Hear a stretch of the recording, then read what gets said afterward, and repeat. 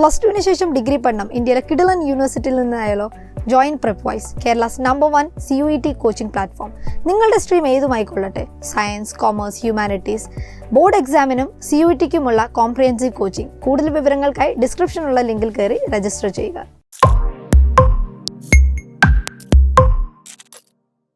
Hello everyone, target CUET 2023യുടെ പുതിയൊരു live സെഷനിലേക്ക് എല്ലാവർക്കും സ്വാഗതം. അപ്പോൾ നമുക്കറിയാം, ഈ ലൈവ് സെഷൻ മുന്നേ കണ്ടിട്ടുള്ളവർക്ക് അറിയായിരിക്കും, CUETയുടെ 2022 എക്സാം ഇപ്പോൾ കഴിഞ്ഞിട്ടേ ഉള്ളൂ. അപ്പോൾ സ്വാഭാവികമായിട്ടും ഇനി എക്സാംസിന് വേണ്ടി പ്രിപ്പയർ ചെയ്യുന്ന ആളുകൾ ഉണ്ടാവും അല്ലേ? അതായത് സെൻട്രൽ യൂണിവേഴ്സിറ്റിയിൽ പഠിക്കണമെന്ന് ആഗ്രഹിച്ച് അതിനുവേണ്ടി പ്രിപ്പറേഷൻ തുടങ്ങിയിട്ടുള്ള ആളുകൾ ഉണ്ടാകും. അവർക്ക് വേണ്ടിയിട്ടാണ് Prepwise CUET 2023 ടാർജറ്റ് എന്നുള്ള ഒരു പ്രോഗ്രാം അനൗൺസ് ചെയ്തിട്ടുള്ളത്. ഒരു പ്രോഗ്രാം ഇപ്പൊ കണ്ടക്ട് ചെയ്യുന്നത്. ഓക്കെ, നമ്മളിതിൽ 2022 ക്വസ്റ്റ്യൻ പേപ്പേഴ്സ് ആണ് ഡിസ്കസ് ചെയ്യുന്നത്. എപ്പോഴും ഏതൊരു എക്സാമിനും പ്രിപ്പയർ ചെയ്യുന്ന സമയത്ത് നമ്മൾ ഏറ്റവും കൂടുതൽ ശ്രദ്ധിക്കേണ്ട ഒരു കാര്യം ക്വസ്റ്റ്യൻ പേപ്പേഴ്സ് പ്രാക്ടീസ് ചെയ്യുക എന്നുള്ളതാണ്. Especially the previous year question papers. Okay, എത്രമാത്രം നമ്മൾ പ്രീവിയസ് ക്വസ്റ്റ്യൻ പേപ്പേഴ്സ് പ്രിപ്പയർ ചെയ്യുന്നോ അതിനനുസരിച്ച് നമുക്ക് നോളജ് കൂടും. അതുപോലെ തന്നെ എക്സാം ക്രാക്ക് ചെയ്യാൻ നമുക്ക് കുറച്ചുകൂടി സിമ്പിൾ ആയിരിക്കും. ഈ CUET 2023 എക്സാം എഴുതുന്ന ആളുകളെ സംബന്ധിച്ചിടത്തോളം യു ആർ ഗിഫ്റ്റഡ്. ഓക്കെ, അതായത് CUET എന്ന് പറയുന്നത് പുതിയൊരു ടേം ആയിരുന്നു, പുതിയൊരു സംഭവമായിരുന്നു. അതുകൊണ്ട് തന്നെ previous year question papers 2022 available ആണ്. ഓക്കെ, നിങ്ങൾക്ക് അതിന്റെ ബേസിൽ പ്രിപ്പയർ ചെയ്യാൻ വേണ്ടി സാധിക്കും. അപ്പൊ ഞാൻ ഇന്ന് സൈക്കോളജിയിലുള്ള കുറച്ച് ക്വസ്റ്റ്യൻസ് ആണ് ഡിസ്കസ് ചെയ്തിട്ടുള്ളത്. ശ്രദ്ധിക്കുക, CUET 2022 വന്നിട്ടുള്ള എക്സാമിന് വന്നിട്ടുള്ള ക്വസ്റ്റ്യൻസ് ആണ് നമ്മളിവിടെ ഡിസ്കസ് ചെയ്യുന്നത്. ഓക്കെ, ഇത് നമ്മൾ ഫോം ചെയ്തിട്ടുള്ളതോ അതല്ലെങ്കിൽ മറ്റ് ഗൈഡ് ബുക്കുകളിലെയോ ഒന്നും ക്വസ്റ്റ്യൻസ് അല്ല. CUET എക്സാംസിന്, പബ്ലിക് എക്സാമിന് ചോദിച്ചിട്ടുള്ള ക്വസ്റ്റ്യൻസ് മാത്രമാണ് നമ്മളിവിടെ ഡിസ്കസ് ചെയ്യുന്നത്. ഇന്ന് ഞാൻ ഡിസ്കസ് ചെയ്യുന്നത് സൈക്കോളജിയിലെ ക്വസ്റ്റ്യൻസ് ആണ്. ഓക്കെ, സൈക്കോളജിയിലെ സബ്ജക്റ്റിലെ ക്വസ്റ്റ്യൻസ് മാത്രമല്ല, ഈ ഇംഗ്ലീഷ് സെക്ഷൻ 1 ഇതിലൊക്കെ ക്വസ്റ്റ്യൻസ്, പ്രീവിയസ് ഇയർ ക്വസ്റ്റ്യൻസ് നമ്മൾ ഡിസ്കസ് ചെയ്യുന്നുണ്ട്. അപ്പൊ തീർച്ചയായിട്ടും നിങ്ങൾ ഈ ലൈവ് അറ്റൻഡ് ചെയ്യുന്ന സമയത്ത് ആദ്യം ചെയ്യേണ്ടത് ഒരു പേപ്പറും പെന്നും അടുത്ത് വെക്കുക. ഓക്കെ, എന്തിനാണെന്നറിയോ? നിങ്ങളെ ഈ ക്വസ്റ്റ്യൻസ് അറ്റൻഡ് ചെയ്യുന്ന സമയത്ത് ഒരു പക്ഷേ നിങ്ങൾക്ക് അറിയുന്ന ക്വസ്റ്റ്യൻസ് വരാം. അറിയുന്ന ക്വസ്റ്റ്യൻസ് വരുന്നുണ്ടെങ്കിൽ എന്താണ് ആൻസർ എന്നുള്ളത് നോട്ട് ചെയ്യാം. ഇനി അറിയാത്ത ക്വസ്റ്റ്യൻ ആണെങ്കിലോ അത് എന്ത് ചെയ്യാം, റെഫർ ചെയ്യണം എന്നുള്ളത് നോട്ട് ചെയ്യാം. ഇങ്ങനെയാണ് നമ്മൾ previous year question papers practice ചെയ്യുന്ന സമയത്ത് ചെയ്യേണ്ടത്. ഓക്കെ, ഇങ്ങനെ ചെയ്യുമ്പോൾ അത് നിങ്ങൾക്ക് എന്ത് ചെയ്യാം, പ്രിപ്പറേഷൻസിന് ഒരുപാട് ഹെൽപ്പ് ചെയ്യും. ഓക്കെ, ഒരുപാട് ഇൻഫ്ലുവൻസ് ചെയ്യും. ഓക്കെ, അപ്പൊ ഞാൻ ഒരുപാട് കത്തിയടിക്കുന്നില്ല, നമുക്ക് ഡയറക്റ്റ് ക്വസ്റ്റ്യൻസിലേക്ക് പോവാം. ആൻഡ് അഗൈൻ ശ്രദ്ധിക്കുക, ഇനി നിങ്ങളുടെ ടൈമാണ്. ഓക്കെ, അതായത് ഞാൻ ക്വസ്റ്റ്യൻ ഡിസ്കസ് ചെയ്യും, 2 തവണ ഞാൻ ക്വസ്റ്റ്യൻസ് വായിക്കും. നിങ്ങൾക്ക് അറിയുന്ന ക്വസ്റ്റ്യൻ ആണെങ്കിൽ തീർച്ചയായിട്ടും കമന്റ് ചെയ്യാം കേട്ടോ. നമുക്ക് നോക്കാം ആരാണ് ആദ്യം ഏറ്റവും കൂടുതൽ സ്കോർ വാങ്ങിക്കുക എന്ന് നമുക്ക് നോക്കാം. നമ്മൾ 10 ക്വസ്റ്റ്യൻസ് ആണ് ഡിസ്കസ് ചെയ്യുന്നത്. അപ്പോൾ തയ്യാറായി നിൽക്കുക കമന്റ് ചെയ്യാൻ വേണ്ടിയിട്ട്. ഓക്കെ, നിങ്ങൾക്ക് അറിയുന്ന ആൻസർ ആണെങ്കിൽ തീർച്ചയായിട്ടും കമന്റ് ചെയ്യാൻ മറക്കരുത്. ഓക്കെ, നമുക്ക് തുടങ്ങാം അല്ലേ? എല്ലാവരും റെഡി ആണല്ലോ അല്ലേ? യെസ്, നമുക്ക് തുടങ്ങാം. ഓക്കെ, ആദ്യത്തെ ചോദ്യം തുടങ്ങാം. യെസ്, സൈക്കോളജിയിലെ CUETയിലെ പ്രീവിയസ് ക്വസ്റ്റ്യൻ പേപ്പേഴ്സിലെ 2022 പ്രീവിയസ് ക്വസ്റ്റ്യൻ പേപ്പറിലെ ആദ്യത്തെ ചോദ്യം നോക്കാം. ക്വസ്റ്റ്യൻ വായിക്കട്ടെ. Okay, according to Sternberg, the person high on dash think analytically and critically and succeed in school. വളരെ സിമ്പിൾ ആയിട്ടുള്ള ക്വസ്റ്റ്യൻ ആണ്. ഓക്കെ, ഒന്നുകൂടി ചോദ്യം വായിക്കാം. According to Sternberg, persons high on dash think analytically and critically and succeed in schools. എന്താണ്, intelligence പഠിച്ചിട്ടുണ്ടാകും, theories of intelligence പഠിച്ചിട്ടുണ്ടാകും. Theories of ഇന്റലിജൻസിലെ സ്റ്റേൺബർഗിന്റെ ട്രയാർക്കിക് തിയറി ഓഫ് ഇന്റലിജൻസ് പഠിച്ചിട്ടുണ്ടാകും. അതിൽ വന്നിട്ടുള്ള ഒരു ക്വസ്റ്റ്യൻ ആണ്. ഓക്കെ, ഓപ്ഷൻസ് നമുക്ക് നോക്കാം. Yes, option A contextual intelligence, option B emotional intelligence, option C componential intelligence and option D experiential intelligence. Okay, ഒന്നുകൂടി വയ്ക്കാം options. Option A contextual intelligence, option B emotional intelligence, option C componential intelligence and option D experiential intelligence. അപ്പോൾ സ്റ്റേൺബർഗിന്റെ ഞാനൊരു clue തരാം. ആദ്യത്തെ ചോദ്യം അല്ലേ, ഞാനൊരു ക്ലൂ ഒക്കെ തരാം. ഓക്കെ, അപ്പോൾ ഇതില് ട്രയാർക്കിക് തിയറി ഓഫ് ഇന്റലിജൻസ് ആണ് സ്റ്റേൺബർഗിൻ്റെത് അല്ലേ, പഠിച്ചിട്ടുള്ളതാണ്. ട്രയാർക്കിക് എന്താണ്? ട്രയാർക്കിക് എന്നതിന്റെ മീനിങ് 3 എന്നാണ് അല്ലെ. അപ്പൊ സ്റ്റേൺബർഗ് ഇന്റലിജൻസിനെ 3 ആയിട്ടാണ് തരംതിരിച്ചിട്ടുള്ളത്. 3 ടൈപ്സ് ഓഫ് ഇന്റലിജൻസ് ആണ് പറഞ്ഞിട്ടുള്ളത്. ഇവിടെ നമുക്ക് 4 ഓപ്ഷൻസ് വന്നിട്ടുണ്ട്. അപ്പൊ ഇതിൽ ഒരു ഓപ്ഷൻ ഈ ട്രയാർക്കിക് തിയറി ആയിട്ട് ബന്ധമില്ലാത്തതാണ്. അത് ഞാൻ കട്ട് ചെയ്ത് തരാം. ഓക്കെ, ഇതിൽ വന്നിട്ടുള്ള ഓപ്ഷൻ ബി ഇമോഷണൽ ഇന്റലിജൻസ് എന്ന് പറയുന്നത് ഇതിൽ വരാത്തതാണ്. ഓക്കെ, യെസ്, ഇവിടെ വന്നിട്ടുള്ള ഇമോഷണൽ ഇന്റലിജൻസ് ഈ പാർട്ടിൽ ഉള്ളതാണ്. അപ്പൊ നമുക്ക് ഈ ഓപ്ഷൻസ് കംപ്ലീറ്റ് കട്ട് ചെയ്യാം. Yes, emotional intelligence triarchic model of intelligence ആയിട്ട് യാതൊരു ബന്ധവും ഇല്ലാത്തതാണ്. ഇമോഷണൽ ഇന്റലിജൻസ് ഇൻട്രൊഡ്യൂസ് ചെയ്തിട്ടുള്ള ആരായിരുന്നു? ഗോൾമാൻ ആണ് അല്ലെ. ജസ്റ്റ് ഞാൻ ഇൻഫർമേഷന് വേണ്ടി പറഞ്ഞേ ഉള്ളൂ. അപ്പൊ 3 ടൈപ്പാണുള്ളത്: contextual intelligence, componential intelligence, experiential intelligence. ഇത് 3 triarchic theory of intelligence according to Sternberg. ഇതിൽ ഒരു ഇന്റലിജൻസിനെ പറ്റിയാണ് ഇവിടെ പറഞ്ഞിട്ടുള്ളത്. എന്താണ് പറഞ്ഞിട്ടുള്ളത്? This persons high on dash think analytically and critically and succeed in school. എന്ന് ഞാൻ ഒരു ഓപ്ഷൻ കൂടി തരാം. നിങ്ങൾ ആരും കമന്റ് ചെയ്യുന്നത് കാണുന്നില്ല, ഒരു ഓപ്ഷൻ കൂടി തരട്ടെ. യെസ്, ഇതില് കോണ്ടെക്സ്റ്റൽ ഇന്റലിജൻസിന് പ്രാക്ടിക്കൽ ഇന്റലിജൻസ് എന്ന് പറയും. ഓക്കെ, പ്രാക്ടിക്കൽ ഇന്റലിജൻസ് എന്ന് പറയും. കോമ്പണൻഷ്യൽ ഇന്റലിജൻസിന് അനലിറ്റിക്കൽ ഇന്റലിജൻസ് എന്ന് പറയും. എക്സ്പീരിയൻഷ്യൽ ഇന്റലിജൻസിന് ക്രിയേറ്റീവ് ഇന്റലിജൻസ് എന്ന് പറയും. ഇപ്പൊ കുറച്ചുകൂടി ഓടിയിട്ടുണ്ടാവും അല്ലെ. ഞാൻ ഡയറക്റ്റ് ആൻസർ പറയുന്നതിനേക്കാളും നല്ലത് ഇതിൽ ഇൻഡയറക്റ്റ് ആയിട്ട് ആൻസർ ഒളിഞ്ഞു കിടക്കുന്നുണ്ട്. എനിക്ക് കിട്ടിയിട്ടുള്ള ആരെങ്കിലും ഉണ്ടോ? Yes, Ahmed Najad option C componential intelligence എന്ന് പറഞ്ഞിട്ടുണ്ട്. യെസ്, കോമ്പണൻഷ്യൽ ഇന്റലിജൻസ് ആണോ കറക്റ്റ്? ഇനി ആരെങ്കിലും ഉണ്ടോ ഓപ്ഷൻസ് കറക്റ്റ് ആയിട്ടുള്ള ആൻസർ അറിയുന്ന ആരെങ്കിലും ഉണ്ടോ? അഹമ്മദ് നജാദ്, നമുക്ക് നോക്കാം ഓപ്ഷൻ സി ആണോ കറക്റ്റ് എന്ന് നോക്കാം കേട്ടോ. ഓക്കെ, സി കോണ്ടെക്സ്റ്റൽ ഇന്റലിജൻസ് എന്ന് പറയുന്നത് എന്തായിരുന്നു? ദാറ്റ് പ്രാക്ടിക്കൽ ഇന്റലിജൻസ് ആണ്. പ്രാക്ടിക്കൽ ഇന്റലിജൻസ് എന്ന് പറയുന്നത് നമ്മൾ ലേൺ ചെയ്തിട്ടുള്ള കാര്യങ്ങൾ നമ്മൾ അഡാപ്റ്റ് ചെയ്യാൻ വേണ്ടിയിട്ട്, സർവൈവ് ചെയ്യാൻ വേണ്ടിയിട്ട് പ്രാക്ടിക്കലി യൂസ് ചെയ്യുന്നുണ്ടെങ്കിൽ that is called contextual intelligence and practical intelligence. And componential intelligence എന്ന് പറയുന്നത് നമ്മുടെ അക്കാദമിക് ലെവലിലും അനലിറ്റിക്കലും ഒക്കെ തിങ്ക് ചെയ്യാൻ. കോമ്പണൻഷ്യൽ ഇന്റലിജൻസിന്റെ മറ്റൊരു പേരെന്താ? അനലിറ്റിക്കൽ ഇന്റലിജൻസ് എന്നാണ്. നമുക്ക് അനലിറ്റിക്കലി തിങ്ക് ചെയ്യാനും അതുപോലെ തന്നെ സ്കോളാസ്റ്റിക് ആക്ടിവിറ്റീസ് അല്ലെങ്കിൽ അക്കാദമിക് കാര്യങ്ങളിലൊക്കെ സക്സസ് ചെയ്യാനും ഒരുപാട് പെർഫോം ചെയ്യാനും സാധിക്കുന്നുണ്ടെങ്കിൽ ആ ആൾക്ക് കോമ്പണൻഷ്യൽ ഇന്റലിജൻസ് ആണ് കൂടുതലുള്ളത്. ആൻഡ് ലാസ്റ്റ് വരുന്നത് എക്സ്പീരിയൻഷ്യൽ ഇന്റലിജൻസ് ആണ്. എക്സ്പീരിയൻഷ്യൽ ഇന്റലിജൻസ് എന്ന് പറയുന്നത് അതിൽ പേര് തന്നെ ഉണ്ട് അല്ലെ, ക്രിയേറ്റീവ് ആയിട്ടുള്ള ഐഡിയാസ്, നോവൽ ഐഡിയാസ് ഒക്കെ ഉണ്ടാക്കുന്നതിൽ കൂടുതൽ പെർഫോം ചെയ്യുന്നുണ്ടെങ്കിൽ, ക്രിയേറ്റിവിറ്റി കൂടുതലുണ്ടെങ്കിൽ ദാറ്റ് മീൻസ് ആൾക്ക് എക്സ്പീരിയൻഷ്യൽ ഇന്റലിജൻസ് കൂടുതലുള്ളതാണ്. So congratulation Najad, you are right. So componential intelligence ആണ് ഇവിടെ റൈറ്റ് ആൻസർ ആയിട്ട് വന്നിട്ടുള്ളത്. അപ്പൊ നമുക്ക് ടിക്ക് ചെയ്യാം. ഓക്കെ, നിങ്ങൾ ശ്രദ്ധിക്കേണ്ട കാര്യം, ഈ ആൻസർ നിങ്ങൾക്ക് അറിയില്ലെങ്കിലും ഈ ക്വസ്റ്റ്യൻസ് ഇനി അടുത്ത ക്വസ്റ്റ്യൻ നോക്കാം എന്ന് വിചാരിച്ചിട്ട് മാറ്റി വെക്കരുത്. ക്വസ്റ്റ്യൻസ് എന്ത് ചെയ്യുക, നോട്ട് ചെയ്ത് വെക്കുക. ദെൻ ജസ്റ്റ് ഓപ്ഷൻസ് നോട്ട് ചെയ്ത് വെക്കുക കേട്ടോ. ഈ ലൈവ് സെഷൻസിന്റെ ഏറ്റവും വലിയൊരു പ്രത്യേകത എന്താണെന്നറിയോ? ഇനി നിങ്ങൾ പ്രീവിയസ് ക്വസ്റ്റ്യൻ പേപ്പേഴ്സ് നോക്കേണ്ടതില്ല എന്നുള്ളതാണ്. അത്രയും ഡീറ്റെയിൽഡ് ആയിട്ട് നമ്മൾ ഓരോ ക്വസ്റ്റ്യൻസും എന്താണ് ചോദിച്ചിട്ടുള്ളത്, ഏത് ഭാഗമാണ് ചോദിച്ചിട്ടുള്ളതെന്ന് ഇവിടെ ഡിസ്കസ് ചെയ്യുന്നുണ്ട്. And again Ahmed Najad, you are right. And again ക്വസ്റ്റ്യൻസിന് റെസ്പോണ്ട് ചെയ്യാം. ഓക്കെ, സോ നെക്സ്റ്റ് ക്വസ്റ്റ്യൻ നോക്കാമല്ലോ അല്ലെ? റെഡി ആയിരിക്കുക. ഫസ്റ്റ് ക്വസ്റ്റ്യൻ പോയി, എന്നാലും വേണ്ടിയില്ല, റെഡി ആയിരിക്കുക. സെക്കൻഡ് ക്വസ്റ്റ്യൻ നോക്കാം. യെസ്, മാച്ച് ദ ഫോളോയിങ് ആണ്. ഞാൻ നേരത്തെ പറഞ്ഞല്ലോ, ഈ previous year question papers discuss ചെയ്യുന്ന സമയത്ത് നമുക്ക് ഏറ്റവും ഉണ്ടാകുന്ന ഒരു ഗുണം എന്ന് പറയുന്നത് ഏത് ടൈപ്പ് ക്വസ്റ്റ്യൻസ് ആണ് വരിക എന്നുള്ളത് നമുക്ക് അറിയാവുന്നതാണ്. നമുക്ക് മനസ്സിലാവും എന്നുള്ളതാണ്. അപ്പൊ പലപ്പോഴും +1 +2 ഒക്കെ നമ്മൾ കുറേ കൺസെപ്റ്റ്, കുറേ തിയറീസ് ഒക്കെ ഇരുന്ന് പഠിക്കുന്നുണ്ട് അല്ലെ. സയൻസിലാണെങ്കിലും എല്ലാ സബ്ജക്റ്റിലും ഒരുപാട് തിയറീസ്, കൺസെപ്റ്റ് ഒക്കെ പഠിക്കുന്നുണ്ട്.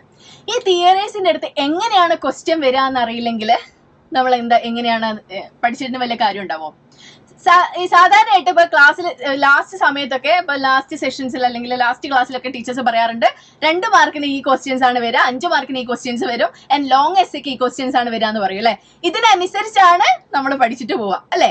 അതല്ലെങ്കിൽ എന്ത് ചെയ്യും, നമ്മൾ എല്ലാത്തിനും ഏതാണ് ഇമ്പോർട്ടന്റ് എന്ന് അറിയാതെ നമ്മൾ ഓരോന്നിനും ഓരോന്നും വേണ്ടാത്ത കാര്യങ്ങളൊക്കെ ഒരുപാട് പഠിക്കും. നമുക്ക് അത്യാവശ്യമുള്ള കാര്യങ്ങൾ കുറച്ച് പഠിക്കുകയൊക്കെ ചെയ്തിട്ട് അത് നമുക്ക് ഉപകരിക്കില്ല.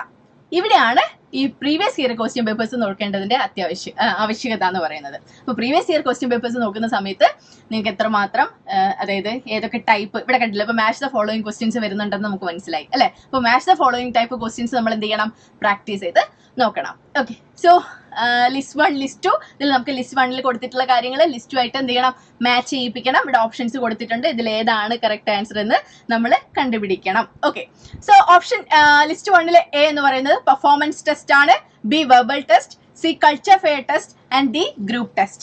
And list 2 വന്ന സമയത്ത് the first one, it can be administered to literate people, and second one, do not show a bias to the culture in which they are developed, and the fourth one, do not allow an opportunity to be familiar with the subject's feeling. Okay, so നമുക്ക് yes ആദ്യത്തെ question, ആദ്യത്തെ option നോക്കാം. Option എയിൽ ഇതിൽ ഏതാണ് ഏറ്റവും കൂടുതൽ close ആയിട്ട് നിൽക്കുന്നത്? ഒന്ന് വായിച്ചു നോക്കിക്കേ. സ്റ്റേറ്റ്മെന്റ് 1 ആണോ, 2 ആണോ, 3 ആണോ, 4 ആണോ? യെസ്, ഞാൻ ഡയറക്റ്റ് ആൻസർ പറയട്ടെ അല്ലേ.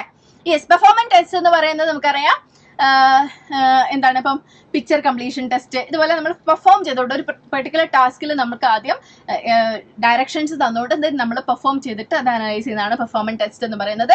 സോ ഇവിടെ ഓപ്ഷൻ 3 തന്നിട്ടുള്ളത് കണ്ടോ, it's requires subjects to manipulate objects and other materials to perform a task. Okay, അതായത് ഒരു എക്യുപ്മെന്റ്സ് തന്നിട്ട് ഇത് എങ്ങനെയാണ് പെർഫോം ചെയ്യേണ്ടത് എന്ന് നമുക്ക് ആദ്യം ഇൻസ്ട്രക്ഷൻ തരും, അതിനനുസരിച്ച് വേണം നമ്മൾ പെർഫോം ചെയ്യാൻ. So A is related to 3. ഇപ്പൊ നമുക്ക് സാധാരണ മാച്ച് ദ ഫോളോയിങ് വരയ്ക്കുന്ന പോലെ ഇങ്ങനെ വരയ്ക്കാം അല്ലേ. Yes, A is related to 3. Okay, then next വരുന്നത് വെർബൽ ടെസ്റ്റ് ആണ്. വെർബൽ ടെസ്റ്റ് എന്ന് പറയുന്നത് എന്താണ്? Verbal and non verbal test ഉണ്ട്. വെർബൽ ടെസ്റ്റ് എന്ന് പറയുന്നത് നമ്മൾ ലാംഗ്വേജ് യൂസ് ചെയ്തിട്ട് അല്ലെ ടെസ്റ്റ് ചെയ്യുന്നത്, വെർബലി നമ്മൾ സംസാരിച്ചുകൊണ്ട് വെർബലി ടെസ്റ്റ് ചെയ്യുന്നതിനാണ് വെർബൽ ടെസ്റ്റ് എന്ന് പറയുന്നത്. ഇറ്റ്സ് ലാംഗ്വേജ് കമ്പൽസറി ആണ്. ഓക്കെ, സോ വെർബൽ ടെസ്റ്റ് എന്ന് പറയുന്നത് it can be administrate to literate people അല്ലെ. ലാംഗ്വേജ് ഇപ്പൊ ഇംഗ്ലീഷ് അറിയാത്ത ഒരാളെ സംബന്ധിച്ചിടത്തോളം അയാൾ ഇംഗ്ലീഷിൽ ക്വസ്റ്റ്യൻസ് ചോദിച്ച കാര്യമുണ്ടോ? ഇല്ല. അതിനെന്ത് വേണം? ലിറ്ററേച്ചർ വേണം. അതായത് വിദ്യാഭ്യാസം ഉള്ള ആളുകൾക്ക് മാത്രമേ വെർബൽ ടെസ്റ്റ് അറ്റൻഡ് ചെയ്യാൻ പറ്റുള്ളൂ. So B is connected with the first one. So ഇങ്ങനെ വരയ്ക്കും. Yes, B's related to first one. And then C culture fair test. പേര് തന്നെ ഉണ്ട്. എന്താണ് കൾച്ചർ ഫെയർ ടെസ്റ്റ്? ഈ സൈക്കോളജിന്റെ ഏറ്റവും വലിയ പ്രത്യേകത നമ്മുടെ എല്ലാവരുടെയും ലൈഫ് സ്റ്റൈൽസ് ആൻഡ് കൾച്ചേഴ്സ് ഇതൊക്കെ ഡിഫറെന്റ് ആണ് അല്ലെ.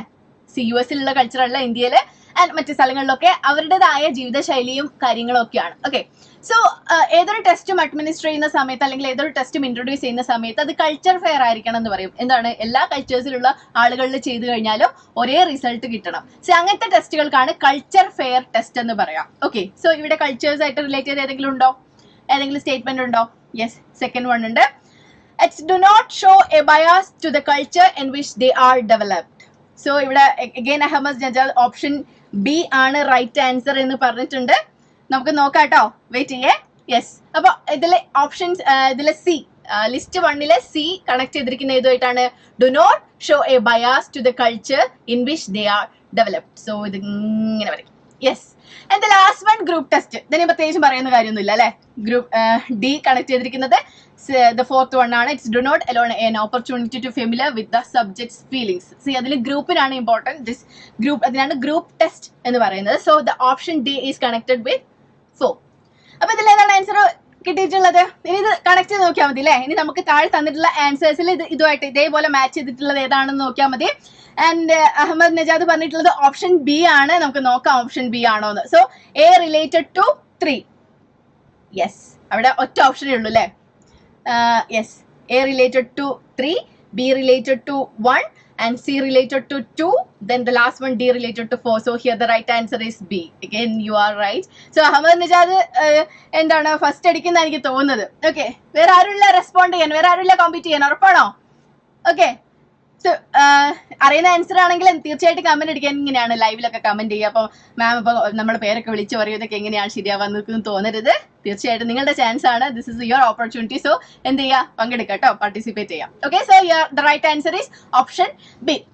ദെൻ നമുക്ക് തേർഡ് ക്വസ്റ്റ്യനിലേക്ക് പോവാം. യെസ്, ഓക്കെ, യെസ്, ക്വസ്റ്റ്യൻ വായിക്കാം. The evidence for role of എൻവയോൺമെന്റൽ influence on intelligence comes mainly from.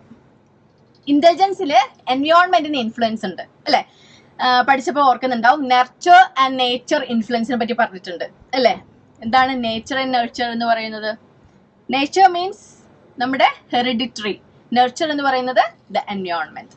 Okay, so ഇതിൽ രണ്ടും എന്ത് ചെയ്യുന്നുണ്ട്? ഒരാളുടെ ഇന്റലിജൻസിനെ ഇൻഫ്ലുവൻസ് ചെയ്യുന്നുണ്ട്. അതായത് അയാളുടെ ഹെറിഡിറ്ററിയും അതുപോലെ തന്നെ അയാൾ വളരുന്ന സിറ്റുവേഷൻസും അയാളുടെ ഇന്റലിജൻസിനെ എത്രമാത്രം ഉണ്ട് എന്നതിനെ എന്ത് ചെയ്യുന്നുണ്ട്?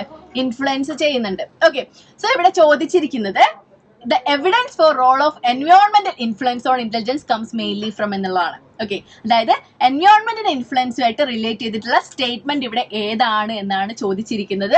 സി, ഇവിടെ നിങ്ങൾ ക്വസ്റ്റ്യൻ ശ്രദ്ധിക്കുക. ആദ്യം കുറച്ച് സ്റ്റേറ്റ്മെന്റ്സ് തന്നിട്ടുണ്ട്. ആ സ്റ്റേറ്റ്മെന്റ്സിൽ കറക്റ്റ് ആയിട്ടുള്ള സ്റ്റേറ്റ്മെന്റ്സ് ഏതൊക്കെയാണ് എന്ന് നമ്മൾ കണ്ടുപിടിക്കണം. ദെൻ അതിൽ ആ കറക്റ്റ് ആയിട്ടുള്ള സ്റ്റേറ്റ്മെന്റ്സ് ആണ് ഇവിടെ ഓപ്ഷൻസ് ആയി തന്നിട്ടുള്ളത്. അതിലിവിടെ ബിയും ഓപ്ഷൻ, അതായത് സ്റ്റേറ്റ്മെന്റ് ബി ആണോ, ബിയും ഡിയും ഇയും ആണോ, അതല്ലെങ്കിൽ സ്റ്റേറ്റ്മെന്റ് എയും ഡിയും ഇയും ആണോ, ഇങ്ങനെ രീതിയിൽ നമ്മൾ എന്ത് ചെയ്യണം, കണ്ടുപിടിക്കണം. ഇങ്ങനെ വരുന്ന സമയത്ത് നമുക്ക് ഈ കറക്കി കുത്താൻ പറ്റില്ല ഇങ്ങനത്തെ ക്വസ്റ്റ്യൻസിൽ. അതായത് ഇതിലിപ്പോ നമുക്ക് ഓരോ ഓപ്ഷൻസ് മാത്രം കണ്ടുപിടിച്ചാൽ മതില്ല, അതില് ബാക്കി തന്നിട്ടുള്ള എല്ലാ സ്റ്റേറ്റ്മെന്റും കറക്റ്റ് ആണോ നോക്കണം, ഏതാണ് റോങ് ആയിട്ടുള്ളത് നോക്കണം, അല്ലെ? സോ ഇതിലിങ്ങനെ കറക്കി കുത്താൻ കുറച്ച് ബുദ്ധിമുട്ടുള്ള ക്വസ്റ്റ്യൻസ് ആണ് ഇതൊക്കെ. ഓക്കെ, സോ ഇതൊരു പാറ്റേൺ ഓഫ് ക്വസ്റ്റ്യൻ ആണ്. അപ്പൊ ഇതിൽ ആൻസർ അറിയുന്നതോ ആൻസർ ചെയ്യാൻ നമുക്ക് ആദ്യം സ്റ്റേറ്റ്മെന്റ്സ് ഒന്ന് വായിച്ചു നോക്കാം, അല്ലെ? യെസ്, ഫസ്റ്റ് സ്റ്റേറ്റ്മെന്റ് എ എന്ന് പറയുന്നത് it's comparing intelligence of the identical twins reared together. എന്താണ് ഐഡന്റിക്കൽ ട്വിൻസിന്റെ പ്രത്യേകത? ഐഡന്റിക്കൽ ട്വിൻസിന് സെയിം ഹെറിഡിറ്ററി ആണ്, അല്ലെ? സെയിം പാരന്റ് ആണ്, സെയിം എന്താണ് ഹെറിഡിറ്ററി ആണ്, അല്ലെ? സെയിം ജീൻസ് ആണ്. So comparing intelligence of the identical twins reared together, അതായത് അവർ ഒരുമിച്ച് വളർന്നിട്ടുള്ള ഐഡന്റിക്കൽ ട്വിൻസിനെ സ്റ്റഡീസ് ചെയ്ത് കഴിഞ്ഞാൽ, കമ്പയർ ചെയ്ത് കഴിഞ്ഞാൽ, അവരുടെ ഇന്റലിജൻസ് കമ്പയർ ചെയ്ത് കഴിഞ്ഞാൽ നമ്മുടെ ഈ റോൾ ഓഫ് എൻവയോൺമെന്റിനെ നമുക്ക് മനസ്സിലാക്കാൻ സാധിക്കുമോ? അതായത് രണ്ട് ഒരേ ഹെറിഡിറ്ററി ഉള്ള ആളുകൾ, രണ്ട് ഒരേ എൻവയോൺമെന്റിൽ വളർന്ന ആളുകൾ, ഇത് നമുക്ക് കമ്പയർ ചെയ്ത് എന്തെങ്കിലും കിട്ടുമോ? ഇല്ല. സോ ദ ഫസ്റ്റ് സ്റ്റേറ്റ്മെന്റ് എന്ന് പറയുന്നത് ഇറ്റ്സ് റോങ് ആണ്. സോ ഇത് നമുക്ക് ക്രോസ് ചെയ്യാം. ഓക്കെ, ബിയും കൂടെ വന്നല്ലേ?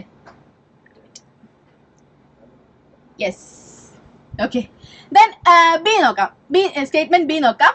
Studying children from disadvantage home and adopted into families with higher socio emotional and economical status. Okay, so എന്താണ്? അതായത് ഈ ചിൽഡ്രൻസിനെ നല്ല economical and social emotional economical status high ആയിട്ടുള്ള ഫാമിലിയിലേക്ക് അഡോപ്റ്റ് ചെയ്യാന്ന് വിചാരിക്കാം. അപ്പൊ അവരുടെ എൻവയോൺമെന്റിൽ എന്ത് വന്നു? ഇംപ്രൂവ്മെന്റ്സ് വന്നു, അല്ലെ? അപ്പൊ അങ്ങനെ ഇംപ്രൂവ്മെന്റ്സ് വരുന്ന സമയത്ത് അവരുടെ ഇന്റലിജൻസിലും പെർഫോമൻസിലും മാറ്റം വരുന്നുണ്ടെങ്കിൽ അത് എന്തിന്റെ ഇൻഫ്ലുവൻസ് ആണ്? അവരുടെ ഹെറിഡിറ്ററിന്റെ ഇൻഫ്ലുവൻസ് ആണോ? അല്ല, അവരുടെ എൻവയോൺമെന്റിന്റെ ഇൻഫ്ലുവൻസ് ആണ്. സോ ഇവിടെ സ്റ്റേറ്റ്മെന്റ് ബി എന്ന് പറയുന്നത് റൈറ്റ് ആണ്. സോ നമുക്ക് ടിക്ക് ഇടാം. യെസ്, ഇവിടെ അഹമ്മദ് നജാദ് ഓപ്ഷൻ ഡി പറഞ്ഞിട്ടുണ്ട് കേട്ടോ. ഓക്കെ, ഓപ്ഷൻ ഡി കറക്റ്റ് ആണ് എന്ന് പറഞ്ഞിട്ടുണ്ട്. സി ഡി ഇ എന്ന് പറഞ്ഞിട്ടുണ്ട്. Okay, then option C, then statement C നോക്കാം. Comparing intelligence of the fraternal twins reared together. Okay, comparing intelligence of fraternal twins reared together. Then fraternal twins, അതായത് ഒരുമിച്ച് ജീവിച്ചുള്ള fraternal twins ഒരുമിച്ച് ജീവിച്ചുള്ള, അതായത് different hereditary ആയിട്ടുള്ളവർ ഒരുമിച്ച് ജീവിച്ചു കഴിഞ്ഞു കഴിഞ്ഞാൽ അതിൽ നമുക്ക് എൻവയോൺമെന്റ് ഇൻഫ്ലുവൻസിനെ പറ്റി പഠിക്കാൻ പറ്റുമോ? കുറച്ച് കൺഫ്യൂഷൻ ആക്കുന്ന ക്വസ്റ്റ്യൻസ് ആണല്ലേ. സോ പഠിക്കാൻ പറ്റുമോ? നോ, പഠിക്കാൻ പറ്റില്ല, അല്ലെ? Yes. So here the wrong answer, ഇതും എന്താണ്? ഡി, സിയും ഇൻകറക്റ്റ് ആണ്. So D means comparing identical twins reared together with those reared apart. Okay, identical twins രണ്ട് ഡിഫറെന്റ് സിറ്റുവേഷൻസിൽ അല്ലെങ്കിൽ ഡിഫറെന്റ് എൻവയോൺമെന്റിൽ വളരുവാണെങ്കിൽ അത് നമുക്ക് എന്ത് ചെയ്യാൻ പറ്റും? പഠിക്കാൻ വേണ്ടി സാധിക്കും. And the last one is the studies that shows that environment deprivation lowers intelligence while good family and school environment increases intelligence. Right ആണ്, അല്ലെ? അതായത് ലോ എക്കണോമിക്കൽ സ്റ്റാറ്റസും ആൻഡ് എന്താണ് ലോവർ ലെവലിലെ എൻവയോൺമെന്റൽ ഇൻഫ്ലുവൻസിൽ ജീവിക്കുന്ന ആളുകളെക്കാളും ഇന്റലിജൻസ് കൂടുന്നത് ഗുഡ് ഫാമിലിയിലും ഗുഡ് സ്കൂൾ എൻവയോൺമെന്റിലൊക്കെ വളരുന്ന കുട്ടികൾക്കാണ്. സോ ഈ ഓൾസോ റൈറ്റ്. സോ ഇവിടെ ഏതാണ് right answer? Option A, B, D, E only ആണ് right answer. Okay, Ahammed Najad option D ആണ് പറഞ്ഞിട്ടുള്ളത്. C is comparing intelligence of fraternal twins reared together. അത് എന്താണ്? അത് ഓപ്ഷൻസ് ആയിട്ട് വരില്ലല്ലോ, അല്ലെ? ഇല്ല. Yes. So the right answer is option A ആണ്. ഓക്കെ, ദെൻ നെക്സ്റ്റ് ക്വസ്റ്റ്യൻ നോക്കാം. Yes, next question. Yes, a teacher observe a child showing higher attention span and higher creative abilities than his peers. ശ്രദ്ധിക്കട്ടോ, ഇതൊരു statement question ആണ്. ഇതൊരു statement തന്നിട്ടുണ്ട്. ഈ statement തന്നിട്ട് നമ്മൾ എന്ത് ചെയ്യണം? ഓരോ ഓപ്ഷൻസും ഏതാണ് എന്നുള്ളത്, അല്ലെങ്കിൽ ഇതിൽ തന്നിട്ടുള്ള ഈ സ്റ്റേറ്റ്മെന്റ് എന്തിനെ പറ്റിയാണ് എന്ന് നമ്മൾ കണ്ടുപിടിക്കണം. ഓക്കെ, സോ ഞാൻ സ്റ്റേറ്റ്മെന്റ് വായിക്കട്ടെ. Yes, a teacher observes a child showing higher attention span and higher creative abilities than his peers. Okay, അതായത് സാധാരണ കുട്ടികളിൽ കാണിക്കാത്തതിനേക്കാൾ കൂടുതൽ അറ്റൻഷനും അതുപോലെ ക്രിയേറ്റീവ് എബിലിറ്റീസും ഒരു കുട്ടി കാണിക്കുന്നുണ്ടെന്ന് വിചാരിക്കുക. And he is sensitive to എൻവയോൺമെന്റൽ changes and has high self esteem and prefers to read biographies of famous people when free.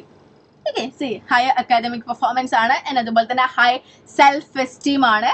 And he loves to discover new and unique things, and after observing these characteristics the teacher would identify the student as dash. നിങ്ങളുടെ ഇടയിൽ ഉണ്ടോ അങ്ങനത്തെ ആളുകൾ? ഉണ്ടോ?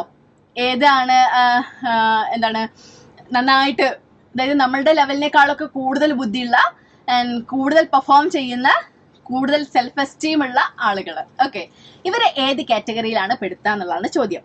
So options A, intellectually deficient, option B, talented, option C, intellectually average, and option D, gifted. ഇതിൽ ഏതിലാ പെടുത്താം? ഏതാണ് answer? അറിയുന്നവരാണെങ്കിൽ answer ചെയ്യൂ. Intellectually deficient ആണോ? ഇന്റലക്ച്വലി ഡെഫിഷ്യന്റ് എന്ന് പറഞ്ഞാൽ എന്താ? നോർമൽ ഇന്റലിജൻസ്, ആവറേജ് ഇന്റലിജൻസിനേക്കാളും കുറവുള്ള ആളുകളെയാണ് ഇന്റലക്ച്വലി ഡെഫിഷ്യന്റ് ആയിട്ടുള്ള പീപ്പിൾസ് എന്ന് പറയുന്നത്. And talented it's also means just meant talented, and then intellectually average means average intellectual level ഉള്ളത്. Then what is gifted? Gifted എന്ന് പറയുന്നത് the average intelligence-നേക്കാളും കൂടുതൽ, above intelligence ഉണ്ടെങ്കിൽ, average intelligence-നേക്കാളും കൂടുതൽ intelligence ഉണ്ടെങ്കിൽ that person is called gifted. Okay, so ഇതിൽ ഏതാണ് answer ആയിട്ട് നിങ്ങൾക്ക് തോന്നുന്നത്? യെസ്, ആൻസർ ചെയ്തോളൂ. ഏതാണ്? ഡി ആണോ, സി ആണോ, ബി ആണോ, എ ആണോ? ആൻസർ ചെയ്യട്ടെ? Okay, so the right answer is option D. Okay, intellectually, yes, intellectually gifted ആയിട്ടുള്ള ആളുകളെയാണ് ഇവിടെ പറഞ്ഞിട്ടുള്ളത്. അവർക്ക് എന്താണ്? ഹൈ പെർഫോമൻസ് ആയിരിക്കും. സാധാരണ കുട്ടികൾ കാണിക്കുന്നതിനേക്കാളും, ഓക്കെ, സാധാരണ കുട്ടികളിൽ കാണിക്കാത്തതിനേക്കാളും കൂടുതൽ എന്ത് ചെയ്യും? കാണിക്കും, പെർഫോമൻസ് കാണിക്കും, അക്കാദമിക് പെർഫോമൻസ് കാണിക്കും. ചില ആളുകളെ പറ്റി ഇപ്പോൾ നമ്മൾ പറയാറുണ്ട്, ഒന്നും പഠിച്ചിട്ടില്ലെങ്കിലും പെട്ടെന്നല്ല ഇത് ചിലപ്പോൾ നമ്മളെ പോലെ കളിച്ച് നടന്നിട്ടുണ്ടാവും, ദെൻ എക്സാംസിന് നല്ല മാർക്കൊക്കെ വാങ്ങിച്ചിട്ടുണ്ടാവും അല്ലേ? നമ്മളെ പോലെ പഠിക്കുകയും ചെയ്തില്ല. ചിലപ്പോൾ ചില ആളുകളെ പറ്റി പറയാറുണ്ട്, ഒരൊറ്റ പ്രാവശ്യം വായിച്ചാൽ മതി അവന് മനസ്സിലാവും എന്ന് പറയാറുണ്ട് അല്ലേ? ഇങ്ങനത്തെ ആളുകളൊക്കെ ഗിഫ്റ്റഡ് ആയിട്ടുള്ള ആളുകളാണ്. ഇത് മാത്രമല്ല, കുറച്ച് എന്താണ് കാറ്റഗറീസ്, കുറച്ച് ഫീച്ചേഴ്സ് കൂടെ നോക്കാനുണ്ട്. ഈ ഫീച്ചേഴ്സ് ഒക്കെ വന്നിട്ടുള്ള ആളുകളാണെങ്കിൽ ദാറ്റ് ഈസ് ഗിഫ്റ്റഡ്.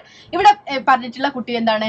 ഗിഫ്റ്റഡ് ആയിട്ടുള്ള ആളുകളാണ്. എന്തൊക്കെയാണ് ആളുടെ പ്രത്യേകത എന്ന് പറയുന്നത്? That showing higher attention span and higher creative abilities, then അതുപോലെ തന്നെ sensitive to environmental changes and high self-esteem, and that read biographies of famous people when free, and loves to discover new and unique things. That means this creative, and ഇതാണ് ഈ കുട്ടിയുടെ പ്രത്യേകത. That's the characteristics of the gifted intelligence ഉള്ള ആളുകളെ കാണിക്കുന്ന characteristics ആണ്. So here the right answer is gifted.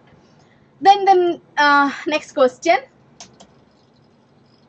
Yes, then the next question, which of the following is not true about creativity? Again, creativity ആയിട്ട് ബന്ധപ്പെട്ട question ആണ്. So intelligence and creativity പോർഷനിലാണ് ഏറ്റവും കൂടുതൽ questions വന്നിട്ടുള്ളത് അല്ലേ? Yes, so here the question is all about the creativity. Okay, എന്താണ് creativity? Definition ഓർമ്മ ഉണ്ടോ? യെസ്, നമ്മുടെ സിംപ്ലി സൈക്കോളജിയിൽ ഏറ്റവും ഒരു പ്രത്യേകത എന്താണെന്ന് അറിയാം? നമ്മളൊരു കൺസെപ്റ്റ് പഠിക്കുന്ന സമയത്ത് നമ്മൾ എന്താണ് ഡെഫിനേഷൻ, വാട്ട് ഈസ് പേഴ്സണാലിറ്റി, അല്ലെങ്കിൽ വാട്ട് ഈസ് ലേണിംഗ് എന്ന് പറയുമ്പോൾ it is the relative and permanent change in behaviour എന്ന് പഠിച്ചിട്ട് നമ്മൾ കുറേ ഡെഫിനേഷൻസ് നമ്മളിങ്ങനെ പഠിച്ചുകൊണ്ട് പോകും. ആൻഡ് ദെൻ എന്ത് ചെയ്യും? എന്താണ് ഇത് ഉദ്ദേശിക്കുന്നതെന്ന് പഠിക്കാൻ അല്ലെങ്കിൽ പറയാൻ ബുദ്ധിമുട്ടായിരിക്കും. ഞാനിപ്പോൾ ആദ്യകാലങ്ങളിൽ സൈക്കോളജി പഠിച്ചുകൊണ്ടിരുന്ന സമയത്ത് നമ്മൾ എപ്പോഴും എക്സാം ഓറിയന്റഡ് ആയിട്ട് മാത്രമായിരുന്നു ചിന്തിച്ചുകൊണ്ടിരുന്നത് കേട്ടോ. ഞാനിപ്പോൾ എൻ്റെ ഒരു എക്സ്പീരിയൻസ് പറയാണ്. അപ്പോൾ എക്സാം ഓറിയന്റഡ് ആയിട്ട് ചിന്തിക്കുന്ന സമയത്ത് എല്ലാത്തിൻ്റെ ഡെഫിനേഷനൊക്കെ കറക്റ്റായിട്ട് എഴുതി പഠിക്കും. പക്ഷെ എന്താണ്, നമ്മൾ അത് എന്താണെന്ന് ചോദിച്ചു കഴിഞ്ഞാൽ ചിലപ്പോൾ കണക്ട് ചെയ്യാൻ ബുദ്ധിമുട്ടായിരിക്കും. അപ്പം പ്രത്യേകിച്ച് സൈക്കോളജി എന്ന് പറയുന്നത് നമ്മുടെ റിയൽ ലൈഫായിട്ട് കണക്ട് ചെയ്തിട്ടുള്ള ഒരു സബ്ജക്റ്റാണ്. അങ്ങനെ പഠിക്കുന്ന സമയത്ത് ഡെഫിനേഷൻസ് ഒക്കെ പഠിക്കുന്ന സമയത്ത് എക്സാം ഓറിയന്റഡ് ആയിട്ട് അല്ലെങ്കിൽ അക്കാദമിക് ഓറിയന്റഡ് ആയിട്ട് മാത്രം പഠിക്കരുത്. അത് നമ്മുടെ റിയൽ ലൈഫായിട്ട് ബന്ധമുള്ള കാര്യമായതുകൊണ്ട് തന്നെ കൺസെപ്റ്റ് ക്ലിയർ ആക്കി പഠിക്കുക. എന്താണ് ക്രിയേറ്റിവിറ്റി എന്ന് ചോദിക്കുന്ന സമയത്ത് എന്താണ് ക്രിയേറ്റിവിറ്റി? നോവൽ ഐഡിയാസിനെ അല്ലെങ്കിൽ പുതിയ യുണീക്ക് ഐഡിയാസിനെ കണ്ടെത്താൻ അല്ലെങ്കിൽ യുണീക്ക് തിങ്സിനെ കണ്ടെത്തുന്ന കപ്പാസിറ്റിയാണ് ദ ക്രിയേറ്റിവിറ്റി എന്ന് പറയുന്നത് അല്ലേ? സോ ഇതുപോലെ എന്ത് ചെയ്യുക, കൺസെപ്റ്റിനെ ക്ലിയർ ചെയ്ത് വേണം നമ്മൾ പഠിക്കാൻ വേണ്ടിയിട്ട്. So which of the following is not true about creativity എന്നാണ് ചോദ്യം ചോദിച്ചിരിക്കുന്നത്. Yes, So option A, that the manifestations of the creativity can be observed in a novel solution to a problem, an invention, or in an innovative composition of a poem. Okay, so it's true about the creativity. It is the manifestation of creativity can be observed in a novel situation to a problem, and an invention, or in an innovative composition of A poem അല്ലെ. ഒരു poems ഉണ്ടാക്കുന്നത് അതുപോലെ തന്നെ ഒരു പ്രോബ്ലത്തിന് ഒരു novel എന്ന് പറയുന്നത് അതുവരെ ഇല്ലാത്തൊരു യുണീക്ക് ആയിട്ടുള്ള അല്ലെങ്കിൽ ഒരു പുതിയൊരു ഐഡിയാസ് കൊണ്ടുവരുന്നത് it's called that creativity. And then option B is an ordinary individual who is engaged in simple occupations like poetry and carpentry, cooking, etc. cannot be creative. Yes, ഇവിടെ അഹമ്മദ് നിജാദ് ബി ആണോ എന്ന് ചോദിച്ചിട്ടുണ്ട്. C option B വായിച്ചു നോക്കിക്കേ. Option B വായിച്ചു നോക്കിക്കേ. B means an ordinary individual who is engaged in simple occupations like pottery, carpentry, cooking, etc. cannot be creative. ഈ cooking ഒന്നും ക്രിയേറ്റിവിറ്റി ഇല്ലാത്ത ഒരു കാര്യമാണോ? അങ്ങനെയാണ് ഇവിടെ പറഞ്ഞിട്ടുള്ളത്. ഇറ്റ്സ് റോങ് അല്ലേ? So both Adil and Ahmed Najad വരെ ബി റോങ് ആണെന്ന് പറഞ്ഞിട്ടുണ്ട്. So here the right answer is B. And again, നമുക്ക് മറ്റു ഓപ്ഷൻസ് കൂടെ നോക്കാം. The creativity is determined by both hereditary and environment is right. And the option D, both high and low level of creativity can be found in both highly intelligent and average intelligent people. See, again, ശ്രദ്ധിക്കുക, ഇവിടെ ചോദിച്ചിരിക്കുന്നത് which of the following is not true about creativity എന്നുള്ളതാണ്. Okay, so ഇവിടെ creativity കുറിച്ച് ചോദിച്ചിട്ടുള്ളതിൽ ശരിയല്ലാത്ത statement ഏതാണ് എന്നാണ് പറഞ്ഞത്. അപ്പൊ ഇവിടെ ആദിലും മുഹമ്മദ് നജാദും പറഞ്ഞതുപോലെ തന്നെ yes, the right answer is option B. അതായത് കുക്കിങ്ങും കാർപ്പൻട്രിയും ഒക്കെ ഇറ്റ്സ് എ ക്രിയേറ്റീവ് തിങ് കേട്ടോ. അതായത് അക്കാദമിക്കലി അല്ലെങ്കിൽ പ്രോബ്ലംസിന്റെ നോവൽ ഐഡിയാസ് ആയിട്ട് സ്കോർ മാറ്റുന്നത് ഇത് മാത്രമല്ല ക്രിയേറ്റിവിറ്റി. നമ്മളൊരു പുതിയ കാര്യം, ഇപ്പൊ പുതിയൊരു ഡിഷ് കണ്ടുപിടിക്കുന്നത് അല്ലേ, ആൻഡ് ഈ എന്താണ് ഇപ്പോൾ ഓരോ ഷെഫിലും ഓരോ different items, different types of dishes വരുന്നുണ്ട് അല്ലെ. അതൊക്കെ ഒരാളുടെ ക്രിയേറ്റീവ് ഐഡിയാസ് ആണ്. സോ ഈ കാർപ്പൻട്രിയും കുക്കിങ്ങും ഇതെല്ലാം ക്രിയേറ്റീവ് ഐഡിയാസ് ആണ്. So here the B option is wrong. Okay, so again next question. Okay, next question നോക്കാം. Yes, a student respects social order, is committed to elders and concerned about others, and recognizes others' perspectives, and the student is high in. Again intelligence and creativity വന്നിട്ടുള്ള question അല്ല, ഇത് social psychology ആയിട്ട് relate ചെയ്തൊരു question ആണ്. Okay, so എന്താണ് ഇവിടെ ചോദിച്ചിരിക്കുന്നത്? A student respects social order, is committed to elders and concerned about others and recognizes others perspectives as the student is high in dash. ഈ student ഏതാ കൂടുതലുള്ളത് ഇതിൽ? സോഷ്യൽ കോമ്പിറ്റൻസ് ആണോ, അതല്ല കോഗ്നിറ്റീവ് കപ്പാസിറ്റി ആണോ, ഇമോഷണൽ കോമ്പിറ്റൻസ് ആണോ, and entrepreneurial competence ആണോ? എന്താണ് ഇതൊക്കെ എന്നറിയോ? കോഗ്നിറ്റീവ് കപ്പാസിറ്റി എന്ന് പറയുന്നത് നമ്മുടെ ഹയർ മെന്റൽ പ്രോസസ്സസ്, അതായത് memory, problem solving, decision making, ഇതിലൊക്കെ ഹൈ കപ്പാസിറ്റി കാണിക്കുന്നുണ്ടെങ്കിൽ ദാറ്റ് മീൻസ് കോഗ്നിറ്റീവ് കപ്പാസിറ്റി കൂടുതലുള്ളതാണ്. ആൻഡ് ഇമോഷണൽ കോമ്പിറ്റൻസ് എന്താണ്?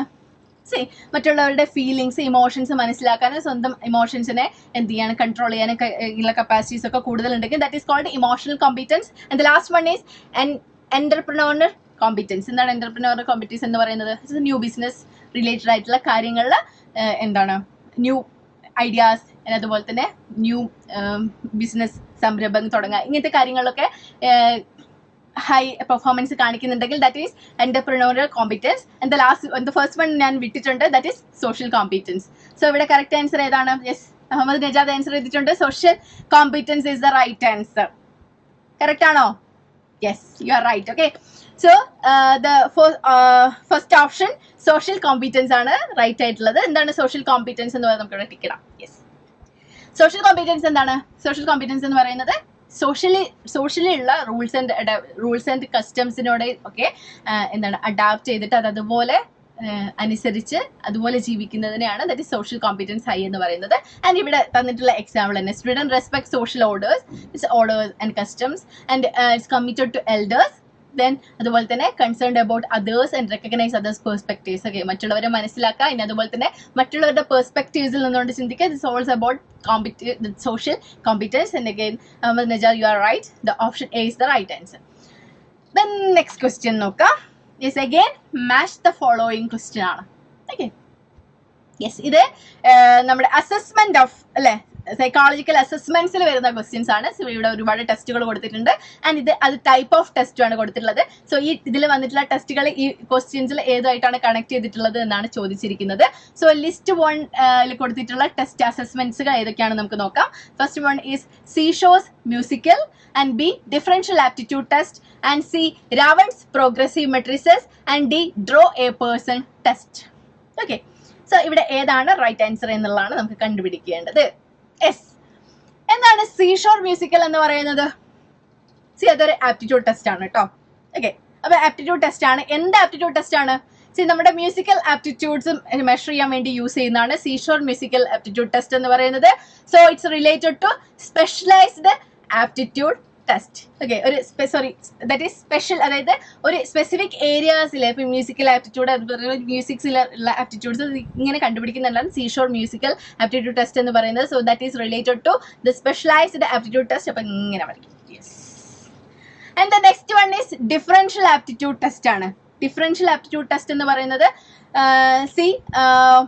ഒരുപാട് ഇന്റലിജൻസിനെ അല്ലെങ്കിൽ ഇന്റലിജൻസ് അല്ല, ഒരുപാട് ആപ്റ്റിറ്റ്യൂഡ്സ്, അതായത് ഡിഫറെൻ്റ് ആയിട്ടുള്ള പ്രോബ്ലം സോൾവിങ്, അതുപോലെ തന്നെ ഇപ്പം ലോജിക്കൽ ഇതുപോലുള്ള കാര്യങ്ങൾ മനസ്സിലാക്കാൻ വേണ്ടിയിട്ട് ഒരുപാട് ഇപ്പോൾ ഈ ഇന്റർവ്യൂസിനൊക്കെ യൂസ് ചെയ്യുന്നത് that is a differential aptitude test ആണ്. ഇതിൽ ഒരുപാട് കാര്യങ്ങൾ നമുക്ക് മെഷർ ചെയ്യാൻ വേണ്ടി സാധിക്കും. So that is generalised aptitude test ആണ്. So here the B option is related to 3. And then Raven's progressive matrices കേട്ടിട്ടുണ്ടോ? സൈക്കോളജിയിൽ ഏറ്റവും ഇമ്പോർട്ടന്റ് ആയിട്ടുള്ളതാണ് Raven's progressive matrices. This is a projective test അല്ലേ. Then one of the important is അതൊരു non verbal test ആണ്. It's not A verbal test and non verbal test and it's also a projective test ആണ്. So here the option C is related to the 1. Okay, then the last one draw a person test. Draw a person test എന്താണ്? ഒരു performance test ആണ് and it's also a projective test കേട്ടോ. ഒരു എന്താണ് ഒരു പേഴ്സണെ വരയ്ക്കാൻ പറയും ആൻഡ് ആ പേഴ്സൺസിനെ വരയ്ക്കുന്ന സമയത്ത് എന്തൊക്കെയാണ് വരയ്ക്കുന്നത് ആൻഡ് ഓരോ കാര്യങ്ങളും വരയ്ക്കുന്ന സമയത്ത് അതിലുള്ള ആളുടെ മൈൻഡിലുള്ള എന്താണ് കാര്യങ്ങൾ അല്ലെങ്കിൽ അയാളുടെ പ്രോബ്ലംസ് ഒക്കെ നമുക്ക് അനലൈസ് ചെയ്യാൻ സാധിക്കും എന്നാണ് പറയുന്നത്. So that is the draw a person test. It's a performance test. Okay, so D is related to 1. അപ്പൊ ഏതാണ് ഇവിടെ കറക്റ്റ് ആയിട്ട് വന്നിട്ടുള്ളത്? A is related to 4, then B is related to 3 and C is related to 1 and the last one D is related to 2. Yes, option yes, answer ചെയ്തിട്ടില്ല ആരോ? ഞാൻ answer പറയട്ടെ അല്ലേ? Yes, option A is the right answer. C ഇങ്ങനെ connect ചെയ്ത് വരുന്ന സമയത്ത് നമുക്ക് ഈ എൻട്രൻസ് എക്സാമിന്റെ ഏറ്റവും വലിയ പ്രത്യേകത ടൈം വളരെ കുറവായിരിക്കും അല്ലേ. നമുക്ക് ഇങ്ങനെ ഡിസ്കസ് ചെയ്ത് അല്ലെങ്കിൽ ഇങ്ങനെ നോക്കിയിട്ടൊക്കെ വരയ്ക്കാൻ അല്ലെങ്കിൽ നോക്കാനുള്ള ടൈം ഉണ്ടാവില്ല. അപ്പൊ ഇങ്ങനത്തെ ക്വസ്റ്റ്യൻസ് എത്രമാത്രം നിങ്ങൾ പ്രാക്ടീസ് ചെയ്യുന്നോ അതിനനുസരിച്ച് നിങ്ങളുടെ സ്പീഡ് കൂടുള്ളൂ. ഓക്കെ, അങ്ങനെ സ്പീഡ് കൂട്ടിയാൽ മാത്രമേ നിങ്ങൾക്ക് ടൈം ആയിട്ടുള്ള അല്ലെങ്കിൽ കറക്റ്റ് ടൈമിൽ എക്സാംസ് ഫിനിഷ് ചെയ്യാൻ വേണ്ടി സാധിക്കുള്ളൂ. അപ്പൊ മാക്സിമം ക്വസ്റ്റ്യൻസ് പ്രാക്ടീസ് ചെയ്യാം കേട്ടോ. സോ മാച്ച് ദ ഫോളോയിങ് ആണ്. നിങ്ങൾക്ക് ടഫ് ആയിട്ടുള്ളത് ഏത് ടൈപ്പ് ക്വസ്റ്റ്യൻസ് ആണെന്ന് മനസ്സിലാക്കുക. എന്നിട്ട് എന്ത് ചെയ്യാം, മാക്സിമം ക്വസ്റ്റ്യൻസ് ആ ടൈപ്പുള്ള ക്വസ്റ്റ്യൻസ് എന്ത് ചെയ്യുക, പ്രാക്ടീസ് ചെയ്യാം. നെക്സ്റ്റ് ക്വസ്റ്റ്യൻ നോക്കാം. Yes, the International Classification of Diseases, that is ICD-10, was proposed by ICD-10 കൊണ്ടുവന്നിട്ടുള്ള ആരാണ്? ക്വസ്റ്റ്യൻ ഇതാണ്, വളരെ സിമ്പിൾ ആയിട്ടുള്ള ക്വസ്റ്റ്യൻ ആണ്. എന്താണ് ഇന്റർനാഷണൽ? നമുക്ക് രണ്ട് ക്ലാസിഫിക്കേഷൻ ആണുള്ളത്, ICD-10 ആൻഡ് DSM അല്ലെ, DSM-4 ഇപ്പൊ ICD-11 വന്നിട്ടുണ്ട് കേട്ടോ. ഓക്കെ, സോ ICD എന്ന് പറയുന്നത് it's international classification of disease. DSM എന്ന് പറയുന്നത് it is the diagnostical and statistical manual of diseases ആണ്. സോ ഇവിടെ ചോദിച്ചിരിക്കുന്നത് ICD ഇൻട്രൊഡ്യൂസ് ചെയ്തിട്ടുള്ള ആരാണെന്നാണ്. ICD അതിൽ തന്നെ ഉണ്ട് ഇന്റർനാഷണൽ ക്ലാസിഫിക്കേഷൻ ഓഫ് ഡിസീസ് ആണ്. ഇപ്പൊ എന്താണ്? It is world health organisation, WHO ആണ് അത് ഇൻട്രൊഡ്യൂസ് ചെയ്തിട്ടുള്ളത്. ആൻഡ് ഇന്നത്തെ ഡേന്റെ പ്രത്യേകത എന്താ? വേൾഡ് ഹെൽത്ത് ഓർഗനൈസേഷന്റെ ഭാഗമായിട്ടുള്ള വേൾഡ് മെന്റൽ ഹെൽത്ത് ഡേ ആണെന്ന് അല്ലെ, October 10th. സൈക്കോളജിക്കാർക്ക് ഏറ്റവും കൂടുതൽ ഇമ്പോർട്ടന്റ് ആയിട്ടുള്ള ഒരു ഡേ ആണ് വേൾഡ് മെന്റൽ ഹെൽത്ത് ഡേ എന്ന് പറയുന്നത്. ആളുകളുടെ മെന്റൽ ഹെൽത്തിന് ഇമ്പോർട്ടൻസ് വളരെ വലുതാണ് അല്ലെ. സോ അതിനുവേണ്ടി സെലിബ്രേറ്റ് ചെയ്യുന്ന ഡേ ആണ് world mental health day. So October 10th. Okay, so അതും WHO ആണ് അനൗൺസ് ചെയ്തിട്ടുള്ളത്. സോ ഇവിടെ ICD-10 അതായത് international classification of diseases introduce ചെയ്തിട്ടുള്ളത് വേൾഡ് ഹെൽത്ത് ഓർഗനൈസേഷൻ ആണ്, WHO. So the right answer is option A. Okay, yes, world mental health എന്ന് അഹമ്മദ് നജാദ് ഇവിടെ answer ചെയ്തിട്ടുണ്ട്. Okay, then next Isaac proposed that dash and dash refers to the degree to which people are socially outgoing or socially withdrawn. ഇത് personality ആയിട്ട് ബന്ധപ്പെട്ടുള്ള question ആണ് കേട്ടോ. Personality chapter ആയിട്ട് ബന്ധപ്പെട്ടുള്ള ക്വസ്റ്റ്യൻ ആണ്. ഐസങ്ക് പേഴ്സണാലിറ്റി തിയറീസ് ഒക്കെ പഠിച്ചിട്ടുണ്ടാവുമായിരിക്കുമല്ലോ അല്ലേ? Yes. So Isaac proposed that dash and dash refers to the degree to which people are socially outgoing, socially withdrawn. ശ്രദ്ധിക്കുക, socially outgoing and socially withdrawn. ഇത് ഏത് ടേംസ് ആണ് use ചെയ്യുന്നത്? ഐസങ്ക് ആണ് ഇത് പ്രപ്പോസ് ചെയ്തിട്ടുള്ളത്. ഈ സോഷ്യലി ഔട്ട് ഗോയിങ് ആയിട്ടുള്ളതും സോഷ്യലി വിഡ്രോൺ ആയിട്ടുള്ളതിനെയും ഏത് ടേംസ് ആണ് എന്താണ് സൂചിപ്പിക്കുന്നത് എന്നാണ് ചോദിച്ചിരിക്കുന്നത്.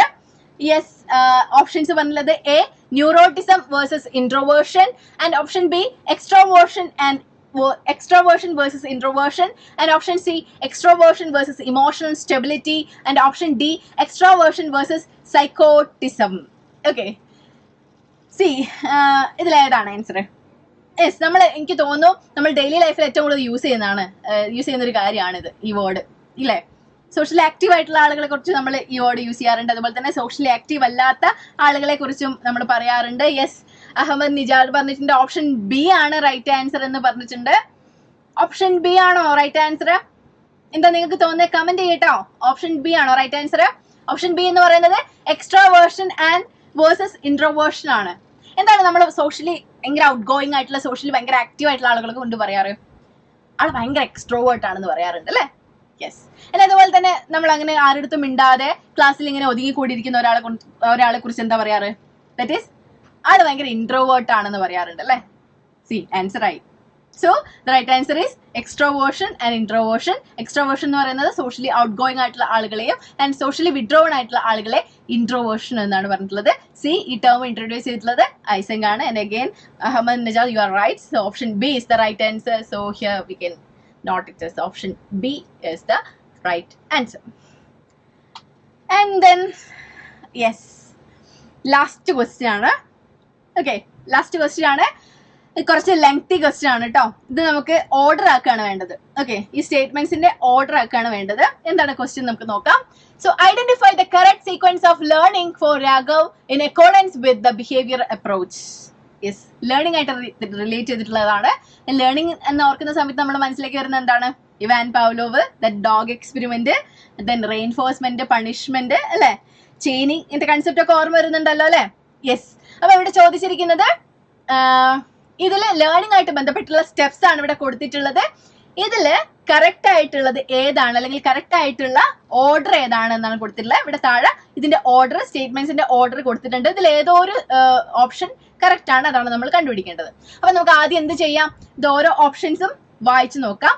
Option A, statement A, he receives appreciation from his parents for eating the disliked vegetables and he is happy that he tried to eat the vegetables. And statement B, the reinforcement establishing the response can be understood as learning stimulus response connection and their reinforcement as noted in above mentioned Raghav's example. And option C, Raghav does not like vegetables but eats them because he is hungry. And the D, next time he is hungry he again eat vegetables in anticipation of the appreciation, that is reinforcement. And the E, the Raghav acquires the taste of those vegetables and finds them good because he is continuously reinforced for eating them. Yes, ഇവിടെ answer പറഞ്ഞിട്ടുള്ളത് B ആണ് എന്നുള്ളതാണ്. Okay, C, B option നമുക്ക് നോക്കാം. എന്തായാലും Ahmed Najad B option പറഞ്ഞിട്ടുണ്ടല്ലോ. B option correct സ്റ്റേറ്റ്മെന്റ്സിന്റെ order ആണോ നമുക്ക് നോക്കാം.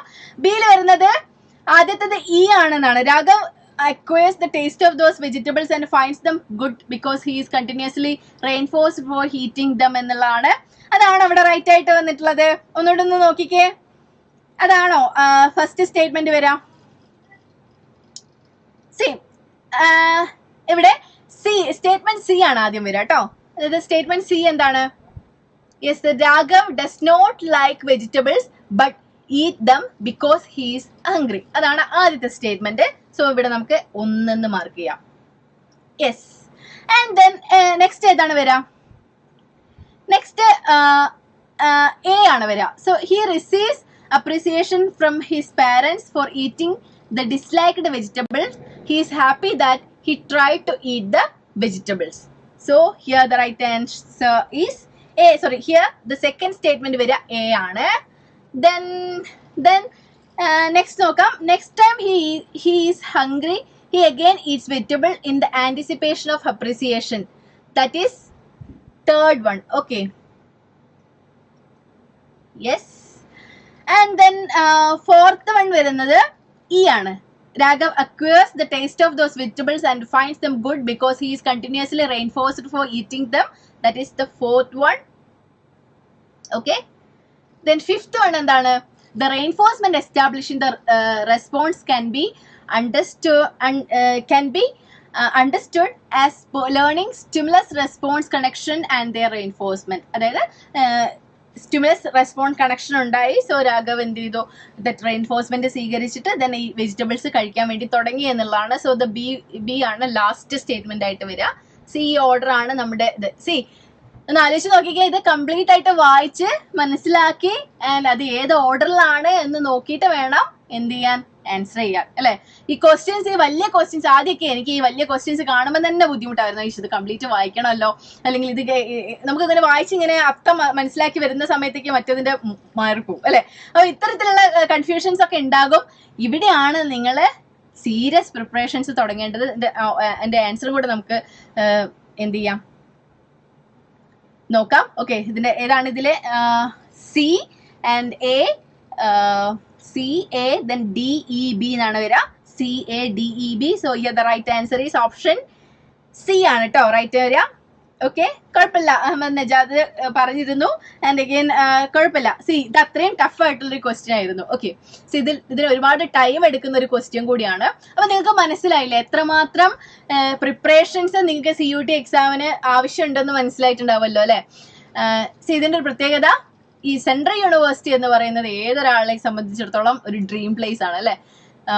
സെൻട്രൽ യൂണിവേഴ്സിറ്റി നമ്മളുടെ വീട്ടിൽ നിന്ന് മാറി നിന്ന് ദൂരത്തു നിന്നൊക്കെ പോയി പഠിക്കുക, അല്ലെങ്കിൽ സെൻട്രൽ യൂണിവേഴ്സിറ്റിയിൽ ഒരു സ്റ്റുഡന്റ് ആവുക എന്നൊക്കെ പറഞ്ഞു കഴിഞ്ഞാൽ it's A great thing. Okay, central university പഠിക്കുന്ന ഒരാളുടെ ഏറ്റവും വലിയ ഗ്രേറ്റ് ആയിട്ടുള്ള കാര്യം എന്താണെന്നറിയോ? അയാൾ എത്ര കാലം മുന്നേ പഠിച്ചിറങ്ങി കഴിഞ്ഞാലും അയാൾ എപ്പോഴും ആ ടാഗിലാണ് അറിയപ്പെടുക, ആ യൂണിവേഴ്സിറ്റിയുടെ ടാഗിലാണ് അറിയപ്പെടുക. ഓക്കെ, അയാൾ ആ സെൻട്രൽ യൂണിവേഴ്സിറ്റിയുള്ള സെൻട്രൽ യൂണിവേഴ്സിറ്റിയുടെ ടാഗിലാണ് അറിയപ്പെടുക. ഓക്കെ, അത് നമ്മുടെ ഒരു എന്താണ്, എപ്പോഴും നമ്മളുടെ ഒരു CV യിലാണെങ്കിലും നമ്മുടെ ഒരു ലെവലിലൊക്കെ ആ സാധനം എപ്പോഴും ഇങ്ങനെ നിൽക്കും. ഓക്കെ, എനിക്കത് കറക്റ്റായിട്ട് എക്സ്പ്ലെയിൻ ചെയ്യാൻ അറിയില്ല. Okay, so that's A tag. Okay, so central university എന്ന് പറയുന്നത്, സെൻട്രൽ യൂണിവേഴ്സിറ്റി പഠിക്കാന്ന് പറയുന്നത് ഇറ്റ്സ് എ ഗ്രേറ്റ് തിങ്. അപ്പോൾ നിങ്ങൾ ഇപ്പം കഷ്ടപ്പെട്ട് കഴിഞ്ഞാൽ, ഓക്കെ, ഇപ്പം നിങ്ങൾ എത്ര ഹാർഡ് വർക്ക് ചെയ്യുന്നോ അതിന്റെ റിസൾട്ട് എന്തായാലും കിട്ടുകയെന്ന് ചെയ്യും. സോ സീരിയസ് ആയിട്ട് പ്രിപ്പറേഷൻസ് തുടങ്ങുക.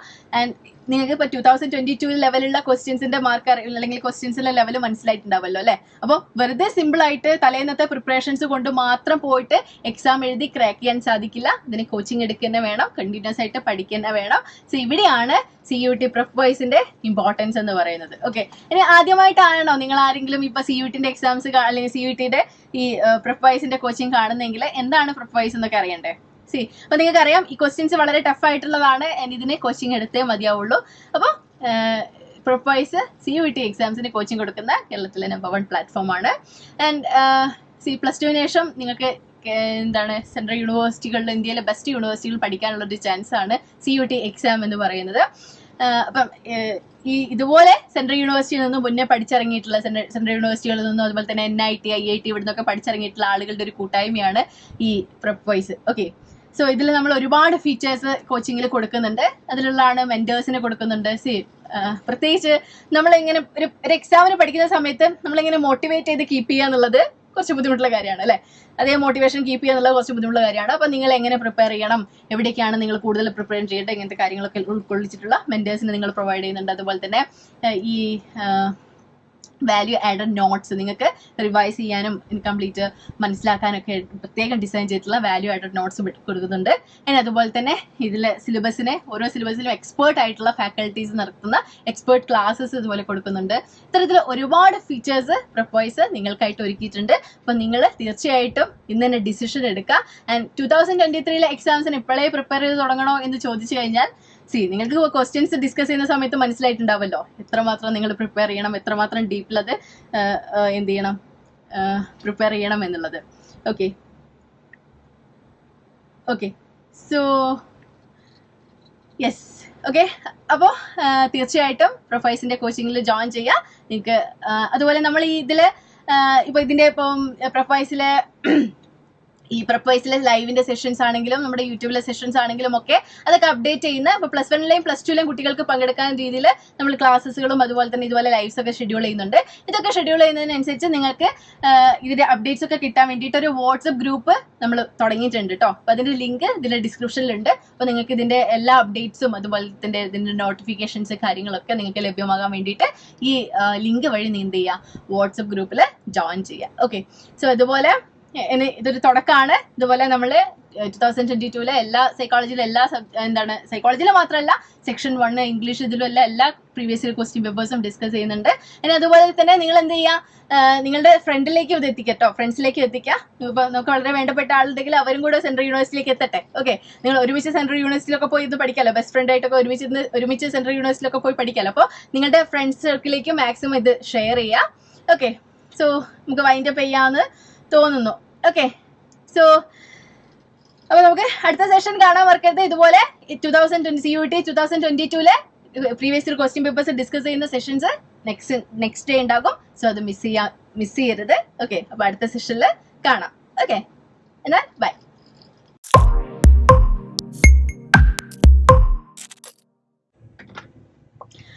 Hello everyone. So the target CUET 2023 live സീരീസിലെ പുതിയൊരു ലൈവ് സെഷനിലേക്ക് എല്ലാവർക്കും സ്വാഗതം. ഈ കുറച്ച് ലേറ്റ് ആയല്ലേ. So hi Muhammad Fawad.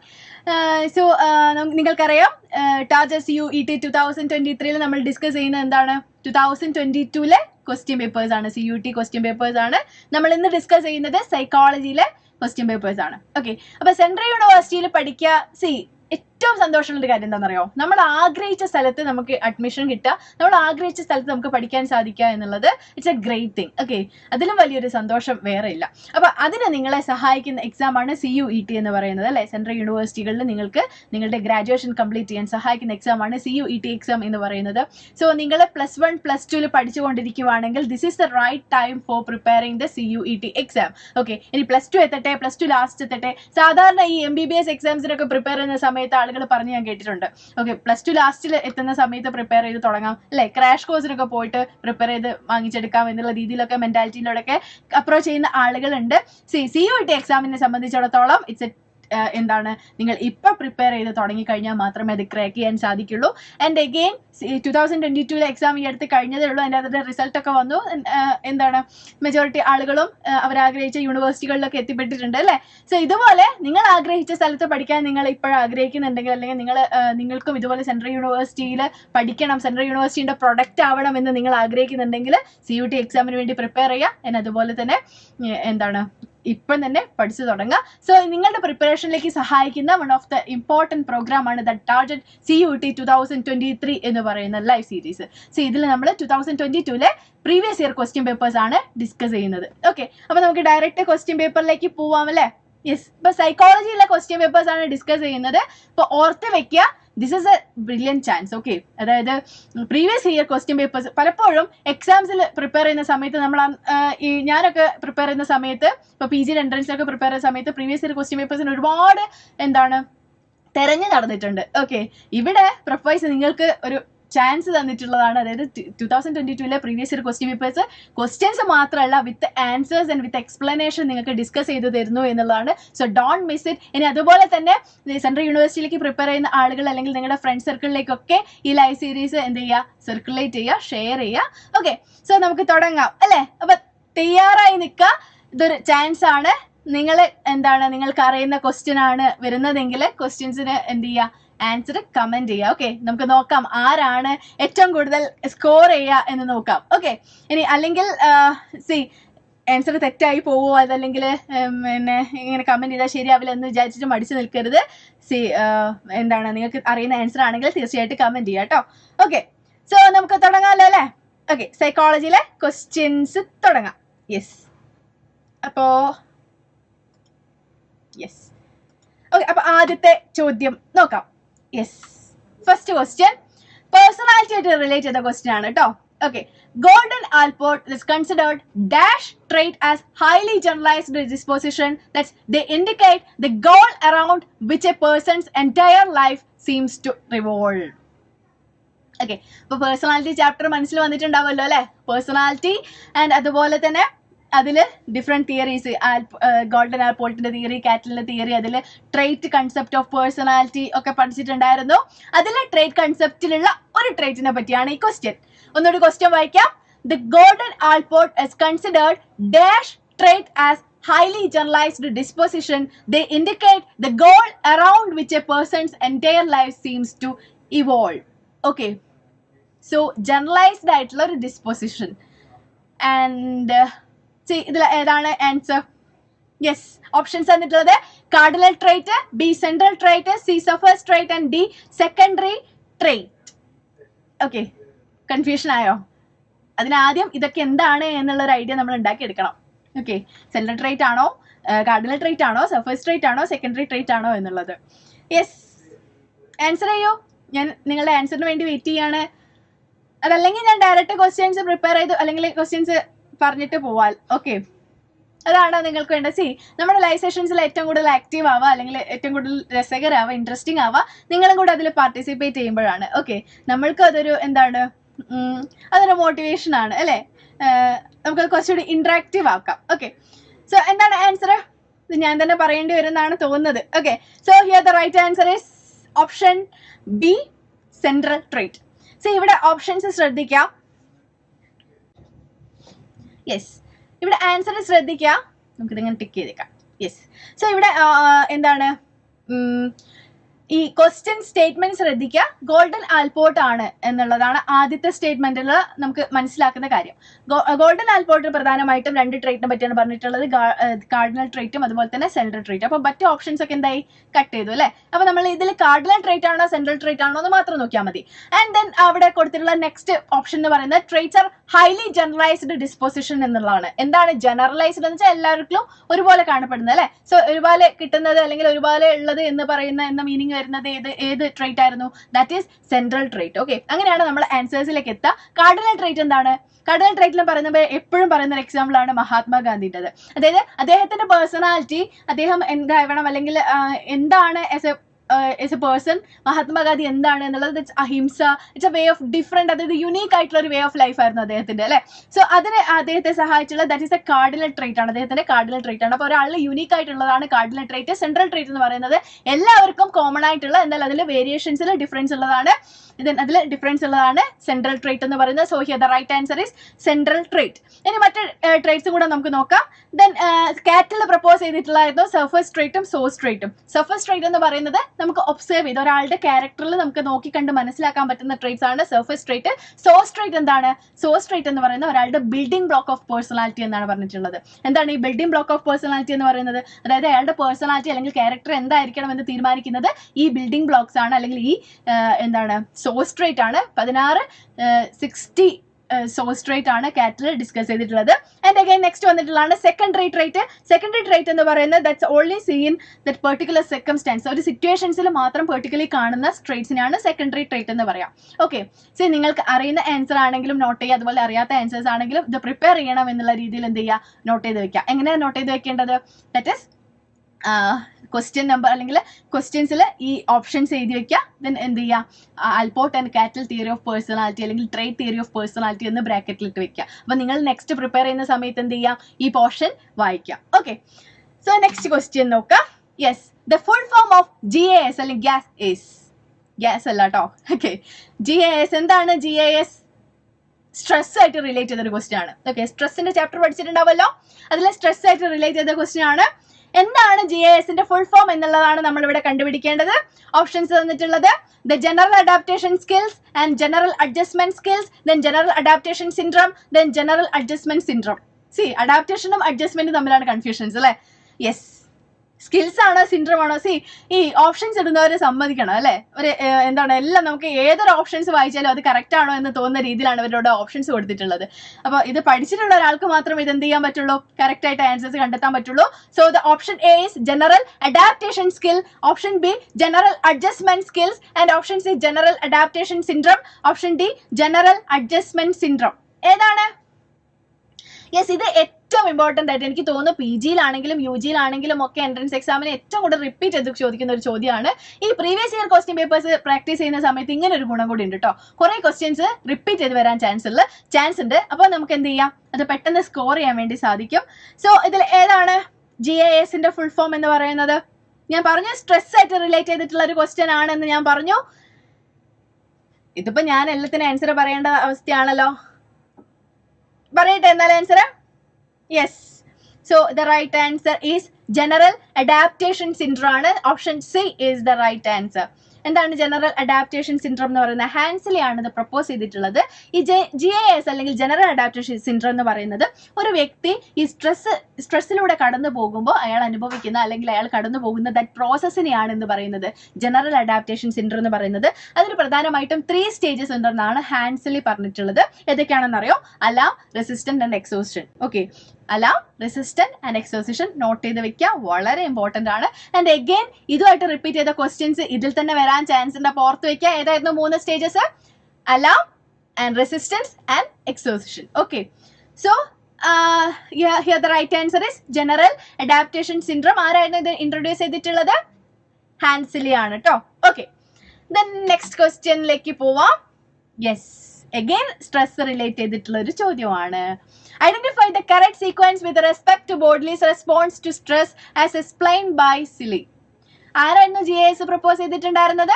ഹാൻസിലി. അപ്പൊ അഗൈൻ ഈ ക്വസ്റ്റ്യനും ആൻസർ അല്ലെങ്കിൽ ആ നെക്സ്റ്റ് പ്രീവിയസ് ക്വസ്റ്റ്യൻ പേപ്പർ ആയിട്ട് അല്ലെങ്കിൽ നെക്സ്റ്റ് നമ്മൾ പ്രീവിയസ്ലി നമ്മൾ ഡിസ്കസ് ചെയ്ത ക്വസ്റ്റ്യൻ ആയിട്ട് റിലേറ്റ് ചെയ്തിട്ടുള്ള ഒരു ക്വസ്റ്റ്യൻ ആണ്. Identify the correct sequence with respect to body's response to stress as explained by Silly. Okay, see, നേരത്തെ ഞാൻ പറഞ്ഞിട്ടുള്ള ആൻസർ കറക്റ്റ് ആയിട്ട് കേട്ടിട്ടുള്ള ഒരാൾക്ക് ഇത് റൈറ്റ് ആയിട്ട് ആൻസർ ചെയ്യാൻ സാധിക്കും. ഞാൻ നോക്കട്ടെ ആരൊക്കെ കറക്റ്റ് ആയിട്ട് കേട്ടിട്ടുണ്ടെന്നുള്ളത്. നേരത്തെ ഞാൻ പറഞ്ഞിട്ടുണ്ടായിരുന്നു GASന് പ്രധാനമായിട്ടും 3 സ്റ്റേജസ് ആണ് ഉള്ളത്. ഏതൊക്കെയായിരുന്നു? Alarm, resistant and exhaustion. ഇതിൽ ആ സ്റ്റേജസ് ആണ് ചോദിച്ചിരിക്കുന്നത്. ഇവിടെ ചോദിച്ചിരിക്കുന്നത് എന്താണെന്നറിയോ? ഇവിടെ സ്റ്റേറ്റ്മെന്റ്സ് തന്നിട്ടുണ്ട്. ഈ സ്റ്റേറ്റ്മെന്റ്സിനെ നമുക്ക് എന്ത് ചെയ്യണം? ഓർഡർ ആക്കി കൊടുക്കണം.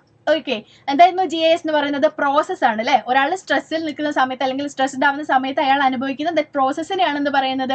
GAS എന്ന് പറയുന്നത്. ആ പ്രോസസ്സിൽ എന്താണ് സ്റ്റെപ്പ് ബൈ സ്റ്റെപ്പ് ആയിട്ടാണ് എന്ത് കൊടുത്തിട്ടുള്ളത്? ദറ്റ് പ്രോസസ്സ് കൊടുത്തിട്ടുള്ളത്. അപ്പോൾ ഇതിൽ ഏതൊക്കെയാണ് ആദ്യം നടക്കുന്നത് ആൻഡ് ദെൻ നടക്കുന്നത് എന്താണ് എന്നുള്ള രീതിയിൽ നമുക്ക് എന്ത് ചെയ്യാൻ പറ്റണം? അറേഞ്ച് ചെയ്യാൻ പറ്റണം. സോ ഇവിടെ അതാണ് സ്റ്റേറ്റ്മെന്റ്സ് ആയിട്ട് കൊടുത്തിട്ടുള്ളത്. സോ ഈ വലിയ ക്വസ്റ്റ്യൻസ് കാണുന്ന സമയത്ത് ഒരു ടെൻഷൻ കൂടും അല്ലേ? കുഞ്ഞു ക്വസ്റ്റ്യൻസ് കാണുന്ന സമയത്ത് നമുക്ക് പെട്ടെന്ന് വായിച്ചാൽ മനസ്സിലാക്കും. പക്ഷെ വലിയ ക്വസ്റ്റ്യൻസ് വായിക്കുന്ന സമയത്ത് കുറച്ച് കൺഫ്യൂഷൻസ് കൂടും. ഓക്കെ, ഈ സ്റ്റേറ്റ്മെന്റ്സ് ഒക്കെ അറേഞ്ച് ചെയ്യുക എന്ന് പറയുന്നത് തന്നെ കുറച്ച് ബുദ്ധിമുട്ടുള്ള കാര്യമാണ്. ഇവിടെയാണ് നിങ്ങൾ ക്വസ്റ്റ്യൻസ് എത്ര പ്രാക്ടീസ് ചെയ്യാൻ പറ്റുമോ അത്രയും പ്രാക്ടീസ് ചെയ്യണം എന്ന് പറയുന്നത്. ഓക്കെ, നിങ്ങൾ എത്രമാത്രം പ്രാക്ടീസ് ചെയ്യുന്നോ അത്രയും നിങ്ങൾക്ക് എന്ത് ചെയ്യാൻ പറ്റും? ഇതിൽ ഈ ക്വസ്റ്റ്യൻസ് ആയിട്ട് നിങ്ങൾ ഫെമിലിയർ ആവും. ഓക്കെ, അത് നിങ്ങളെ കൂടുതൽ ഹെൽപ്പ് ചെയ്യും. ഓക്കെ, സോ നമുക്ക് സ്റ്റേറ്റ്മെന്റ്സിലേക്ക് നോക്കാം. ആദ്യത്തെ statement A, that is continued exposure to the same stresses or additional stresses drains the body of its resources and leads to the stage of exhaustion. See, stage of exhaustion note ചെയ്ത് വെക്കാൻ ഞാൻ ഇവിടെ underline ചെയ്യാം. Yes, that is stage of exhaustion ഇവിടെ കൊടുത്തിട്ടുണ്ട്. And then next one, Silly observed patients with the various injuries and illness in hospital, and C1 is in the alarm reaction stage, the individual is ready for fight or flight. And again ഇവിടെ നമ്മൾ discuss ചെയ്തിട്ടുള്ള ഒരു സ്റ്റേജിനെ പറ്റി പറയുന്നുണ്ട്. എന്താണ് stage? that is alarm reaction stage. Okay, അപ്പോൾ 2 stage ആയി അല്ലേ? And then next, he noticed a similar pattern of bodily exposure in all the patients that he observed, and he called this pattern that's general adaptation syndrome, which involved in 3 stages. And in the last one, the resistance stage, the parasympathetic nerve system calls for more cautious use of body resources. Yes, so here again നോക്കുക, that is resistance stage എന്ന് കൊടുത്തിട്ടുണ്ട് അല്ലേ? അപ്പം നമ്മുടെ 3 stage ആയില്ലേ? അപ്പൊ ഇതിനൊന്ന് just എന്ത് ചെയ്യണം? ഓർഡർ ആക്കാണ് വേണ്ടത്. ഓക്കെ, സോ എന്താണ് ഇതിന്റെ ഓർഡർ? ആദ്യത്തേത് ഞാൻ ഒരു ഓപ്ഷൻ പറയാം. ഓക്കെ, ആദ്യത്തേത് that Silly observed patients with various injuries and illness in a hospital ആണ്. So here the B ആണ് ഫസ്റ്റ് വരുന്നത്. ഓക്കെ, ഫസ്റ്റ് വരുന്നത് B ആണ്. അപ്പൊ നമുക്ക് ബാക്കി 2 A ഓപ്ഷനും ഇവിടെ തന്നിട്ടുള്ള A ഓപ്ഷനും അല്ല B ഓപ്ഷനും അല്ല അല്ലെ? അപ്പോൾ ഈ രണ്ടിൽ ഏതെങ്കിലും ഒരു ഓപ്ഷൻ ആയിരിക്കും, അത് ഏതാണെന്നാണ് നമ്മൾ കണ്ടെത്തേണ്ടത്. ആൻഡ് സെക്കൻഡ് വരുന്നത് എന്താണെന്നറിയോ? ദാറ്റ് ഈസ് ഡി ആണ്. He noticed a similar pattern of bodily response in all patients that he observed, and he called this pattern general adaptation syndrome, which involved 3 stages. So here D is the second one. ഇപ്പൊ ഏകദേശം answer ആയില്ലേ? ഇവിടെ B D എന്ന് വരുന്നത് ഒറ്റന്ന് മാത്രമേ ഉള്ളൂ. D is the right answer. ഇങ്ങനെയാണ് നമ്മൾ ആൻസർ ചെയ്യേണ്ടത് കേട്ടോ.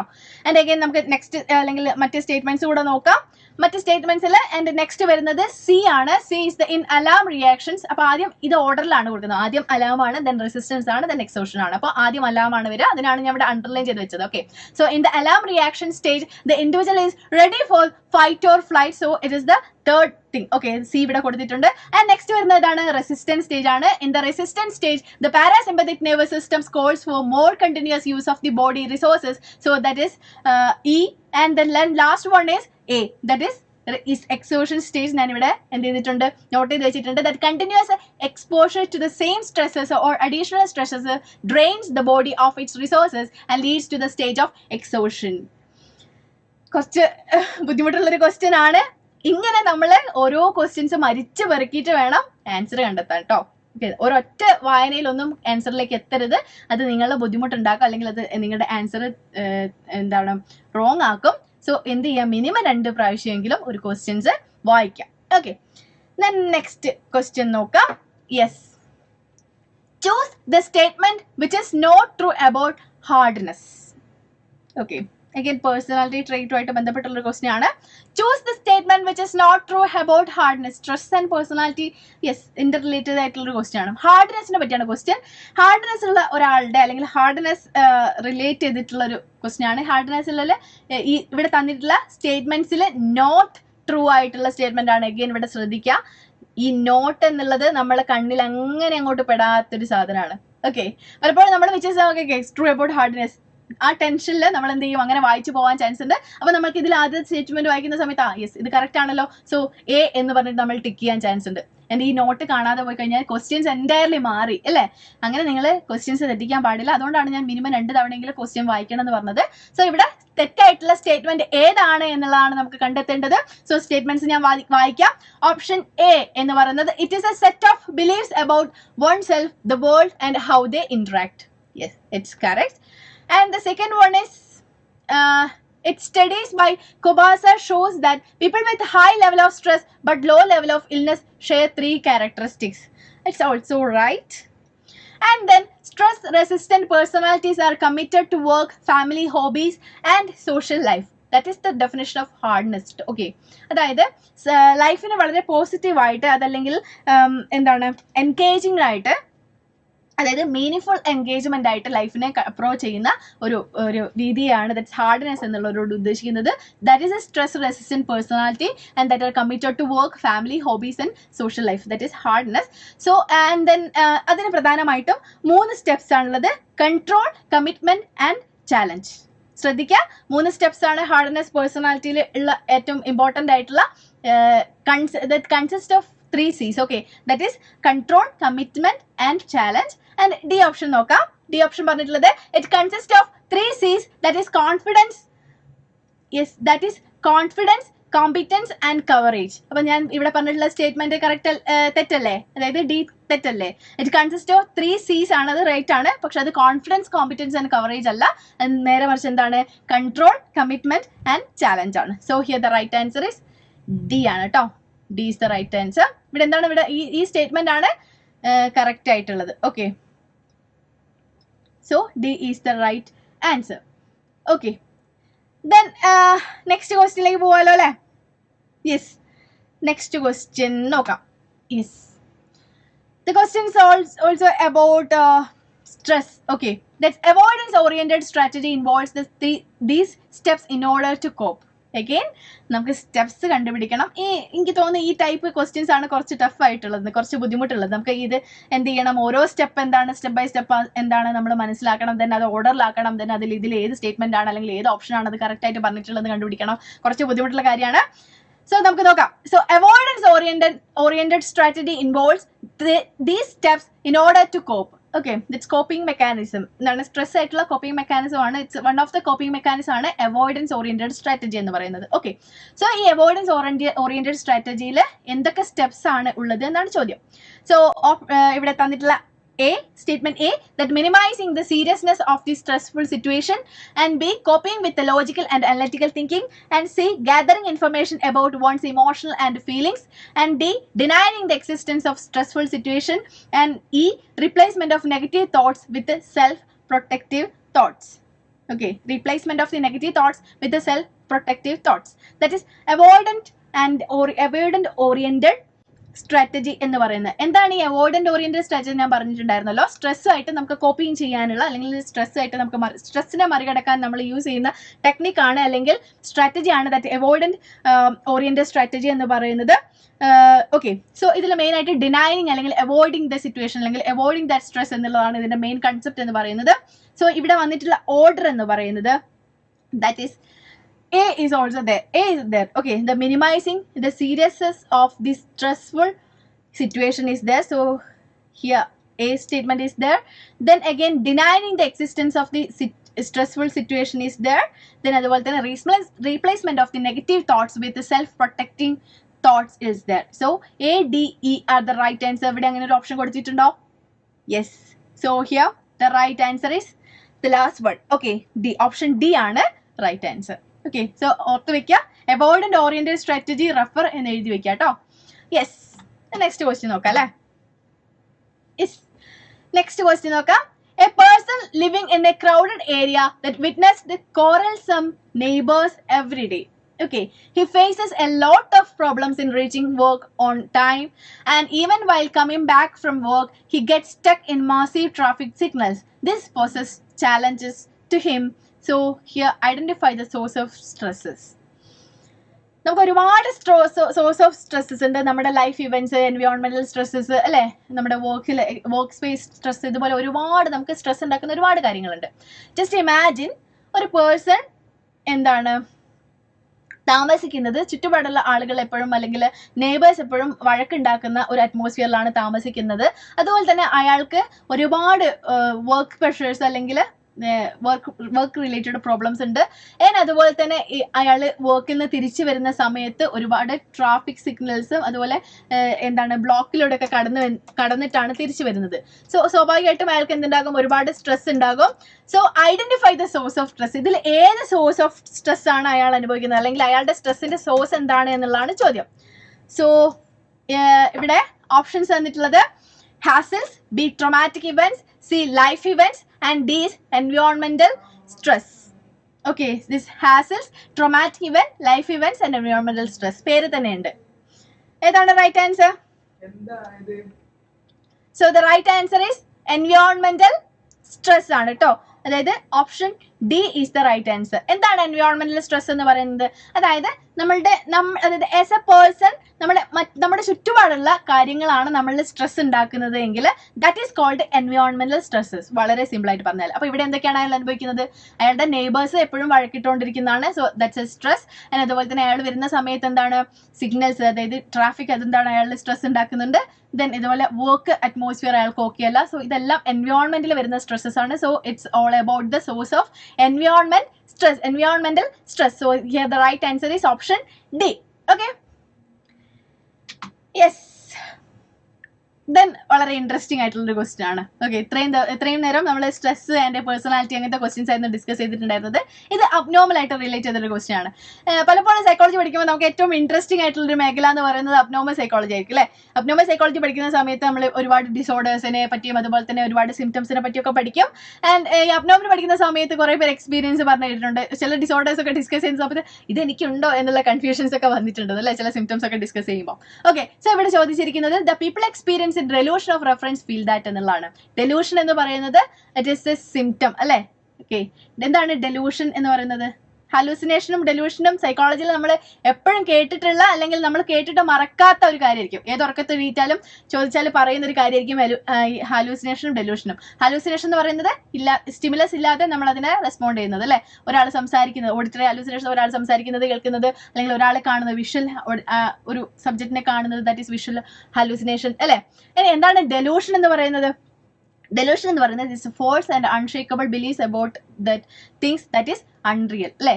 അൺറിയൽ ആയിട്ടുള്ള ഒരു കാര്യത്തിനെ പറ്റി എന്ത് ചെയ്യാണ്, ഫോൾസ് ആയിട്ടുള്ള ആൻഡ് അൺഷേക്കബിൾ ആയിട്ടുള്ള ചിന്തകൾ, തോട്ട്സ് ഉണ്ടാവുക, അതാണ് ഡെലൂഷൻ എന്ന് പറയുന്നത്. സോ ഇവിടെ ഒരുപാട് ടൈപ്പ് ഓഫ് ഡെലൂഷൻ ഉണ്ട്. Delusion of grandiose, delusion of reference, somatoform delusion, ഒരുപാട് ഡെലൂഷൻസ് ഉണ്ട്. ഇവിടെ ചോദിച്ചിരിക്കുന്നത് ഡെലൂഷൻ ഓഫ് റെഫറൻസ് എന്താണ് എന്നുള്ളതാണ്. എന്താണെന്നറിയോ ഈ delusion of reference? And delusion of reference എന്ന് പറയുന്നത് നമ്മുടെ സറൗണ്ടിങ്സിൽ നിന്ന് നമ്മളൊരു പാർട്ടിക്ക് പോവാണ്, ഒരു കല്യാണത്തിന് പോവാണെന്ന് വിചാരിക്കുക. ഈ കല്യാണത്തിന് പോകുന്ന സമയത്ത് നമ്മുടെ ചുറ്റും അല്ലെങ്കിൽ നമ്മുടെ തൊട്ടപ്പുറത്തായിട്ട് ഒരു കൂട്ടം ആളുകളുണ്ട്. ആൻഡ് ഈ ആളുകൾ എന്നെ പറ്റിയാണ് അല്ലെങ്കിൽ എൻ്റെ നെഗറ്റീവ്സിനെ പറ്റിയാണ് സംസാരിക്കുന്നത് എന്നുള്ള ചിന്ത വരിക. ഓക്കെ, ദെൻ അതിനെ പറ്റി ആലോചിച്ച് വറീഡ് ആവുക അല്ലെങ്കിൽ ആൻഷ്യസ് ആവുക. That is delusion of reference. Okay, so ഇവിടെ ചോദിച്ചിരിക്കുന്നത് ഇതിൽ ഏതാണ് ഈ people experience delusion of reference feel, അവർ എനിക്ക് എന്താണ് ഫീൽ ചെയ്യുക എന്നുള്ളതാണ്.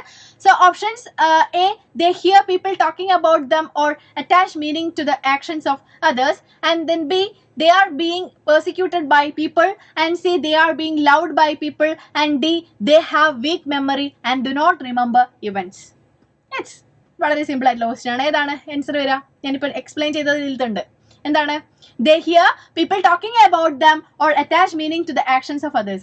ആക്ച്വലി നമ്മുടെ ചുറ്റുള്ള ആളുകൾ നമ്മളെ പറ്റി ആയിരിക്കില്ല സംസാരിക്കുന്നത്, പക്ഷെ അവർ സംസാരിക്കുന്നതോ അല്ലെങ്കിൽ അവർ നോക്കുന്നതൊക്കെ കാണുന്ന സമയത്ത് നമ്മളെ കുറിച്ചാണ് സംസാരിക്കുന്നത്, അല്ലെങ്കിൽ അവരുടെ ആക്ഷൻസ് ഒക്കെ മിസ്ഇന്റർപ്രറ്റ് ചെയ്യുക. ഓക്കെ, അത് എന്നെ കുറിച്ചാണ് അല്ലെങ്കിൽ എന്നെ നെഗറ്റീവായിട്ട് പറയാണ് എന്നുള്ള രീതിയിൽ ചിന്തിക്കുക. That is delusion of reference എന്ന് പറയുന്നത്. So here the right answer is option A, they hear people talking about them or attach meaning to the actions of others. So നമുക്ക് ടിക്ക് ചെയ്യാം. ഓക്കെ, സോ നെക്സ്റ്റ് ക്വസ്റ്റ്യൻ നോക്കാം അല്ലേ? Yes. Next question. Which of the following is a key symptoms of panic disorder? Again, abnormal psychology ആയിട്ട് ബന്ധപ്പെട്ട question ആണ്. Which of the following is a key symptom of panic disorder? Panic attack അല്ലെങ്കിൽ panic disorder നിങ്ങൾ കേട്ടിട്ടുണ്ടാവും അല്ലേ? Okay, എന്താണ് panic attack അല്ലെങ്കിൽ panic disorder എന്ന് പറയുന്നത്? Sudden episode of intense fear and loss of control ആണ്. അതായത് ഒരാൾ ഒരു പുറത്ത് പോകുന്ന സമയത്ത് അയാൾക്ക് അറ്റാക്ക് വരുമോ അല്ലെങ്കിൽ അയാൾ മരിച്ചു പോവോ, അയാൾക്ക് കൺട്രോൾ നഷ്ടപ്പെടുമോ എന്നൊക്കെയുള്ള തോന്നൽ വന്നിട്ട് ഇൻറ്റൻസ് ആയിട്ട് ഫിയർ ഉണ്ടാവുക. അതിന് അതുപോലെ തന്നെ അത് ഫിസിക്കൽ സിംറ്റംസിനെ ബാധിക്കും. ഇപ്പോൾ ചെസ്റ്റ് പെയിന്, അതിന് അതുപോലെ തന്നെ പാൽപിറ്റേഷൻസ്, ഈ ബ്രീത്തിങ് റേറ്റ് കൂട്ടുക, ദെൻ സ്വെറ്റിങ്, ഇങ്ങനത്തെ സിംറ്റംസ് ഒക്കെ കാണിക്കുക. That is panic disorder. So ഇവിടെ ചോദിച്ചിരിക്കുന്നത് what is the key symptoms of panic disorder എന്നുള്ളതാണ്. സോ ഓപ്ഷൻ എ പറഞ്ഞിട്ടുള്ളത് that is the prolonged and vague unemployed fear, and then second B, irrational fear of things, and C, recurrent attacks of intense terror, and D, inability to stop thinking about a particular idea. See, ഇവിടെ നമുക്ക് പ്രത്യേകം ശ്രദ്ധിക്കേണ്ടത് key symptoms of panic disorder എന്നാണ്. ഇവിടെ നമുക്ക് may be irrational fear of things ഒക്കെ നമുക്ക് ഇതിൽ ഓപ്ഷൻസ് ആയിട്ട് വരുന്നുണ്ട്. അതാണോ കറക്റ്റ് ആൻസർ എന്നുള്ള രീതിയിൽ നമ്മൾ എന്ത് ചെയ്യും, മിസ്ഇന്റർപ്രിറ്റ് ചെയ്യും. പക്ഷെ നമ്മളിവിടെ ചോദിച്ചിരിക്കുന്നത് key symptoms of panic disorder ആണ്. സോ ഇവിടെ എന്താണ് ഇത് ഞാൻ പറഞ്ഞിട്ടുണ്ടായിരുന്നു, അതായത് ലോസിങ് കൺട്രോൾ, അതുപോലെ തന്നെ അറ്റാക്ക് ഫിയർ, അതായത് ചെസ്റ്റ് പെയിൻ ഉണ്ടാകും. ആ ചെസ്റ്റ് പെയിൻ എന്ത് ചെയ്യാണ്, അറ്റാക്ക് ആണോ എന്നുള്ള രീതിയിൽ മിസ്ഇന്റർപ്രിറ്റ് ചെയ്യും. അതുപോലെ തന്നെ ഈവൻ മരിക്കാൻ പോവുകയാണ് അല്ലെങ്കിൽ even I'm going to die എന്നുള്ള ഒരു രീതിയിൽ പോലും ചിന്തകൾ പോകും. ഓക്കെ, ലോസ് ഓഫ് കൺട്രോൾ എന്നുള്ള രീതിയിലൊക്കെ ചിന്തകൾ പോകും. So here the right answer is recurrent attack of intense terror. Okay, so here the right answer is recurrent attack of intense terror ആണ് the key symptoms of panic disorder. Okay, ഓരോ ഡിസോർഡറും പഠിക്കുന്ന സമയത്ത് നമ്മൾ ആ ഡിസോർഡർ എങ്ങനെ identify ചെയ്യുക, അതിലെ key symptoms എന്താണ് എന്ന് മനസ്സിലാക്കുകയാണ്. ഓക്കെ, ആൻസൈറ്റി വരുന്ന സമയത്ത് അല്ലെങ്കിൽ ഡിപ്രഷൻ വരുന്ന സമയത്ത് ഇതിനൊക്കെ കീ സിംറ്റംസ് ഉണ്ട്. ഈ കീ സിംറ്റംസ് എന്താണെന്ന് മനസ്സിലാക്കിയിട്ട് വേണം നമ്മൾ ഒരാളെ ഡയഗ്നോസ് ചെയ്യുന്ന സമയത്ത് നമ്മൾക്ക് ഉപകരിക്കുക. Okay, so about panic disorder ആയിരുന്നു. ദെൻ നെക്സ്റ്റ് ക്വസ്റ്റ്യൻ നോക്കാം. Yes, match the following question ആണ്. And match the following question നമ്മൾ വളരെ ശ്രദ്ധിച്ച് അറ്റൻഡ് ചെയ്യേണ്ട ഒരു ക്വസ്റ്റ്യൻ ടൈപ്പ് ആണ്. ഓക്കെ, സോ ഇവിടെ ലിസ്റ്റ് 1 കുറെ മോഡൽസ് കൊടുത്തിട്ടുണ്ട്. ആൻഡ് ദെൻ അതിൽ ലിസ്റ്റ് 2 അതിന്റെ എക്സ്പ്ലനേഷൻ കൊടുത്തിട്ടുണ്ട്. ഇത് തമ്മിൽ കണക്ട് ചെയ്യിപ്പിക്കണം. ഇതിൽ തമ്മിൽ കണക്ഷൻസ് ഉള്ളത് കണ്ടുപിടിക്കണം. ഇതാണ് നമ്മുടെ ടാസ്ക്.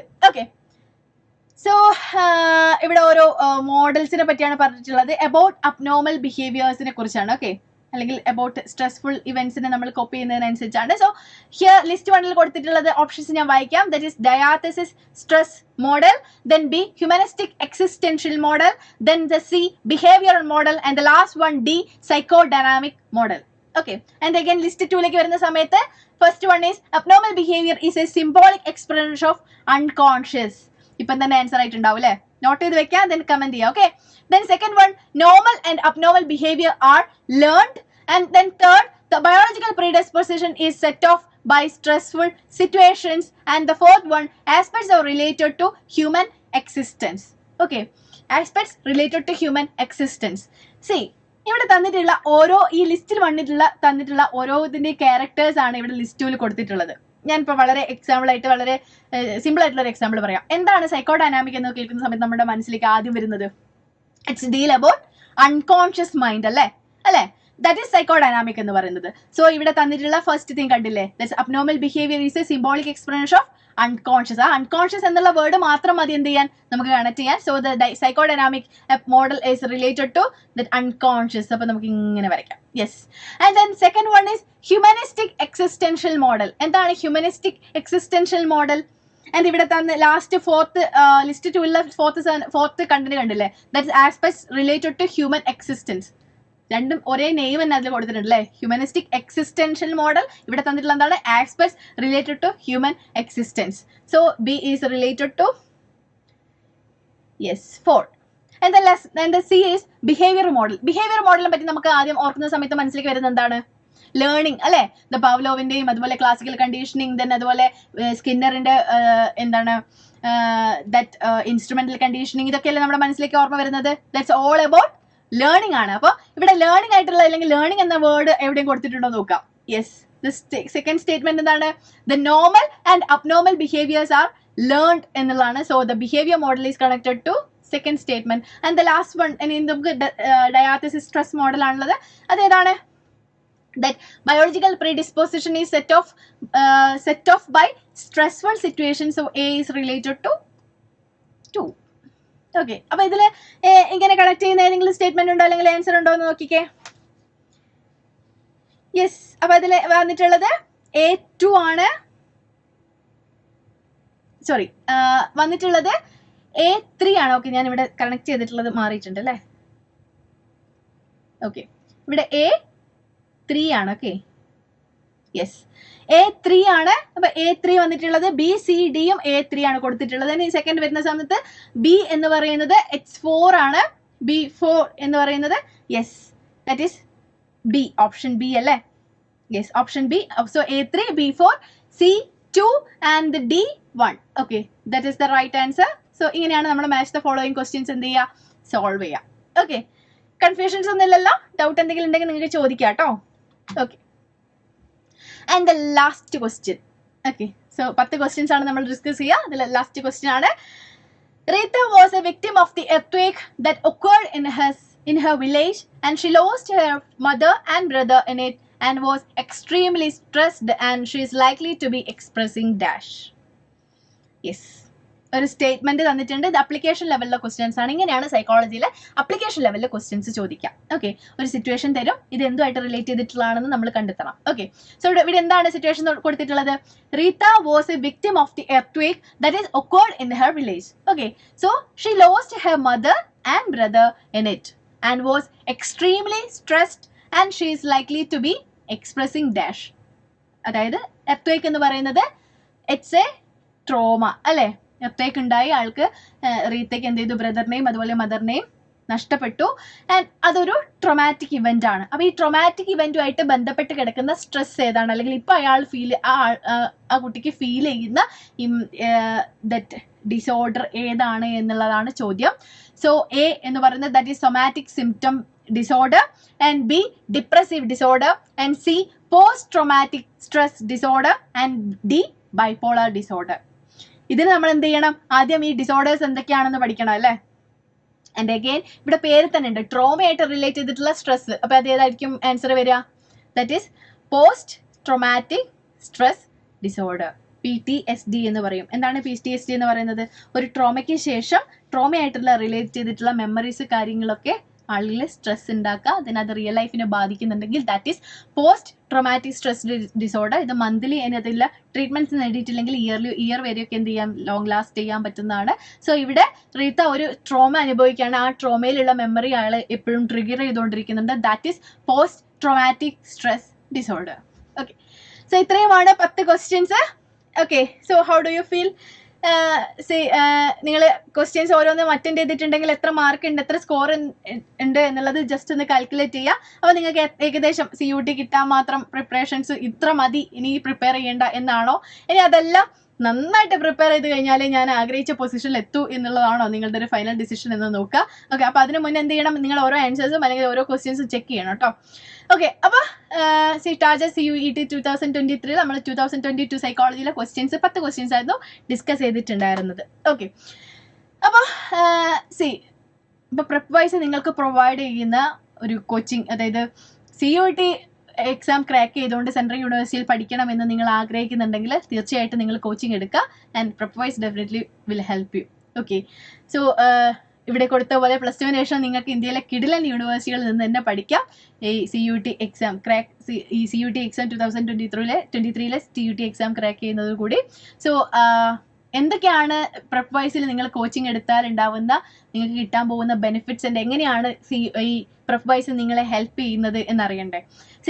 നമുക്ക് ഒരുപാട്, അതായത് ഈ സെൻട്രൽ യൂണിവേഴ്സിറ്റികളിൽ നിന്നും IITകൾ NIT ഇവിടെ നിന്നൊക്കെ പഠിച്ചിറങ്ങിയിട്ടുള്ള ആളുകൾ തന്നെയാണ് ഈ Prepwiseന്റെ ഒരു ടീം എന്ന് പറയുന്നത്. അപ്പോൾ അവർക്ക് നിങ്ങൾക്ക് മാക്സിമം ഗൈഡൻസ് തരാൻ വേണ്ടി സാധിക്കും.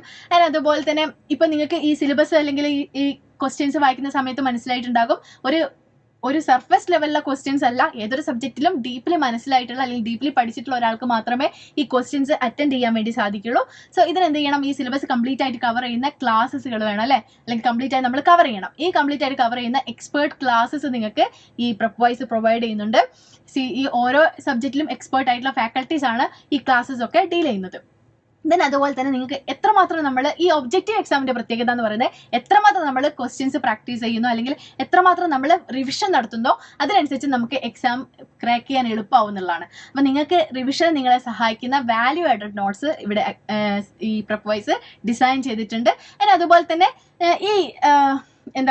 ഈ ലൈവ് സെഷന്റെ ഏറ്റവും വലിയൊരു പ്രത്യേകത എന്ന് പറയുന്നത് ഇത് പ്രീവിയസ് ക്വസ്റ്റ്യൻ പേപ്പേഴ്സ് ഡിസ്കസ് ചെയ്യുന്നു എന്നുള്ളതാണ്. അപ്പോൾ എത്രമാത്രം ക്വസ്റ്റ്യൻസ് പ്രിപ്പയർ ചെയ്യുന്നു അല്ലെങ്കിൽ എത്രമാത്രം ക്വസ്റ്റ്യൻസ് നിങ്ങൾ പ്രാക്ടീസ് ചെയ്യുന്നോ അതിനനുസരിച്ച് നിങ്ങൾക്ക് സബ്ജക്റ്റിലെ നോളജും കൂടും. അതുപോലെ തന്നെ നിങ്ങൾ ടെസ്റ്റുമായിട്ടൊന്ന് ഫെമിലിയർ ആകും.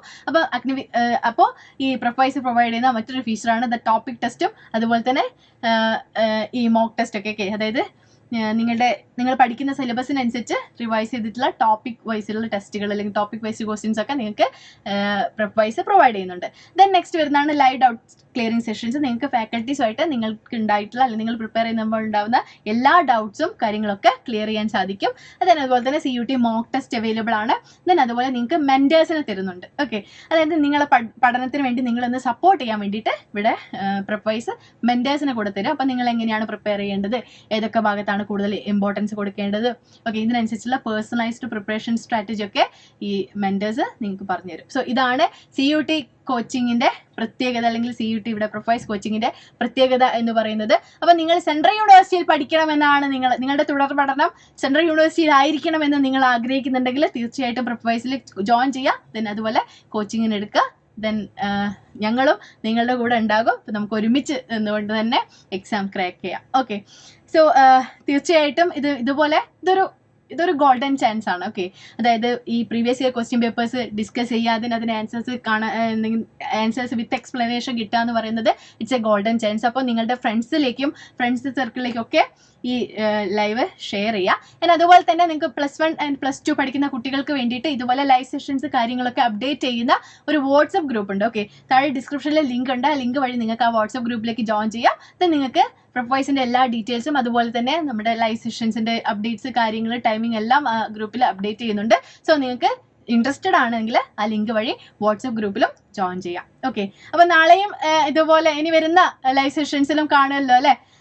ഓക്കെ, നമുക്ക് ഒരുമിച്ച് നിന്നുകൊണ്ട് തന്നെ CUET എക്സാം ക്രാക്ക് ചെയ്യാം. ഓക്കെ, സോ വൈൻഡപ്പ് ചെയ്യാമെന്ന് തോന്നുന്നു. So okay, thank you, by.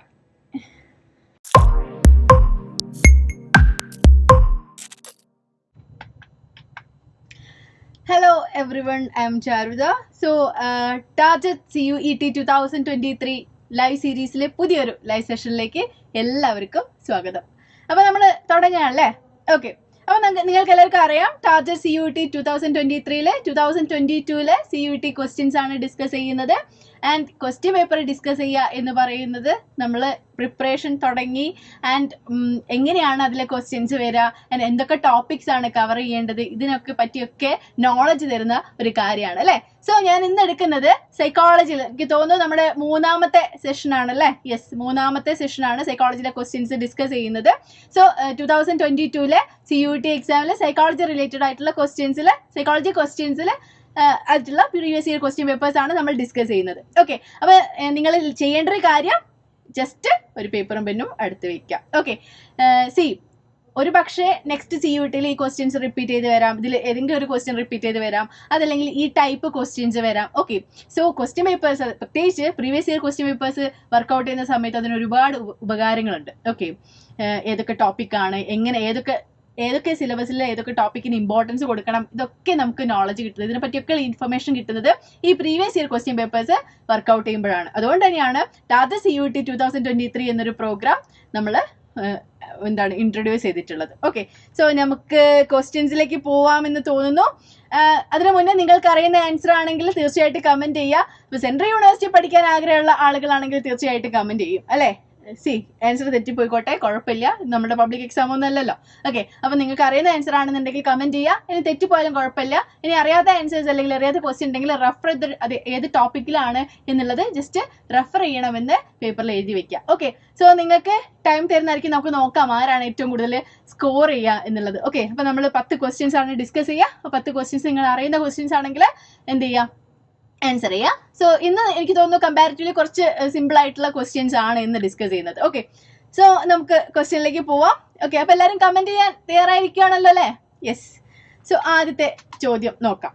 Okay, ആദ്യത്തെ ചോദ്യം മാച്ച് ദ ഫോളോയിങ് ആണ്. അപ്പൊ നമുക്ക് മനസ്സിലായി എന്താണ് CUET എക്സാമിന് ചോദിക്കുന്ന ഒരു ക്വസ്റ്റ്യൻ പാറ്റേൺ എന്ന് പറയുന്നത് മാച്ച് ദ ഫോളോയിങ് ആണ്. ഓക്കെ, സോ ഇവിടെ ലിസ്റ്റ് 1 ലിസ്റ്റ് 2 കൊടുത്തിട്ടുണ്ട്.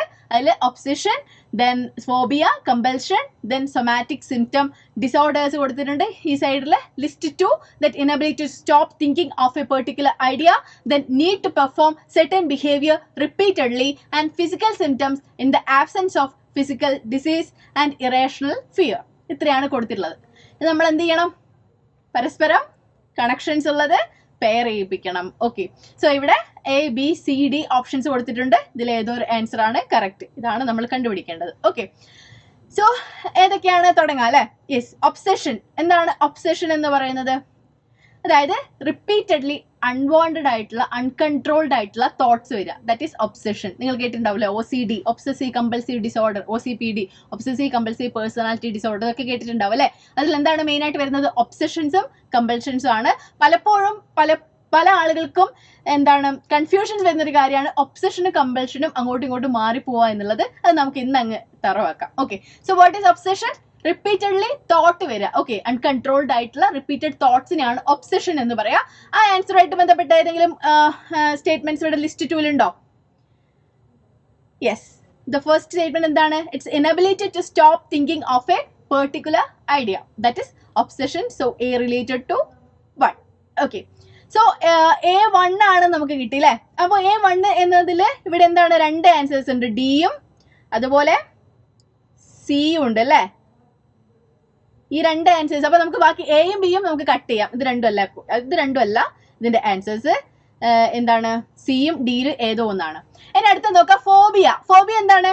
ഇറാഷണൽ ഫിയർ ആണ് അല്ലെ.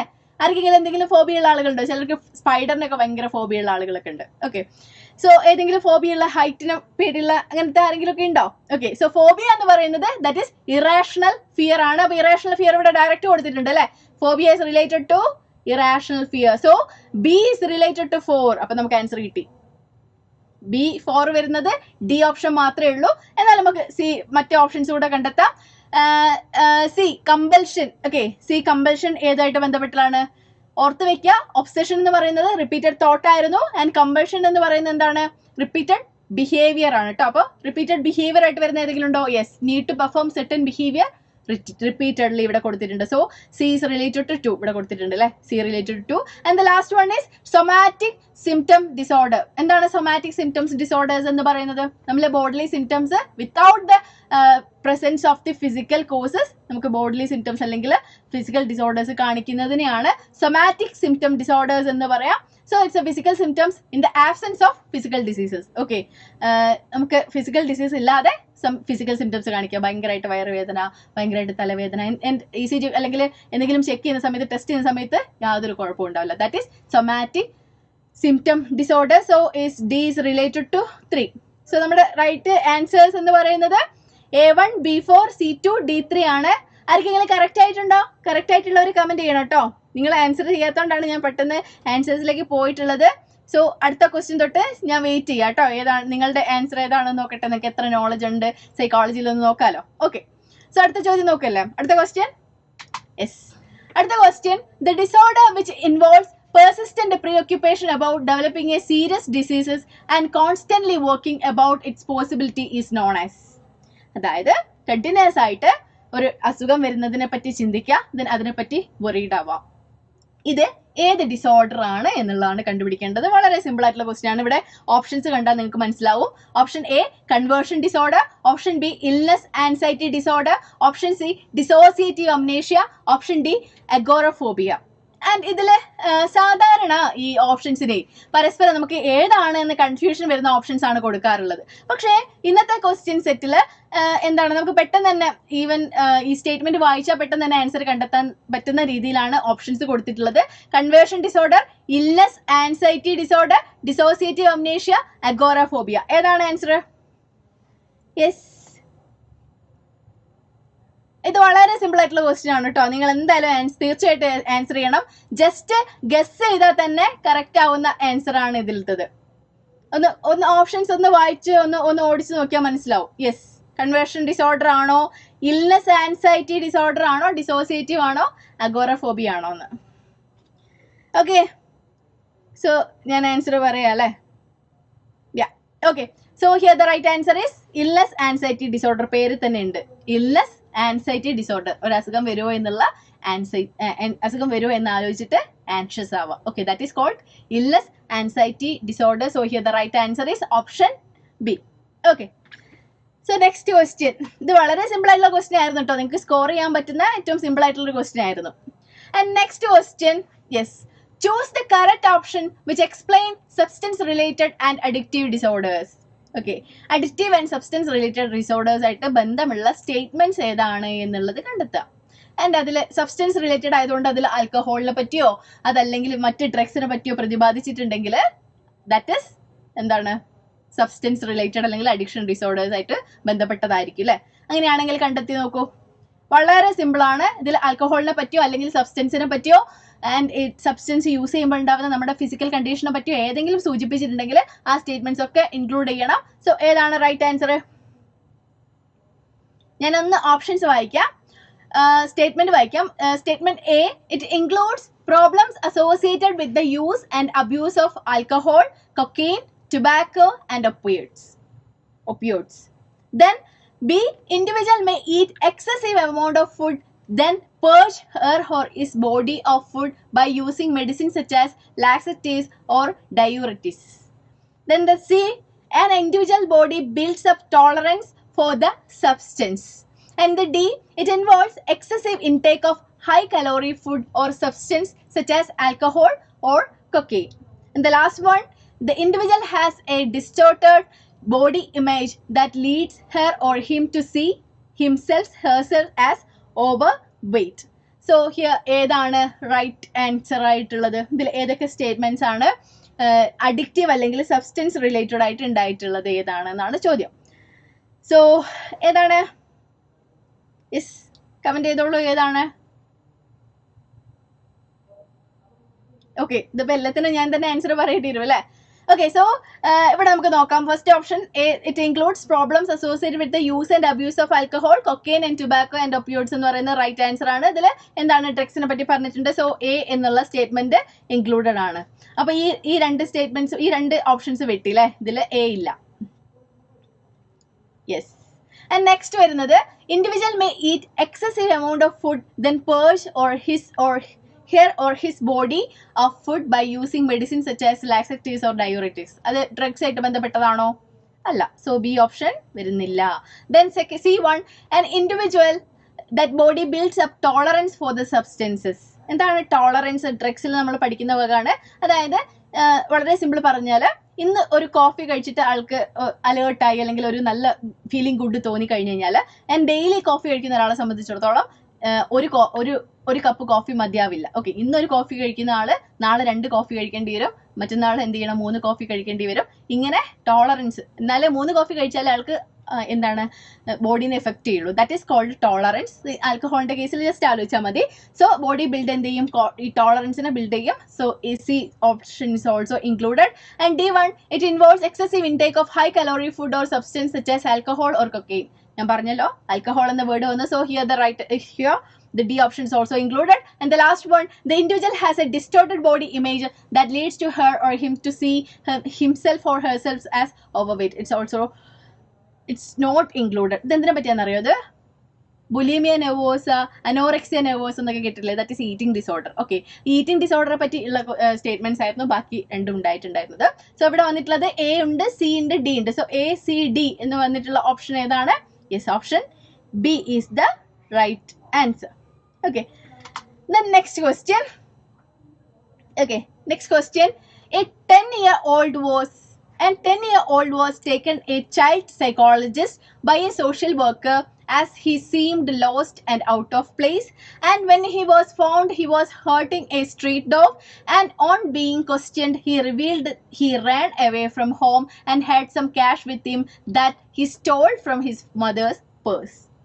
So identify the disorder which the child is exhibiting. So options: A, autism spectrum disorders, B, intellectual disability, C, specific learning disorder, and D, conduct disorder. വളരെ simple ആയിട്ടുള്ള question ആണ്. So ഇതൊക്കെ common ആയിട്ട് നമ്മൾ അറിഞ്ഞു വെച്ചിട്ടുള്ള അല്ലെങ്കിൽ നമുക്ക് അറിയാവുന്ന ക്വസ്റ്റ്യൻ ആയിരിക്കും. ഓക്കെ, എന്താണ് ഇവിടെ പറഞ്ഞിട്ടുള്ളത്? 10 വയസ്സുള്ള ഒരു കുട്ടി വീട്ടിൽ നിന്ന് ഒളിച്ചോടി ആൻഡ് അതുപോലെ എന്താണ് ഒരു സ്ട്രീറ്റിൽ ഒരു ഡോഗിനെ വേദനിപ്പിച്ചുകൊണ്ടിരിക്കുകയായിരുന്നു. ആൻഡ് ക്വസ്റ്റ്യൻ ചെയ്ത സമയത്താണ് മനസ്സിലായിട്ടുള്ളത് വീട്ടിൽ നിന്ന് ഓടി വന്നിട്ടുള്ളതാണ്. ആൻഡ് അതുപോലെ അമ്മയുടെ പേഴ്സിൽ നിന്ന് കുറച്ച് ക്യാഷ് കൂടെ എടുത്തിട്ടുണ്ട്. സോ ഈ കുട്ടിക്ക് എന്ത് തരം ഡിസോർഡർ ആണ് എന്നുള്ളതാണ് ചോദ്യം. സോ ഓട്ടിസം സ്പെക്ട്രം ആണോ, ഇന്റലക്ച്വൽ ഡിസബിലിറ്റി ആണോ, സ്പെസിഫിക് ലേണിംഗ് ഡിസോർഡർ ആണോ, കണ്ടക്ട് ഡിസോർഡർ ആണോ? ഈ ഡിസോർഡർ ആണ് വലുതാവുന്ന സമയത്ത് ആന്റി സോഷ്യൽ പേഴ്സണാലിറ്റി ആയിട്ട് മാറുന്നത്. ഇപ്പൊ ഒരു ക്ലൂ കിട്ടിയില്ലേ? യെസ്, ദ റൈറ്റ് ആൻസർ എന്താണ്? ഓപ്ഷൻ D ആണ് right answer. Okay, conduct disorder. ചെറുപ്പത്തിലെ കണ്ടക്ട് ഡിസോർഡർ അതായത് എന്തൊക്കെയാണ് ഇതിന്റെ, അതായത് മോഷ്ടിക്കുക, ദെൻ അതുപോലെ തന്നെ കള്ളം പറയാം, ദെൻ അതുപോലെ ഈ അബ്യൂസീവ് വേർഡ്സ് യൂസ് ചെയ്യുക, ദെൻ ആരെയും അനുസരിക്കാതിരിക്കുക, ഭയങ്കര വാശി കാണിക്കുക, ഇത്തരത്തിലുള്ള ബിഹേവിയേഴ്സ് ഒക്കെ കാണിക്കുന്നുണ്ടെങ്കിൽ ദാറ്റ് ഈസ് കണ്ടക്ട് ഡിസോർഡർ ആണ്. ഈ കണ്ടക്ട് ഡിസോർഡർ സമയത്ത് ട്രീറ്റ് ചെയ്തിട്ടില്ലെങ്കിൽ അത് വലുതാവുന്ന സമയത്ത് ആന്റി സോഷ്യൽ പേഴ്സണാലിറ്റി ആവാൻ ചാൻസ് ഉണ്ട്. Okay, so that is all about conduct disorder. Okay, then next question. Yes, ഞാൻ നേരത്തെ പറഞ്ഞിട്ടുണ്ടായിരുന്നു ഈറ്റിംഗ് ഡിസോർഡേഴ്സിനെ പറ്റി അല്ലേ? സോ ആ ഈറ്റിംഗ് ഡിസോർഡറായിട്ട് ബന്ധപ്പെട്ടിട്ടുള്ള ഒരു ക്വസ്റ്റ്യൻ ആണ്. Arrange the following in the correct order in terms of the person experiencing bulimia nervosa. Anorexia nervosa, bulimia nervosa ഇതൊക്കെ ഈറ്റിംഗ് ഡിസോർഡർ ആണ്.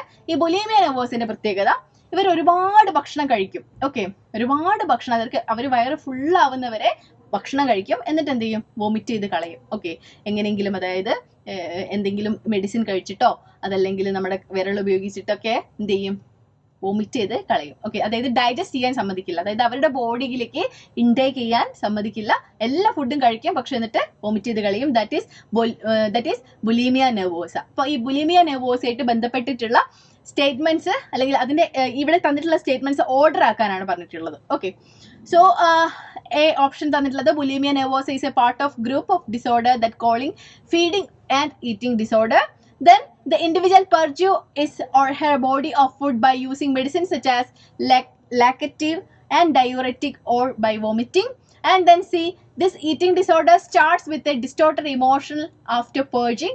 Then the individual is relieved of tension and negative emotion after purging. And the individual eats excessive amount of food, that is binges.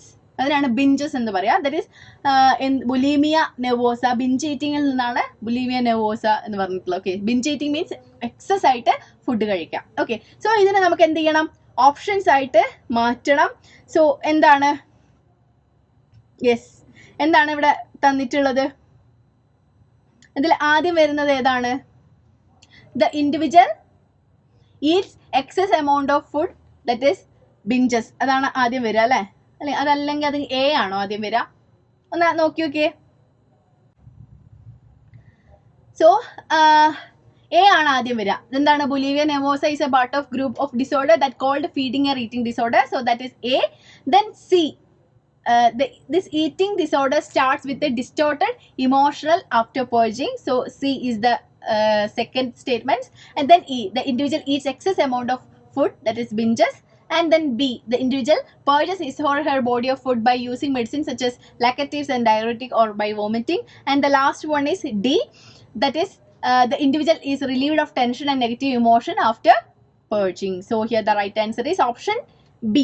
Okay, so here the option B ആണ് ഇവിടെ right answer വന്നിട്ടുള്ളത്. അപ്പോൾ arrange the ഓർഡറിൽ നമ്മളുടെ ഈ statements arrange ചെയ്യുക എന്നുള്ളത് ഈ CUT എക്സാംസിന് വരുന്ന ഒരു ടൈപ്പ് ഓഫ് ക്വസ്റ്റ്യൻ ആണ്. Okay, then next, the dash model states the abnormal functioning can result from irrational and inaccurate or illogical thoughts and overgeneralization.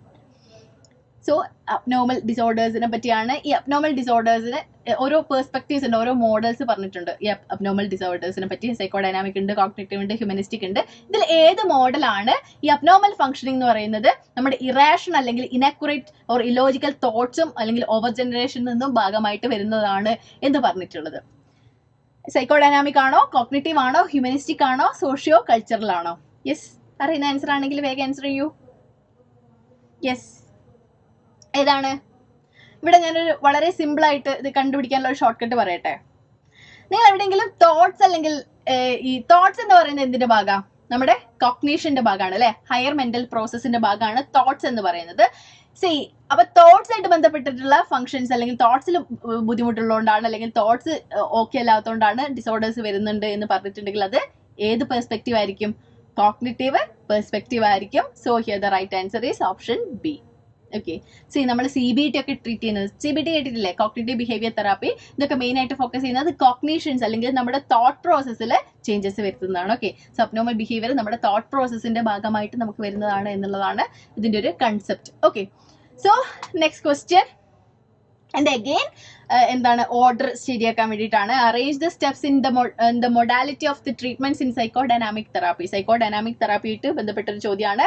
ഇതിൽ നമ്മൾ എന്ത് ചെയ്യണം? ഇത് ഓർഡർ ആക്കിയിട്ട് മാറ്റണം. Okay, yes.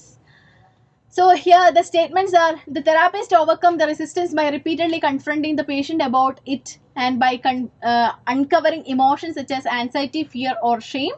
And B, the process of transfer is met with resistance. And then the overcome of working through is insight. And then the therapist maintain a pessimistic attitude that allow the client to continue with his or her process of emotional identification. This is the process of transference. And the repeated process of using confrontation, clarification and interpretation is known as working through. Yes, ഏതാണ് right answer ആയിട്ടുള്ളത്? ഇവിടെ നമുക്ക് സൈക്കോഡൈനാമിക്സിനെ പറ്റിയാണ് ചോദിച്ചിട്ടുള്ളത്. സൈക്കോഡൈനാമിക്സിൽ നടക്കുന്ന സ്റ്റെപ്സിനെ പറ്റിയാണ് ചോദിച്ചിട്ടുള്ളത്. കുറച്ച് ടഫ് ആയിട്ടുള്ള ചോദ്യമാണ് കേട്ടോ. ഇത് നമുക്ക് ഇങ്ങനെ കറക്റ്റ് ആയിട്ട് ഓർഡർ ആക്കുക എന്നുള്ളത് കുറച്ച് ടഫ് ആയിട്ടുള്ളതാണ്. പക്ഷെ എന്നാലും നമുക്ക് സ്റ്റേറ്റ്മെന്റ്സ് നോക്കാം. യെസ്, ആദ്യം എന്താണ്? യെസ്, ആദ്യം വരുന്നത് the therapist maintain the therapist maintain a pessimistic attitude that allows the client to continue with his or her process of emotional identification. This is the process of transference. So D is the first one. Then answer ആയില്ലേ? Yes, D ആണ് ഇവിടെ തന്നിട്ടുള്ളത്. Then B, the process of transference is met with the resistance. And then A, the therapist overcome the resistance by repeatedly confronting the patient about it and by uncovering emotions such as anxiety, fear or shame. Then E, the repeated process of using confrontation and clarification and interpretation is known as working through. Then the last one is C, the outcome of working through is insight. So here A is the right answer. Then the next question: reading biographies of self-actualized person, an individual may develop a positive attitude towards hard work and other aspects as means of achieving success in life. So this process of attitude formation is known as learning attitude through dash. Learning നമ്മൾ പഠിച്ചിട്ടുണ്ട്, ഒരുപാട് type of learning, classical conditioning and parent conditioning, modelling, observation learning എല്ലാം നമ്മൾ പഠിച്ചിട്ടുണ്ട്. So ഇത് ഏത് type of learning എന്നാണ് ചോദിക്കുന്നത്. സോ എന്താണ് ചോദ്യം? ഒരാളുടെ ബയോഗ്രഫി വായിച്ചിട്ട് അതിൽ ഇൻസ്പയർഡ് ആയിട്ട് സെൽഫ് ആക്ച്വലൈസ്ഡ് ആവുകയും സെൽഫ് മോട്ടിവേറ്റഡ് ആവുകയും ദെൻ അതിനനുസരിച്ച് ലൈഫ് മുന്നോട്ട് കൊണ്ടുപോവുകയും ചെയ്യുന്നത് ഏത് ടൈപ്പ് ഓഫ് ലേണിംഗ് ആണ് അവിടെ നടന്നിട്ടുള്ളത് എന്നാണ് ചോദിച്ചിരിക്കുന്നത്. So option A association, B modelling, C group or cultural norms and D exposure to informations. C വളരെ സിമ്പിൾ ആയിട്ടുള്ളതാണ്. നമ്മൾ ഒരാളെ കണ്ടുപിടിക്കുന്നതിന് എന്താ പറയാ? നമ്മൾ ഒരാളെ കണ്ടുപിടിച്ചിട്ടുണ്ടെങ്കിൽ അല്ലെങ്കിൽ അതിന് എന്താ പറയാ? യെസ്, ദാറ്റ് ഈസ് മോഡലിംഗ് അല്ലെ. അപ്പൊ ഒരാളുടെ ബയോഗ്രഫി, ഓട്ടോബയോഗ്രഫി വായിച്ചിട്ട് അതിൽ നിന്ന് ഇൻസ്പയർഡ് ആയിട്ട് അതിൽ പറഞ്ഞിട്ടുള്ള കാര്യങ്ങൾ ലേൺ ചെയ്ത് ദെൻ സെൽഫ് മോട്ടിവേറ്റഡ് ആയിട്ട് മുന്നോട്ട് പോകുന്നുണ്ടെങ്കിൽ ദാറ്റ് മീൻസ് മോഡലിംഗ് ആണ്. Modelling, that learning occurs by modelling. So here the right answer is option B. Okay, yes. Then last question ആണ്. Yes, the last question. Suppose a person has a little positive attitude towards empowerment of women, and then after reading about successful women, his attitude become more positive towards women empowerment. This direction of attitude change is used to. Then social psychology ആയിട്ട് ബന്ധപ്പെട്ട ഒരു ചോദ്യമാണ് ഇത്. ഇപ്പോൾ social psychology ഒക്കെ നിങ്ങൾ പഠിക്കണം. Repeated ആയിട്ട് ക്വസ്റ്റ്യൻസ് വരുന്ന ടോപ്പിക്കാണ് സോഷ്യൽ സൈക്കോളജി.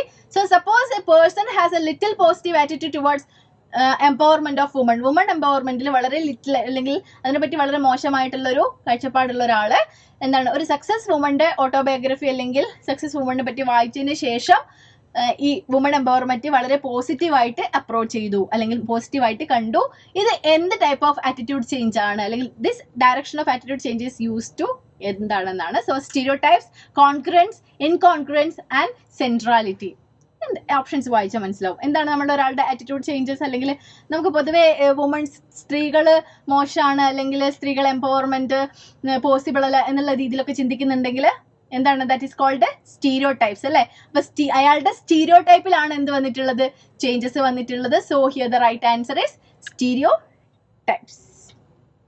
ഓക്കെ, സോ ഇത്രയുമാണ് ഇന്നത്തെ ക്വസ്റ്റ്യൻസ് എന്ന് പറയുന്നത്. സോ എന്ത് തോന്നുന്നു ക്വസ്റ്റ്യൻസ് ഡിസ്കസ് ചെയ്ത സമയത്ത്? എങ്ങനെയുണ്ട്?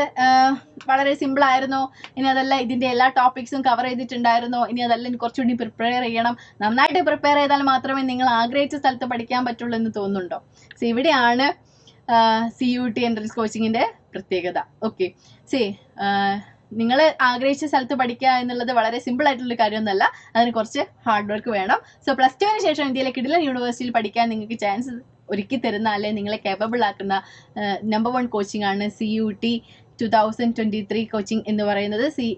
നിങ്ങൾക്ക് ഇവിടെ പ്രൊവൈഡ് ചെയ്യുന്ന Prepwise പ്രൊവൈഡ് ചെയ്യുന്ന ഫീച്ചേഴ്സിനെ പറ്റി അറിയണ്ടേ? എന്തൊക്കെയാണ് നിങ്ങൾക്ക് കോച്ചിങ്ങിൽ എന്താണ് ഇൻക്ലൂഡഡ് ആയിട്ടുള്ളത് എന്നറിയണ്ടേ? അതിലാണ് ഈ സിലബസ് കംപ്ലീറ്റ് ആയിട്ട് കവർ ചെയ്യുന്ന എക്സ്പേർട്ട് ക്ലാസ്സസ് ഉണ്ട്. അതുപോലെ തന്നെ നിങ്ങൾക്ക് വാല്യൂ ആഡഡ് നോട്ട്സ് പ്രൊവൈഡ് ചെയ്യുന്നതായിരിക്കും. അതുപോലെ topic test, mock test, then അതുപോലെ live doubt clearing sessions, then CUET mock test, dedicated mentors. Mentors എന്ന് പറയുന്നത് മറ്റൊരു ഇമ്പോർട്ടൻ്റ് ആയിട്ടുള്ള ഒരു പ്രത്യേകതയാണ് കേട്ടോ. അതായത് നിങ്ങൾക്ക് ഒരു മെന്റർ കൂടെ തരും. ഓക്കെ, നിങ്ങളുടെ പ്രിപ്പറേഷൻസ് എങ്ങനെയാണ് പോകുന്നത്, നിങ്ങൾ നന്നായിട്ട് പഠിക്കുന്നുണ്ടോ, ഇനി അതല്ല പഠിക്കാൻ കുറച്ച് മടിച്ചിരിക്കുകയാണോ, നിങ്ങൾക്ക് മോട്ടിവേഷൻ കുറവുണ്ട്, ഇങ്ങനത്തെ എല്ലാ കാര്യങ്ങളും ചെക്ക് ചെയ്യുന്ന ഒരു മെന്ററും കൂടെ നമ്മൾ ഇവിടെ ജോയിൻ ചെയ്യുന്ന സമയത്ത് തരും. അപ്പോൾ നിങ്ങൾക്ക് എന്താണ് എക്സാമിൽ അല്ലെങ്കിൽ നിങ്ങൾ ആഗ്രഹിച്ച സ്ഥലത്ത് പഠിക്കണം എന്ന് ആഗ്രഹം ഉണ്ടെങ്കിൽ തീർച്ചയായിട്ടും കോച്ചിങ് എടുക്കുക. And we will be with you. Okay, so ഇതുപോലെ ഇനിയും നമ്മൾ ക്വസ്റ്റ്യൻസ് ഡിസ്കസ് ചെയ്യുന്നതായിരിക്കും. ആൻഡ് നിങ്ങൾക്ക് ഇവിടെ നമുക്കൊരു വാട്സപ്പ് ഗ്രൂപ്പ് ഉണ്ട്. ഓക്കെ, +1 +2 പഠിക്കുന്ന കുട്ടികൾക്ക് ജോയിൻ ചെയ്യാൻ പറ്റുന്ന ഒരു വാട്സപ്പ് ഗ്രൂപ്പ് ഉണ്ട്. അതിൽ നമ്മൾ ഈ യൂട്യൂബിലെ നോട്ടിഫിക്കേഷൻസും കാര്യങ്ങളൊക്കെ അപ്ഡേറ്റ് ചെയ്യുന്നതായിരിക്കും. അപ്പോൾ നിങ്ങൾക്ക് ഇൻട്രസ്റ്റഡ് ആണെങ്കിൽ ഇവിടെ ഡിസ്ക്രിപ്ഷനിൽ കൊടുത്തിരിക്കുന്ന ലിങ്ക് വഴി വാട്സപ്പ് ഗ്രൂപ്പിലേക്ക് ജോയിൻ ചെയ്യാം. ഇനി നിങ്ങളുടെ ഫ്രണ്ട്സ് ഗ്രൂപ്പിലേക്കും അല്ലെങ്കിൽ ഫ്രണ്ട് സർക്കിളിലേക്കും ഈ നോളജ് ഷെയർ ചെയ്യുക. Previous year question papers discuss ചെയ്യുക എന്ന് പറയുന്നത് it's A golden chance. Okay, നിങ്ങൾക്ക് എനിക്ക് തോന്നുന്നില്ല വീണ്ടും നിങ്ങൾ ഡിസ്കസ് ചെയ്യുകയാണെങ്കിലും അല്ലെങ്കിൽ നിങ്ങൾ ക്വസ്റ്റ്യൻസ് നോക്കുവാണെങ്കിലും അതിന്റെ വിത്ത് ആൻസേഴ്സ് അല്ലെങ്കിൽ വിത്ത് എക്സ്പ്ലനേഷൻ കിട്ടാൻ വളരെ ബുദ്ധിമുട്ടായിരിക്കും. So this is A golden chance. So don't miss it. So wind up ചെയ്യാന്ന് തോന്നുന്നു. നിങ്ങൾ ഇനി ലൈവ് സെഷനിൽ പങ്കെടുക്കുന്ന സമയത്ത് ആൻസേഴ്സ് അറ്റൻഡ് ചെയ്യണം എന്നുള്ളൊരു മെന്റാലിറ്റിയോട് കൂടി പങ്കെടുക്കുക കേട്ടോ. കമന്റ് ചെയ്യുക ആൻഡ് അതുപോലെ തന്നെ മാക്സിമം ആളുകളിലേക്ക് ഷെയർ ചെയ്യുക കൂടെ ചെയ്യാം. ഓക്കെ, സോ നമുക്ക് വൈൻഡപ്പ് ചെയ്യാം അല്ലേ? ഓക്കെ, ശരി, ബൈ.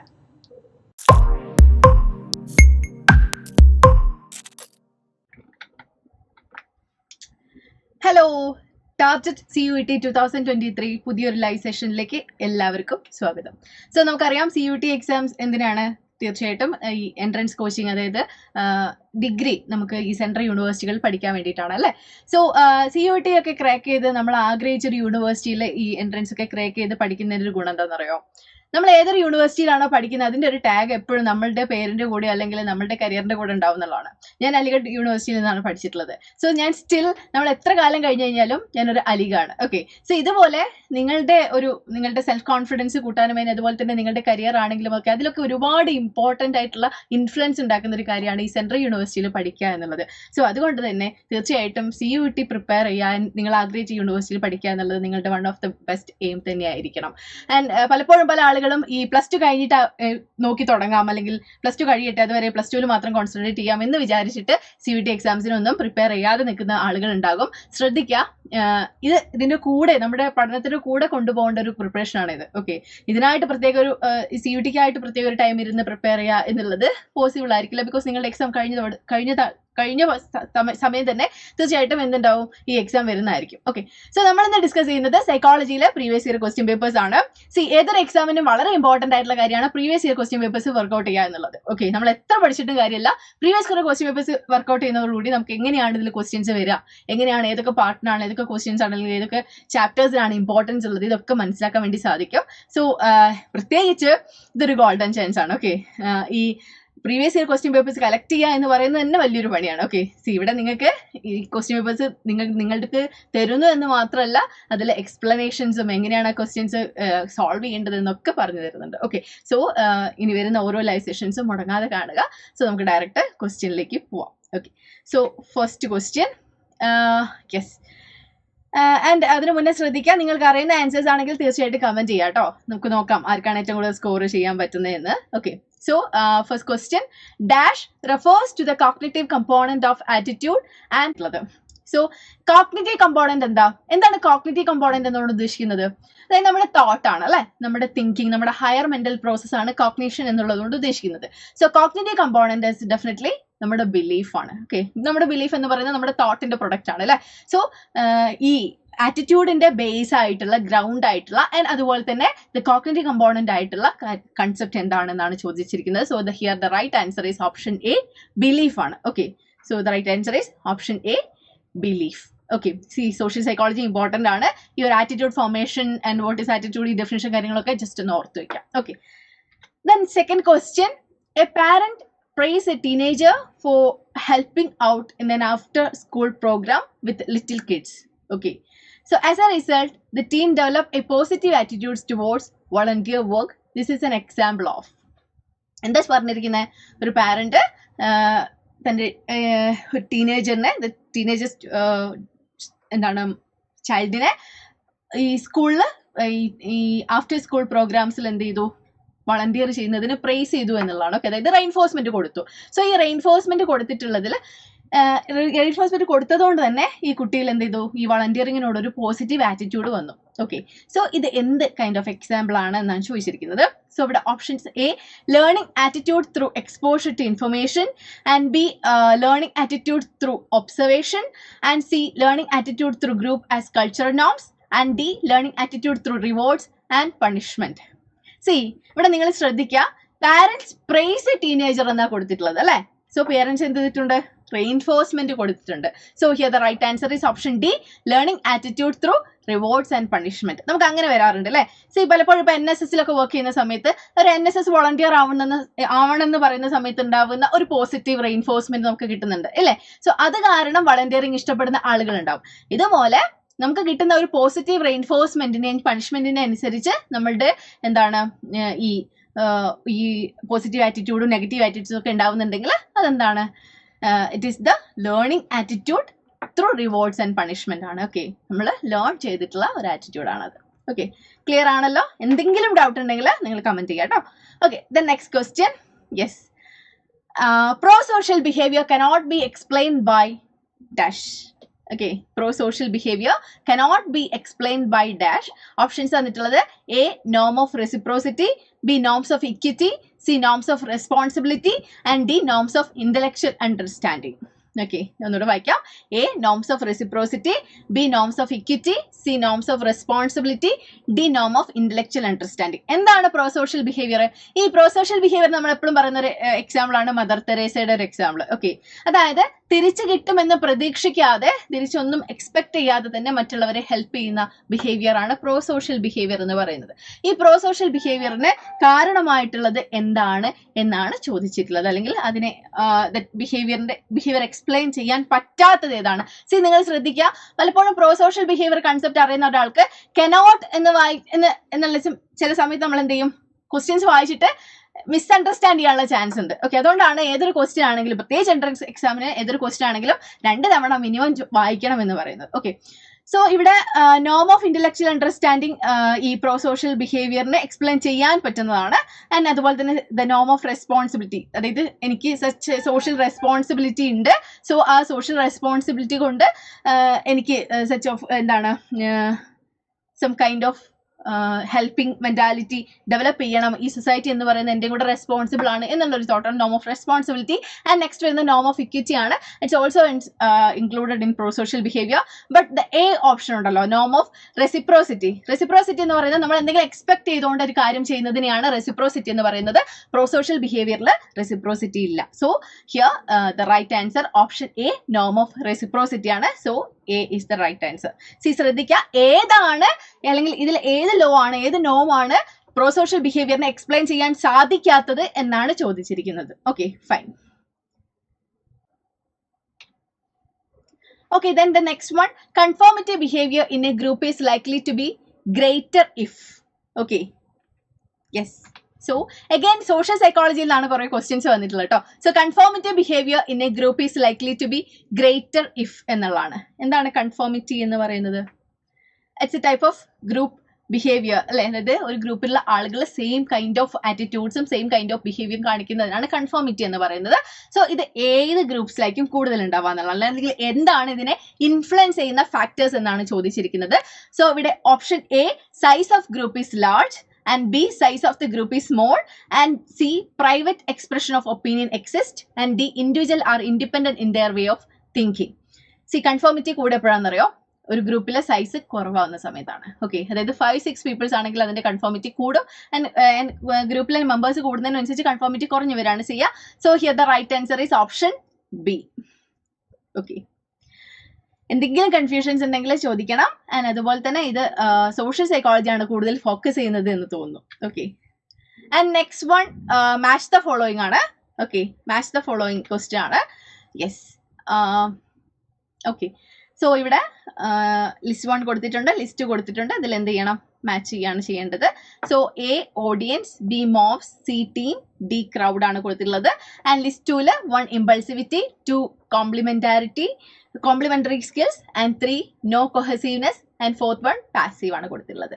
സോ ഇവിടെ ഏതാണ് മാച്ച് ചെയ്യുന്നത് നമുക്ക് നോക്കാം. കുറച്ച് ബുദ്ധിമുട്ടിക്കുന്ന ഒരു ക്വസ്റ്റ്യൻ ആണ് കേട്ടോ. Okay, so yes, so here audience is matched with. Okay, so here right answer ആയിട്ട് വരുന്നത് ഓപ്ഷൻ സി ആണ്. നമുക്ക് നോക്കാം ഓരോന്ന് എങ്ങനെയാണ് മാച്ച് ചെയ്യുന്നത് കേട്ടോ. ഓക്കെ, ഓപ്ഷൻ സി ആണ്. So audience is matched with passive. Okay, passive audience. And then B, mobs is matched with impulsivity. Okay, that's impulsivity. And C is the team is yes, matched with complementary skills. നമുക്കൊരു ടീമിൽ ഉണ്ടാവുന്ന അല്ലേ.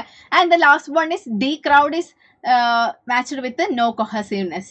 Okay, so ഇവിടെ ശ്രദ്ധിക്കുക, ഇതൊരു common sense question ആണ്. നമ്മൾ ഒരുപാട് എന്താണ് സൈക്കോളജി റിലേറ്റഡ് ആണെങ്കിലും നമ്മളിത് ഇങ്ങനെ ഡയറക്റ്റ് ആയിട്ട് നമ്മൾ പഠിക്കുന്നില്ല. ഓക്കെ, സോ ജസ്റ്റ് മനസ്സിലാക്കുക, അണ്ടർസ്റ്റാൻഡ് ചെയ്യുക. Okay, so yes, right answer നോക്കാം. Audience is matched with passive, and B mobs is matched with impulsivity, and team is matched with complementary skills, and last one, the crowd is matched with no cohesiveness. Okay, then next question, arrange the sequence of group formation in correct order as suggested by TechMan. Okay, നമുക്കറിയാം group formation എന്താണ്, interpersonal group formations എല്ലാം നമ്മൾ ഓരോ എന്ത് ചെയ്തിട്ടുണ്ട്, ഓരോ step by step ആയിട്ട് പറഞ്ഞിട്ടുണ്ട്. വളരെ ക്ലിയർ ആയിട്ട് നമ്മുടെ സോഷ്യൽ സൈക്കോളജിയിൽ പറഞ്ഞിട്ടുണ്ട്. Okay, so the arrange the sequence of group formation in correct order as suggested by Tuckman. So നമുക്കറിയാം ഏതൊക്കെയാണെന്ന് അറിയാം സ്റ്റെപ്സ് ഏതൊക്കെയാണ്. യെസ്, ഫോമിംഗ്, സ്റ്റോമിങ്, നോമിങ്, പെർഫോമിങ്, ആൻജറിങ് എന്നുള്ളതാണ്. സോ ഇത് ഓർഡറിൽ വരുന്നത് ഏതാണ് നമുക്ക് കണ്ടെത്തണം. സോ ആദ്യം വരുന്നത് ഫോമിംഗ് ആണ്. സോ ഈ ഓപ്ഷൻ ആണ്. സോ ഇവിടെ നമുക്ക് പെട്ടെന്ന് തന്നെ ആൻസറിലേക്ക് എത്തിയില്ലേ. പല ക്വസ്റ്റ്യൻസ് നമ്മൾ കുറച്ച് വട്ടം കറക്കും. ചില ഓപ്ഷൻസ് നമുക്ക് ഏതാണ് കൺഫ്യൂഷൻ വരുന്ന ഓപ്ഷൻസ് ആയിരിക്കും. സോ ഇവിടെ ഡയറക്റ്റ് ആയിട്ട് കിട്ടി. സോ ഫോമിംഗ് ആണ് ഫസ്റ്റ് സ്റ്റെപ്പ് എന്ന് പറയുന്നത്. So forming and storming, then norming, then performing, then last one adjuring. Okay, so here C ആണ് റൈറ്റ് ആൻസർ ആയിട്ട് വന്നിട്ടുള്ളത്. ഓക്കെ, ഇതൊക്കെ ഞാൻ ഒരുപാട് എക്സ്പ്ലെയിൻ ചെയ്യുന്നില്ല. എനിക്ക് തോന്നുന്നു നിങ്ങൾക്ക് പഠിച്ചിട്ട് കുറച്ചുകൂടി സിമ്പിൾ ആയിട്ട് പഠിച്ചിട്ടുള്ള ഒരു കൺസെപ്റ്റ് ആയിരിക്കും. ഓക്കെ, ദെൻ നെക്സ്റ്റ് വൺ ഒരു പാരഗ്രാഫ് ഒക്കെ പോലെ ഉണ്ട് അല്ലേ. ഓക്കെ, ഇങ്ങനത്തെ ക്വസ്റ്റ്യൻസ് വരുന്ന സമയത്ത് കുറച്ച് ഡൗട്ട് ആവും. പ്രത്യേകിച്ച് നമുക്ക് ഒരുപാട് ടൈം ഉണ്ടാവില്ലല്ലോ വായിക്കാൻ വേണ്ടിയിട്ട്. ഈ ക്വസ്റ്റ്യൻ ആണെങ്കിലും നിങ്ങൾ ഒരുപാട് വായിക്കണമല്ലോ എന്ന് വിചാരിച്ചിട്ട് മിസ് ചെയ്യരുത്. മിനിമം 2 തവണയെങ്കിലും വായിക്കണം. Okay, so question: in an experiment, Latin hand is associate asked a group of male students to clap or cheer as loudly as possible. Okay, so they varied the group size. Individual were either alone or in group of 2, 4 and 6. And the result of study showed that although the total amount of noise rose up as size increased and the amount of noise produced by each participant dropped. So each participant put in less effort as the group size increased, they identify the phenomena. എന്താ ഇവിടെ പറഞ്ഞിട്ടുള്ളത്? അതായത് ഒരു group of male സ്റ്റുഡൻസിനെ, അതായത് different type of male students ഉണ്ടായിരുന്നു. Group of male students ഉണ്ടായിരുന്നു. ഒരു ഗ്രൂപ്പിൽ ഒരാൾ, ഒരു ഗ്രൂപ്പിൽ 2 പേര്, ഒരു ഗ്രൂപ്പിൽ 3 പേര്, അങ്ങനെയൊക്കെയായിരുന്നു ഉണ്ടായിരുന്നത്. ദെൻ അവരോട് ലൗഡ് നോയ്സ് ഉണ്ടാക്കാൻ വേണ്ടി പറഞ്ഞു. ആൻഡ് ഇങ്ങനെ ലൗഡ് നോയ്സ് ഉണ്ടാക്കാൻ വേണ്ടി പറഞ്ഞ സമയത്ത് ഒബ്സർവ് ചെയ്തൊരു കാര്യം എന്ന് പറയുന്നത്, വലിയ മോബായിട്ടുള്ള, അതായത് വലിയ നമ്പേഴ്സ് ഓഫ് ആളുകൾ, വലിയ ലാർജ് നമ്പേഴ്സ് ഓഫ് ആളുകളുടെ ഗ്രൂപ്പിൽ നിന്നുള്ള സൗണ്ട് വളരെ കുറയുകയും, എന്നാൽ ആളുകൾ കുറഞ്ഞിട്ടുള്ള, അതായത് മെയിൽ സ്റ്റുഡൻസ് വളരെ കുറവായിട്ടുള്ള ഗ്രൂപ്പിൽ നിന്ന് വളരെ ലൗഡ് ആയിട്ടുള്ള സൗണ്ട് വരികയും ചെയ്തു എന്നുള്ളതാണ്. സോ ഈ ഫിനോമിന എന്താണ്, ഈ ഒരു ഫിനോമിനെ എന്താണ് ഐഡന്റിഫൈ ചെയ്യുക എന്നുള്ളതാണ് ഇവിടെ ക്വസ്റ്റ്യൻ ആയിട്ടുള്ളത്. So option A social facilitation, B social inhibition, C group polarisation, D social laughing. C നമ്മളൊരു ഗ്രൂപ്പിൽ പാർട്ടിസിപ്പേറ്റ് ചെയ്യുന്ന സമയത്ത് മറ്റുള്ളവർ കാരണം അല്ലെങ്കിൽ മറ്റുള്ളവർ എഫേർട്ട് ഇടും എന്ന് വിചാരിച്ചിട്ട് നമ്മൾ ഇടുന്ന എഫേർട്ട് കുറയ്ക്കുക, അല്ലെങ്കിൽ നമ്മൾ പെർഫോം ചെയ്യുന്നതിന്റെ അളവ് കുറയ്ക്കുന്നതിനെയാണ് സോഷ്യൽ ലോഫിംഗ് എന്ന് പറയുന്നത്. അതല്ലേ ഇവിടെ സംഭവിച്ചത് അല്ലേ? അതായത് ആളുകളുടെ എണ്ണം കൂടിയ സമയത്ത് ഉണ്ടാക്കുന്ന സൗണ്ട്, അതായത് നമ്മൾ എടുത്തിട്ടുള്ള എഫേർട്ട് കുറഞ്ഞു. സോ ആ എഫേർട്ട് എല്ലാവരും കുറഞ്ഞ സമയത്ത് ആ ഗ്രൂപ്പിന്റെ സൗണ്ട് കുറഞ്ഞു. ഓക്കെ, സോ ഇവിടെ റൈറ്റ് ആൻസർ ആയിട്ട് വന്നിട്ടുള്ളത് സോഷ്യൽ ലോഫിംഗ് ആണ് കേട്ടോ. ഓക്കെ, സോഷ്യൽ ലോഫിംഗ് ആണ് റൈറ്റ് ആൻസർ. ഓക്കെ, മറ്റുള്ളവരുടെ പ്രസൻസിൽ അല്ലെങ്കിൽ ഈ ഗ്രൂപ്പിൽ നിൽക്കുന്ന സമയത്ത് നമ്മൾ ഈ ഗ്രൂപ്പിന്റെ ഭാഗമായതുകൊണ്ട് തന്നെ ഗ്രൂപ്പിലെ മറ്റുള്ളവർ പെർഫോം ചെയ്യുമെന്ന് കരുതിയിട്ട് നമ്മൾ പെർഫോം ചെയ്യുന്നത് കുറയ്ക്കുന്നതാണ് സോഷ്യൽ ലോഫിംഗ് എന്ന് പറയുന്നത്. Okay, and then next question. Yes, the attribute associate with an effective psychologist R.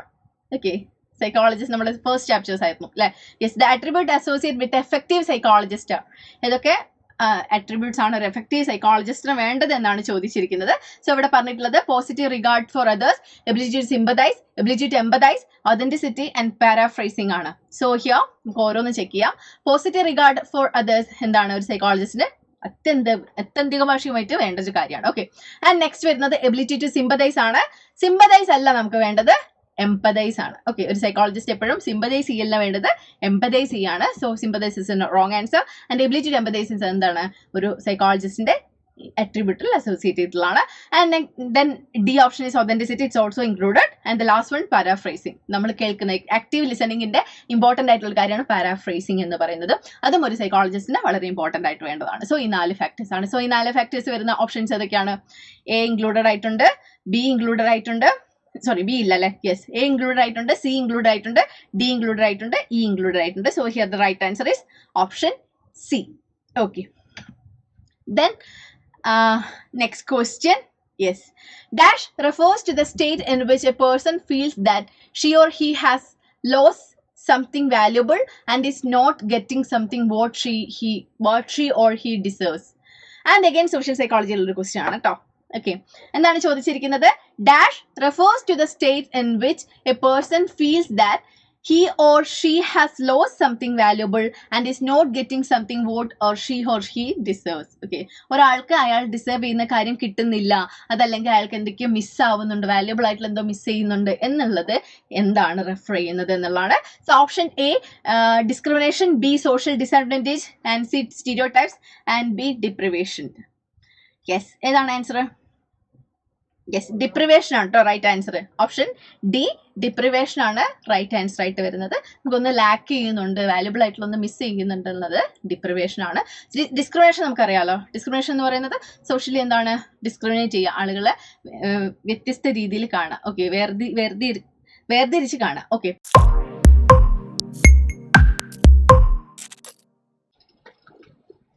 Hello, target CUET 2023 live സീരീസിലെ പുതിയൊരു ലൈവ് സെഷനിലേക്ക് എല്ലാവർക്കും സ്വാഗതം. സോ നമുക്കറിയാം സൈക്കോളജി ക്വസ്റ്റ്യൻ പേപ്പർ 2022 വന്നിട്ടുള്ള CUET എക്സാമിന് വന്നിട്ടുള്ള സൈക്കോളജി ക്വസ്റ്റ്യൻ പേപ്പേഴ്സ് ആണ് നമ്മൾ ഇന്ന് ഡിസ്കസ് ചെയ്യാൻ പോകുന്നത്. ആൻഡ് CUET എക്സാമിന്റെ പ്രത്യേകത ഞാൻ വീണ്ടും ഇങ്ങനെ റിപ്പീറ്റഡ് ആയിട്ട് പറയേണ്ട ആവശ്യമില്ല എന്ന് തോന്നുന്നു. അതിന്റെ പ്രാധാന്യം അറിയുന്ന ആളുകൾ തന്നെയായിരിക്കും ഈ ലൈവിൽ പങ്കെടുക്കുന്നുണ്ടാവുക അല്ലെ. ഈ സെൻട്രൽ യൂണിവേഴ്സിറ്റിയിൽ പഠിക്കുക എന്നുള്ളത് ഒരുപക്ഷെ ഒരു +2 കഴിഞ്ഞിട്ടുള്ള ഏതൊരു കുട്ടിയുടെയും ഭയങ്കര ഒരു ആഗ്രഹമായിരിക്കും അല്ലെ, അത് അച്ചീവ് ചെയ്യുക എന്നുള്ളത്. ഞാൻ കഴിഞ്ഞ ദിവസം കൂടെ പറഞ്ഞിട്ടുണ്ടായിരുന്നു, സെൻട്രൽ യൂണിവേഴ്സിറ്റിന്റെ പ്രൊഡക്റ്റ് എന്ന് പറയുന്നത് ജീവിതകാലം മുഴുവൻ ആ ഒരു ടാഗ് നമ്മുടെ കൂടെ ഉണ്ടാവുന്നതാണ്. കരിയറിലാണെങ്കിലും നമ്മുടെ പ്രൊഫഷണൽ ലൈഫിലാണെങ്കിലും ഒക്കെ നമ്മൾ ഏത് യൂണിവേഴ്സിറ്റിയിൽ നിന്ന് കഴിഞ്ഞു എന്നുള്ളത് it's A positive mark. Okay, it's A tag line. So തീർച്ചയായിട്ടും നിങ്ങൾക്ക് ഓരോരുത്തർക്കും ഓരോ യൂണിവേഴ്സിറ്റിയിൽ നിങ്ങൾക്ക് ഇഷ്ടപ്പെട്ട യൂണിവേഴ്സിറ്റിയിൽ പഠിക്കണമെന്ന് ആഗ്രഹം ഉണ്ടാകും. അതിന് വേണ്ടിയിട്ടാണ് CUET എക്സാംസ് കണ്ടക്ട് ചെയ്യുന്നത്. ആ എക്സാംസിൽ നിങ്ങൾ നന്നായിട്ട് പെർഫോം ചെയ്ത് കഴിഞ്ഞു കഴിഞ്ഞാൽ നിങ്ങൾ ആഗ്രഹിച്ച സ്ഥലത്ത് ആഗ്രഹിച്ച പോലെ പഠിക്കാൻ വേണ്ടി സാധിക്കും എന്നുള്ളതാണ്. ഓക്കെ, ചില ആളുകളുണ്ട് ഈ +2 കഴിയട്ടെ എന്നിട്ട് തുടങ്ങാൻ പ്രിപ്പറേഷൻ എന്ന് വിചാരിച്ച് കാത്തിരിക്കുന്ന ആളുകൾ ഉണ്ടാകും. പ്രത്യേകിച്ച് എൻട്രൻസ് എക്സാമിന്റെ പ്രിപ്പറേഷൻസ് ഒക്കെ നമ്മൾ പഠിത്തത്തിന്റെ കൂടെ, അതായത് ഇപ്പൊ നമ്മുടെ നോർമൽ സിലബസിന്റെ കൂടെ പഠിച്ചു പോകാൻ പറ്റുന്ന കാര്യങ്ങളാണ്. അതിനുവേണ്ടി പ്രത്യേകം ടൈം മാറ്റി വെക്കേണ്ടതില്ല. നിങ്ങൾ ഇപ്പോഴേ പഠിച്ചു തുടങ്ങി കഴിഞ്ഞു കഴിഞ്ഞാൽ നിങ്ങൾക്ക് അതിന്റെ ബേർഡൻ കുറയും. മറ്റേ എക്സാമിന്റെ സമയത്ത് നമ്മൾ ആ സിലബസ് നോക്കിയിട്ടില്ല, അതിന് ക്വസ്റ്റ്യൻ പേപ്പേഴ്സ് നോക്കിയിട്ടില്ല എന്നുള്ളൊരു ഹറിബറി ആയിരിക്കും. സോ അത് ഒഴിവാക്കാൻ വേണ്ടിയിട്ട് നേരത്തെ തന്നെ പ്രിപ്പയർ ചെയ്ത് തുടങ്ങുന്നത് വളരെ നന്നായിരിക്കും. ഓക്കെ, സോ നമുക്ക് ഡയറക്റ്റ് ക്വസ്റ്റ്യൻസിലേക്ക് പോവാം അല്ലെ. യെസ്, ആൻഡ് ഈ ലൈവ് സെഷന്റെ പ്രത്യേകത 2022 CUET സൈക്കോളജിന്റെ ലാസ്റ്റ് സെഷൻ ആണ് കേട്ടോ. സോ നമ്മുടെ ക്വസ്റ്റ്യൻസ് കംപ്ലീറ്റ് ഈ ലൈവ് സെഷനോടുകൂടി കംപ്ലീറ്റ് ആകും. ഓക്കെ, സോ നമുക്ക് ക്വസ്റ്റ്യനിലേക്ക് പോവാം. ആദ്യത്തെ ചോദ്യം നോക്കാം. Okay, the first question. Okay, എല്ലാ പ്രാവശ്യവും പറയുന്ന പോലെ നിങ്ങൾക്ക് അറിയുന്ന ആൻസേഴ്സ് ആണെങ്കിൽ കമന്റ് ചെയ്യുക. ആൻഡ് മിനിമം ഒരു ക്വസ്റ്റ്യൻ കിട്ടുന്ന സമയത്ത് 2 തവണയെങ്കിലും അത് വായിക്കാൻ വേണ്ടി ട്രൈ ചെയ്യുക കേട്ടോ. Okay, so question, arrange the following in terms of increasing interpersonal physical distance. ഇത് ഇന്റർപേഴ്സണൽ ചാപ്റ്റർ ആയിട്ട് വന്നത്, അതായത് സോഷ്യൽ സൈക്കോളജിയിൽ വരുന്ന ഒരു ചാപ്റ്റർ ആണ് ഇന്റർപേഴ്സണൽ റിലേഷൻഷിപ്പ് എന്നുള്ളത്. സോ അതിൽ വന്നിട്ടുള്ള ഒരു ക്വസ്റ്റ്യൻ ആണ്, arrange the following in terms of increasing interpersonal physical distance according to Hall ആണ് ഈ ഒരു തിയറി കൊണ്ടുവന്നിട്ടുള്ളത്. ഇതിൽ ഇവിടെ ഓപ്ഷൻസ് തന്നിട്ടുള്ളത് ഏതൊക്കെ ഡിസ്റ്റൻസ് ആണ്: public distance, social distance, intimate distance, personal distance. So ഇതിന്റെ ഈ ഡിസ്റ്റൻസ് വെച്ചിട്ട് നമ്മൾ ഇൻക്രീസിംഗ് ഓർഡറിൽ അറേഞ്ച് ചെയ്യാണ് വേണ്ടത്. നമുക്കറിയാം, നമുക്കൊരു സ്പേസ് ഉണ്ട് അല്ലെ, ഒരു പേഴ്സണൽ സ്പേസ് ഉണ്ട്, ഒരു പബ്ലിക് സ്പേസ് ഉണ്ട്, ഒരു സോഷ്യൽ സ്പേസ് ഉണ്ട്. സോ ഇത് തമ്മിലൊരു ഡിസ്റ്റൻസ് ഉണ്ട്, ഒരു വ്യക്തിയിൽ നിന്ന് ഇത്ര ഡിസ്റ്റൻസ് എന്നുള്ള രീതിയിൽ അതിന്റെ അറേഞ്ച്മെന്റ് ഉണ്ട്. സോ ഇതിൽ ഓരോന്നും എന്താണ് ആ ഒരു ഡിസ്റ്റൻസിന്റെ റേഞ്ച് എന്ന് നമുക്ക് നോക്കാം. ആദ്യത്തെ വരുന്നത്, ഇതിൽ ആദ്യം വരുന്നത് എന്താണ്? ഇന്റിമേറ്റ് ഡിസ്റ്റൻസ് ആണ്. നമുക്കറിയാം, ഇന്റിമേറ്റ് എന്ന് പറയുന്നത് നമുക്ക് വളരെ ക്ലോസ് ആയിട്ടുള്ള ആളുകൾക്ക് നമ്മൾ കീപ്പ് ചെയ്യുന്നതാണ്. ദാറ്റ് ഇന്റിമേറ്റ് ഡിസ്റ്റൻസ് എന്ന് പറയുന്നത് അത് 18 ഇഞ്ച് ആണ് കേട്ടോ. ഓക്കെ, സോ ഫസ്റ്റ് വരുന്നത് എന്താണ്? ഇന്റിമേറ്റ് ഡിസ്റ്റൻസ് ആണ്, 18 ഇഞ്ച്. നെക്സ്റ്റ് വരുന്നത് പേഴ്സണൽ ഡിസ്റ്റൻസ് ആണ്. പേഴ്സണൽ ഡിസ്റ്റൻസ് എന്ന് പറയുന്നത് അത്ര ക്ലോസ് അല്ല, എന്നാലും പേഴ്സണൽ ആയിട്ട് വരുന്നത് അല്ലെ. സോ ഈ പേഴ്സണൽ ഡിസ്റ്റൻസ് ആണ് സെക്കൻഡ് ആയിട്ട് വരുന്നത്. അതിന്റെ റേഞ്ച് വരുന്നത് 18 തൊട്ട് 48 ഇഞ്ചസ് ആണ്. ഓക്കെ, 18 മുതൽ 48 ഇഞ്ചസ് ആണ് പേഴ്സണൽ ഡിസ്റ്റൻസ് വരുന്നത്. ആൻഡ് തേർഡ് വരുന്നത് സോഷ്യൽ ഡിസ്റ്റൻസ് ആണ്. ഓക്കെ, സോഷ്യൽ ഡിസ്റ്റൻസിന്റെ റേഞ്ച് വരുന്നത് 48 ഇഞ്ച് മുതൽ 12 ഫീറ്റ് വരെയാണ്. നമുക്കറിയാം, നമുക്ക് അങ്ങനെ ഒരു സോഷ്യലൈസ് ചെയ്യുന്ന സമയത്ത് നമ്മൾ കുറച്ച് ഡിസ്റ്റൻസ് കീപ്പ് ചെയ്യും അല്ലെ. സോ ആ ഡിസ്റ്റൻസ് എന്ന് പറയുന്നത് 48 ഇഞ്ച് മുതൽ 12 ഫീറ്റ് വരെയാണ്. ഓക്കെ, സോ തേർഡ് വരുന്നത് സോഷ്യൽ ഡിസ്റ്റൻസ് ആണ്. ആൻഡ് ദ ലാസ്റ്റ് വരുന്നത് പബ്ലിക് ഡിസ്റ്റൻസ് ആണ്. പബ്ലിക് ഡിസ്റ്റൻസ് 12 ഫീറ്റ് മുതൽ മുകളിലോട്ട്. നമുക്കറിയാം, ആ ഒരു ഇന്റിമേറ്റ് ഏരിയയിലേക്ക് നമ്മൾ പബ്ലിക് ഡിസ്റ്റൻസ് വരുത്തോ? ഇല്ല അല്ലെ. സോ ഇതിന് ഓരോന്നിനും ഓരോ റേഞ്ചസ് ഉണ്ട്. സോ ഫോർത്ത് വരുന്നത് എന്താണ്? പബ്ലിക് ഡിസ്റ്റൻസ് ആണ്. സോ ഇതിന്റെ ഇൻക്രീസിംഗ് ഓർഡറിൽ അറേഞ്ച് ചെയ്യാൻ വേണ്ടിയിട്ടാണ് ക്വസ്റ്റ്യൻ തന്നിട്ടുള്ളത്. സോ ആദ്യം എന്താണ് വരിക?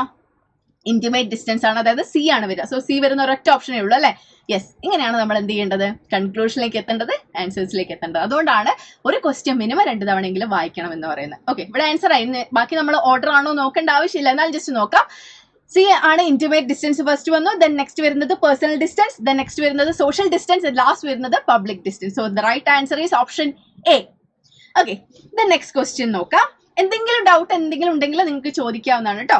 Okay, then next question. Next വരുന്നത് പാരഗ്രാഫ് ക്വസ്റ്റ്യൻസ് ആണ്. അതായത് നിങ്ങൾക്ക് ഒരു പാരഗ്രാഫ് തരും, ആ പാരഗ്രാഫിൽ നിന്നായിരിക്കും ക്വസ്റ്റ്യൻസ് വരിക, അല്ലെങ്കിൽ ആ പാരഗ്രാഫുമായിട്ട് ബന്ധപ്പെട്ട ക്വസ്റ്റ്യൻസ് ആയിരിക്കും വരുന്നത്. സോ പാരഗ്രാഫ് 2 തവണ വായിക്കണം. Okay, so yes, read the passage given below to answer. Projective techniques is a term that encompasses any test or procedure designed to increase insight into individuals by allowing them to respond freely to ambiguous stimuli. നമ്മൾ പഠിച്ചിട്ടുള്ളതാണ് personality ടെസ്റ്റുകൾ ഉണ്ട്. Okay, സിലബസിലുള്ളതാണ് personality assessment എന്നുള്ളത്. അതിൽ വരുന്ന one of the type of test ആണ് projective techniques എന്നുള്ളത്. So projective ടെക്നിക്സിൽ വരുന്ന ഒരു പാരഗ്രാഫ് ആണത്. And the underlying assumption is that when faced with unstructured or ambiguous stimuli, the people will reveal aspects of their personality in their attempt to structure the material. Okay, എന്താണ് projective ടെക്നിക്കിൽ ചെയ്യുന്നത്? നമ്മുടെ unconscious പാർട്ടിലെ കാര്യങ്ങളെ കണ്ടെത്തുക എന്നുള്ളതാണ്, unconscious പാർട്ടിനെ മനസ്സിലാക്കുക എന്നുള്ളതാണ്. So ambiguous ആയിട്ടുള്ള stimulus കൊടുത്തിട്ട് ആളുകളെടുത്ത് അത് റെസ്പോണ്ട് ചെയ്യാൻ വേണ്ടി പറയും. ദെൻ അവരുടെ റെസ്പോൺസ് അനുസരിച്ച് നമ്മൾ അനലൈസ് ചെയ്യാണ് ചെയ്യുന്നത്.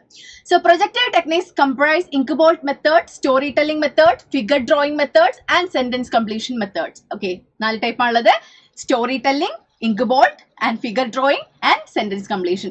സി പാരഗ്രാഫ് ശ്രദ്ധിച്ചു വായിക്കുക. ഈ പാരഗ്രാഫിൽ തന്നെ നമ്മുടെ ഇനി വരുന്ന ക്വസ്റ്റ്യൻസിന്റെ ആൻസേഴ്സ് ഉണ്ടാവും.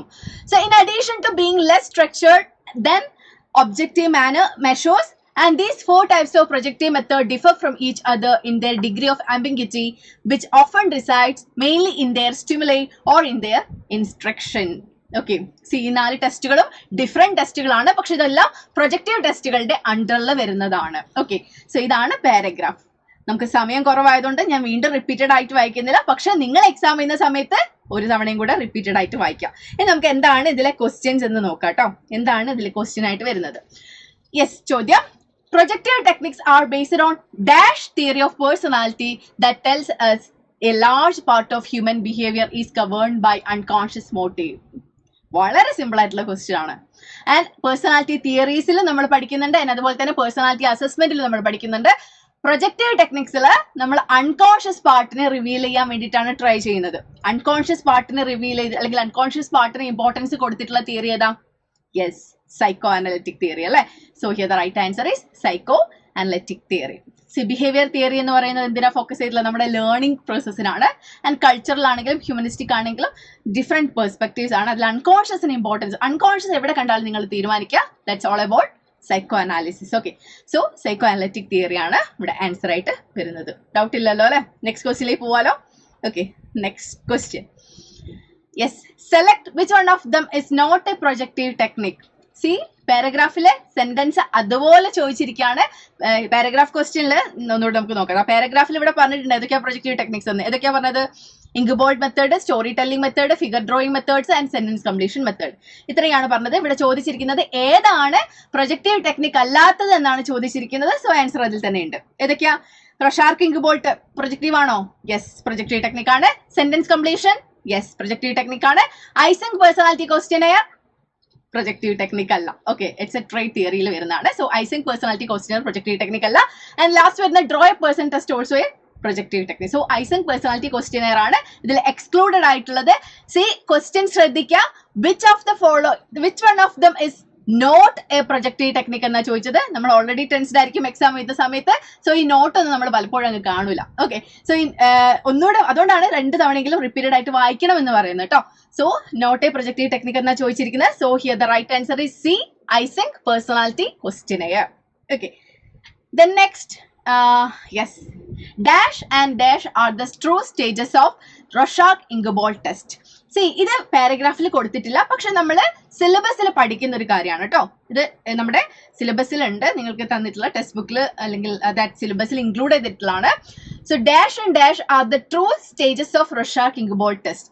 സി നിങ്ങൾ ശ്രദ്ധിക്കേണ്ട ഒരു കാര്യം, പാരഗ്രാഫ് ക്വസ്റ്റ്യൻ വരുന്ന സമയത്ത് ആ പാരഗ്രാഫിലുള്ള കാര്യങ്ങൾ മാത്രമായിരിക്കില്ല, അതിനായിട്ട് ബന്ധപ്പെട്ട കാര്യങ്ങൾ നമ്മൾ പഠിച്ചിട്ടുള്ള കാര്യങ്ങളും ചോദിക്കാൻ ചാൻസ് ഉണ്ട്. Okay, so dash and dash are the true stages of Rorschach-Ingobolt test.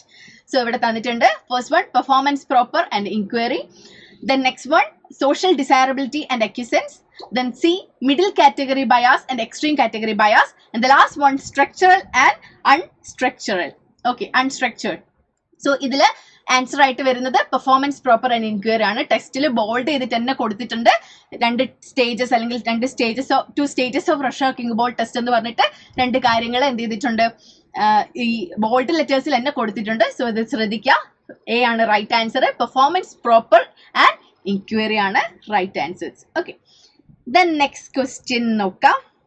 Okay, okay, ഇത് ഞാൻ നമ്മൾ ഇൻക്ലൂഡ് ചെയ്തിട്ടുള്ളതാണ്. നമ്മൾ ഈ കുറച്ച് ദിവസം മുന്നേ നമുക്ക് റൊഷാർക്ക് മൂവി ഇറങ്ങിയിട്ടുണ്ടായിരുന്നു അല്ലേ, കണ്ടിട്ടുണ്ടാവുമല്ലോ അല്ലെ. ഈ റൊഷാർക്ക് എന്നുള്ളത് എവിടുന്നാണ് പേര് വന്നത് പലർക്കും ഡൗട്ട് ഉണ്ടാവും. സൈക്കോളജി പഠിക്കുന്ന നമ്മൾ എന്ത് ചെയ്യാൻ പാടില്ല, ഡൗട്ട് അടിക്കാൻ പാടില്ല. റൊഷാർക്ക് എന്ന് പറയുന്നത് ഇത് പ്രൊജക്റ്റീവ് ടെക്നിക് ആണ്. സോ ഈ റൊഷാർക്കിന്റെ ഒരു ബന്ധപ്പെട്ടൊരു മൂവിയാണ്, കണ്ടിട്ടില്ലാത്തവർ പോയി കാണാം കേട്ടോ. ഓക്കെ, ഈ സ്റ്റോറിയും നെയിമും തമ്മിൽ എന്തെങ്കിലും ഒരു കണക്ഷൻ ഇല്ലാതിരിക്കുമല്ലോ. ഓക്കെ, ഇതാണ് നമ്മുടെ ഇങ്ക് ബോൾട്ട് ടെസ്റ്റിൽ യൂസ് ചെയ്യുന്ന ഇങ്ക് ബോൾട്ട് എന്ന് പറയുന്നത്. ഈ പിക്ചർ തന്നിട്ട് നമ്മളെടുത്ത് നിങ്ങൾക്ക് എന്താണ് തോന്നുന്നത് റിവീൽ ചെയ്യാനാണ് പറയാ. then അതിനനുസരിച്ച് നമ്മൾ അനലൈസ് ചെയ്തിട്ട് അയാളുടെ പേഴ്സണാലിറ്റി അല്ലെങ്കിൽ അയാളുടെ അൺകോൺഷ്യസ് മനസ്സിലാക്കുകയാണ് ചെയ്യുക. Okay, so this is Rorschach inkblot test. Okay, then next question. Out of following, which one is not a feature of projective techniques? Again, paragraph ആയിട്ട് ബന്ധപ്പെട്ട ചോദ്യമാണ്. Out of the following, which one is not a feature of projective technique? Projective technique feature അല്ലാത്തത് ഏതാണെന്നാണ്. Again ശ്രദ്ധിക്കാൻ, not ആണ് ചോദിച്ചിട്ടുള്ളത്, അതായത് അല്ലാത്തത് ഏതാണ് എന്നാണ് ചോദിച്ചിരിക്കുന്നത്. Okay, so out of the following which one is not a feature of projective techniques? So A, ambiguous and unstructured stimuli. It's a right thing. Okay, നമ്മൾ അബിംഗ്വസ് ആയിട്ടുള്ള, അതായത് അബിംഗ്വസ് എന്ന് പറയുന്നത് എന്താണെന്നറിയോ, നമ്മളിപ്പോൾ ഒരു കാര്യം കണ്ടു കഴിഞ്ഞാൽ അതിന് ഒരേ ആൻസേഴ്സ് ആയിരിക്കില്ല വരിക, ഡിഫറെന്റ് ആൻസേഴ്സ് നമുക്ക് പറയാൻ വേണ്ടി സാധിക്കും. അങ്ങനത്തെ കാര്യങ്ങളാണ് അബിംഗ്വസ് എന്ന് പറയുന്നത്. Okay, so ambiguous and unstructured stimuli. And B, they suffer from social desirability. So that's അതെന്താണ്, അത് പ്രൊജക്റ്റീവ് ടെക്നിക്കിന്റെ ഫീച്ചർ അല്ല കേട്ടോ.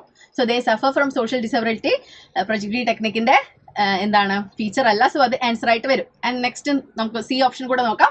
No correct or incorrect response. നിങ്ങൾ പറഞ്ഞ കറക്റ്റ് ആണ്, അബിംഗ്വസ് ആണല്ലോ, ആർക്കും എന്ത് വേണേലും പറയാം. സോ അത് കറക്റ്റ് ആണ് ഇൻകറക്റ്റ് ആണെന്ന് പറയാൻ വേണ്ടി സാധിക്കില്ല. And D, each response is consider to reveal a significant aspects of the personality. അയാൾ പറയുന്ന ഏതൊരു കാര്യമാണ്, ഇപ്പോൾ ഒരാൾ പറയാണ്, ഈ ഒരു പിക്ചർ കണ്ടിട്ട് പറയാണ് ഒരു വവ്വാലിനെ പോലെ ഉണ്ട്, ഒരു ബാറ്റിനെ പോലെ ഉണ്ടെന്ന് പറഞ്ഞു കഴിഞ്ഞാലും അതിനൊരു സിഗ്നിഫിക്കൻസ് ഉണ്ട്. ഈ രീതിയിലാണ് നമ്മളത് മനസ്സിലാക്കുന്നത്. സോ ഓരോ ആൻസേഴ്സിനും ഓരോ റെസ്പോൺസിനും ഇമ്പോർട്ടൻസ് കൊടുക്കുന്നുണ്ട്. സോ ഇതില് പ്രൊജക്റ്റീവ് ടെക്നിക്സിന്റെ ഫീച്ചർ അല്ലാതെ വരുന്നത് they suffer from social desirability ആണ്. So option B is the right answer.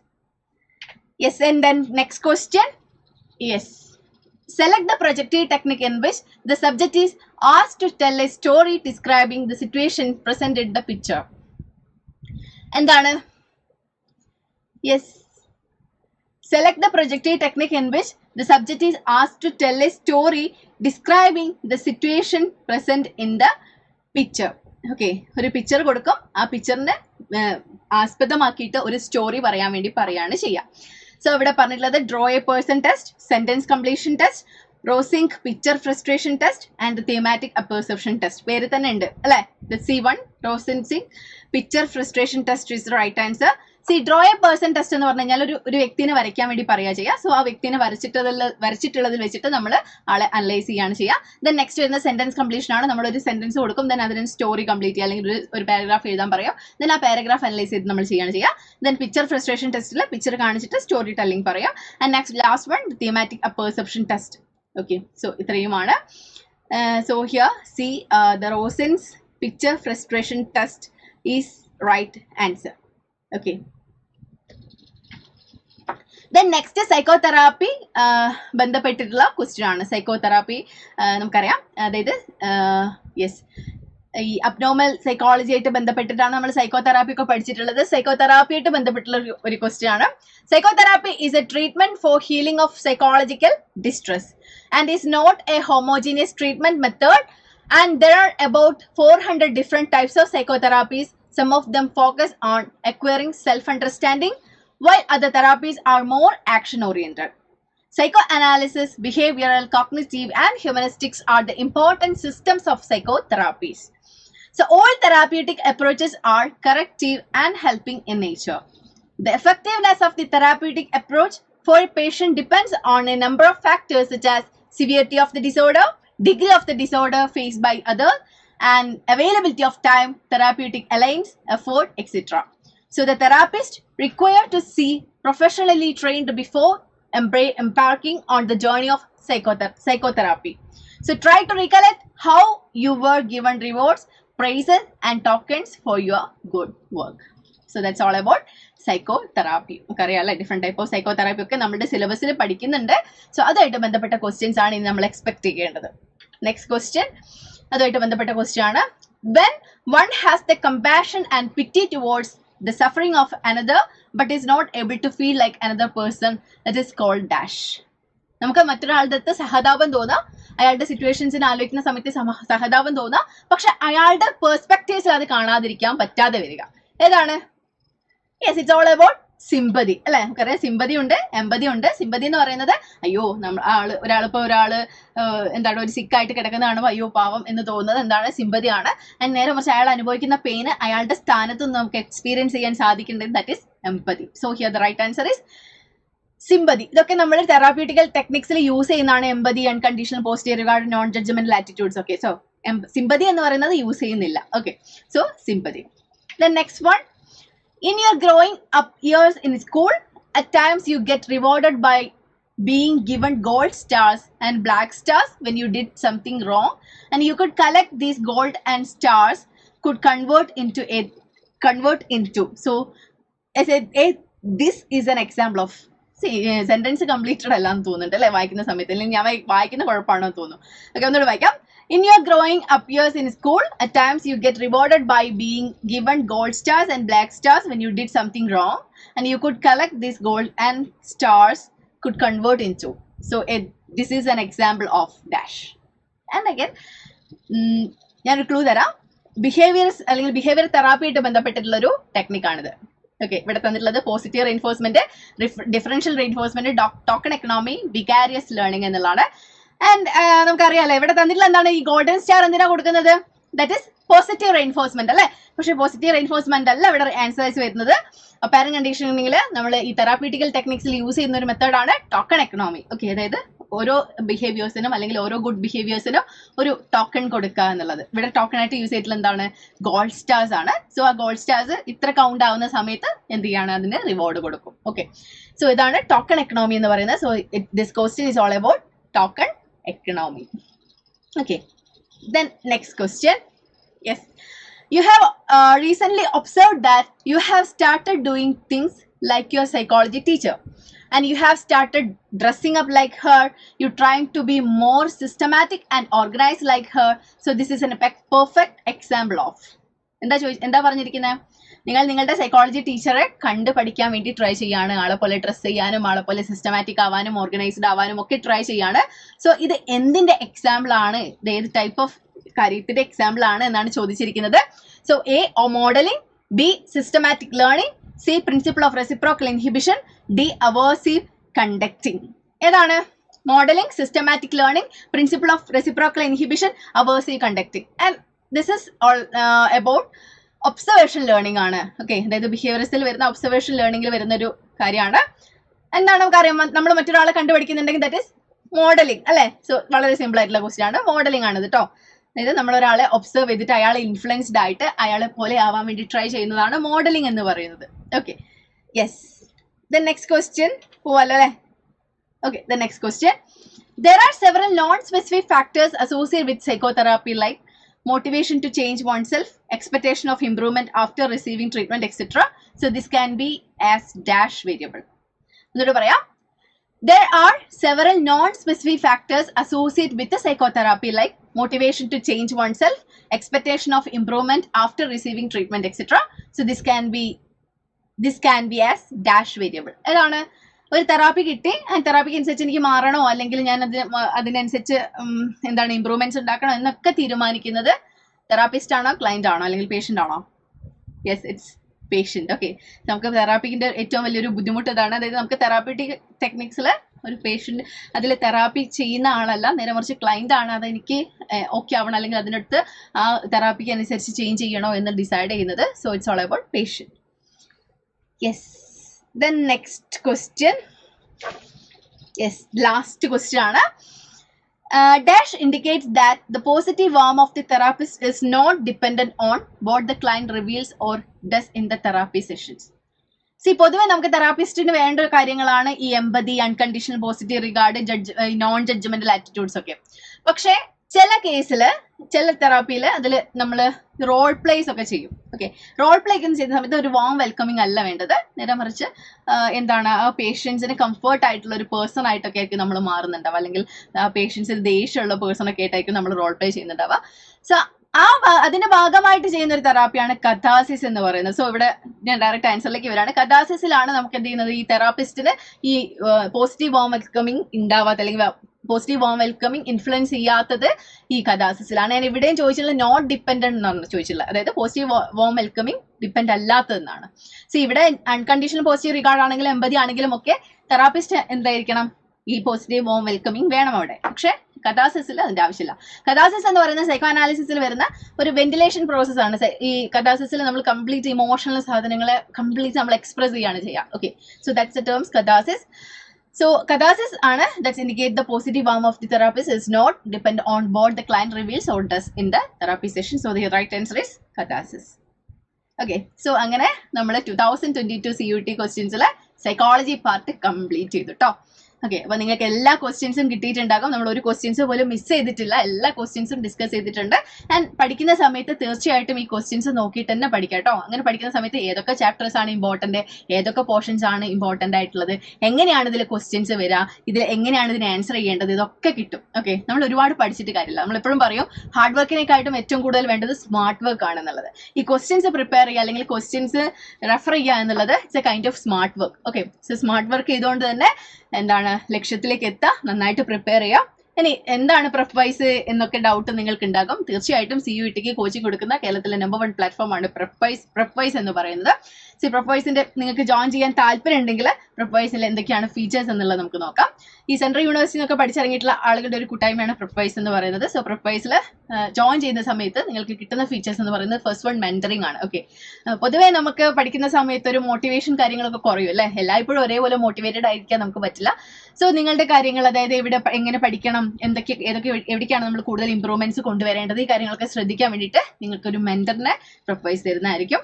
And next വരുന്നതാണ് നിങ്ങൾക്ക് ക്ലാസ്സുകളും, കാരണം ഡീറ്റെയിൽഡ് ആയിട്ട് സിലബസ് ആണ് അല്ലേ, ആ ഡീറ്റെയിൽഡ് ആയിട്ട് സിലബസ് കവർ ചെയ്യുന്ന എക്സ്പേർട്ട് ക്ലാസ്സുകൾ ഉണ്ടാവും. ആൻഡ് ഓരോ സബ്ജക്റ്റിലും എക്സ്പേർട്ട് ആയിട്ടുള്ള ഫാക്കൽറ്റീസ് ആണ് ഈ ക്ലാസ്സുകൾ ഡീൽ ചെയ്യുന്നത്. ആൻഡ് നെക്സ്റ്റ് വരുന്നതാണ് വാല്യൂ ആഡഡ് നോട്ട്സ്. സോ നിങ്ങൾക്ക് ഇപ്പോൾ ഒരുപാട് സിലബസ് അത് കംപ്ലീറ്റ് വായിക്കുക എന്നുള്ളത് കുറച്ച് ഡിഫിക്കൽട്ട് ആയിട്ടുള്ള കാര്യമാണ്. സോ അത് സോൾവ് ചെയ്യാൻ വേണ്ടിയിട്ട് എന്താണ് ഓരോ ലെസൺസിന്റെയും വാല്യൂ ആഡഡ് നോട്ട്സ് ഉണ്ടാകും. ഓക്കെ, അതായത് അത് പ്രിസൈസ് ആയിട്ട് വളരെ ചുരുക്കിയിട്ട് എന്നാൽ എല്ലാ കണ്ടന്റ്സും ഉൾക്കൊള്ളുന്ന രീതിയിൽ ഡിസൈൻ ചെയ്തിട്ടുള്ള വാല്യൂ ആഡഡ് നോട്ട്സ് ഉണ്ടാകും. ദെൻ അതുപോലെ തന്നെ നിങ്ങൾക്ക് ഇപ്പം നമ്മളറിയാം ഈ പ്രെപ്വൈസിന്റെ ആപ്പ് വഴിയാണ് നിങ്ങൾക്ക് ക്ലാസ്സുകളും കണ്ടന്റ്സ് ഒക്കെ തരുന്നത്. അപ്പോൾ സ്വാഭാവികമായിട്ടും ഡൗട്ട്സ് കാര്യങ്ങളൊക്കെ വരും. സോ ഈ ഡൗട്ട്സ് ക്ലിയർ ചെയ്യാൻ വേണ്ടിയിട്ട് നിങ്ങളുടെ ഫാക്കൽറ്റീസ് ആയിട്ട് നിങ്ങൾക്ക് ഇന്ററാക്ട് ചെയ്യാൻ വേണ്ടിയിട്ട് ലൈവ് ഡൗട്ട് ക്ലിയറിംഗ് സെഷൻസ് ഈ പ്രെപ്വൈസ് പ്ലാൻ ചെയ്തിട്ടുണ്ട്.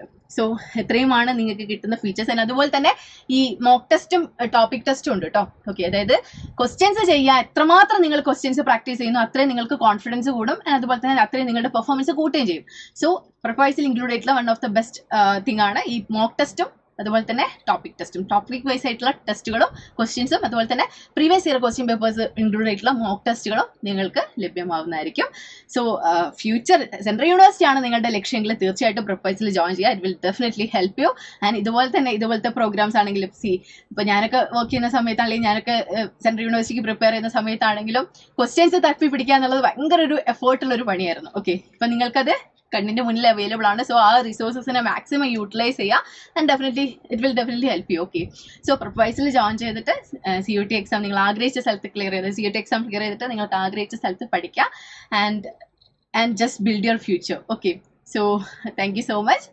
എന്തെങ്കിലും ഡൗട്ട്സ് കാര്യങ്ങളൊക്കെ ഉണ്ടെങ്കിൽ you can contact us. Okay, and അതുപോലെ തന്നെ പ്രെപ്വൈസിന് നമ്മൾ വാട്സ്ആപ്പ് ഗ്രൂപ്പ് ഉണ്ട്. അപ്പോൾ നിങ്ങൾക്ക് ഇവിടെ താഴെ ഡിസ്ക്രിപ്ഷനിൽ ലിങ്ക് കൊടുത്തിട്ടുണ്ട്. ആ ലിങ്കിൽ ക്ലിക്ക് ചെയ്ത് നിങ്ങൾക്ക് വാട്സ്ആപ്പ് ഗ്രൂപ്പിലേക്ക് ജോയിൻ ചെയ്യാം. ആ വാട്സ്ആപ്പ് ഗ്രൂപ്പിൽ നമ്മൾ ലൈവിൻ്റെ ആണെങ്കിലും എക്സാംസിൻ്റെ ആണെങ്കിലും എല്ലാ അപ്ഡേറ്റ്സ് ഒക്കെ ഇടുന്നതായിരിക്കും. സോ അങ്ങനെ നമുക്ക് പ്രെപ്വൈസ് ആയിട്ട് കണക്ട് ചെയ്യാവുന്നതാണ്.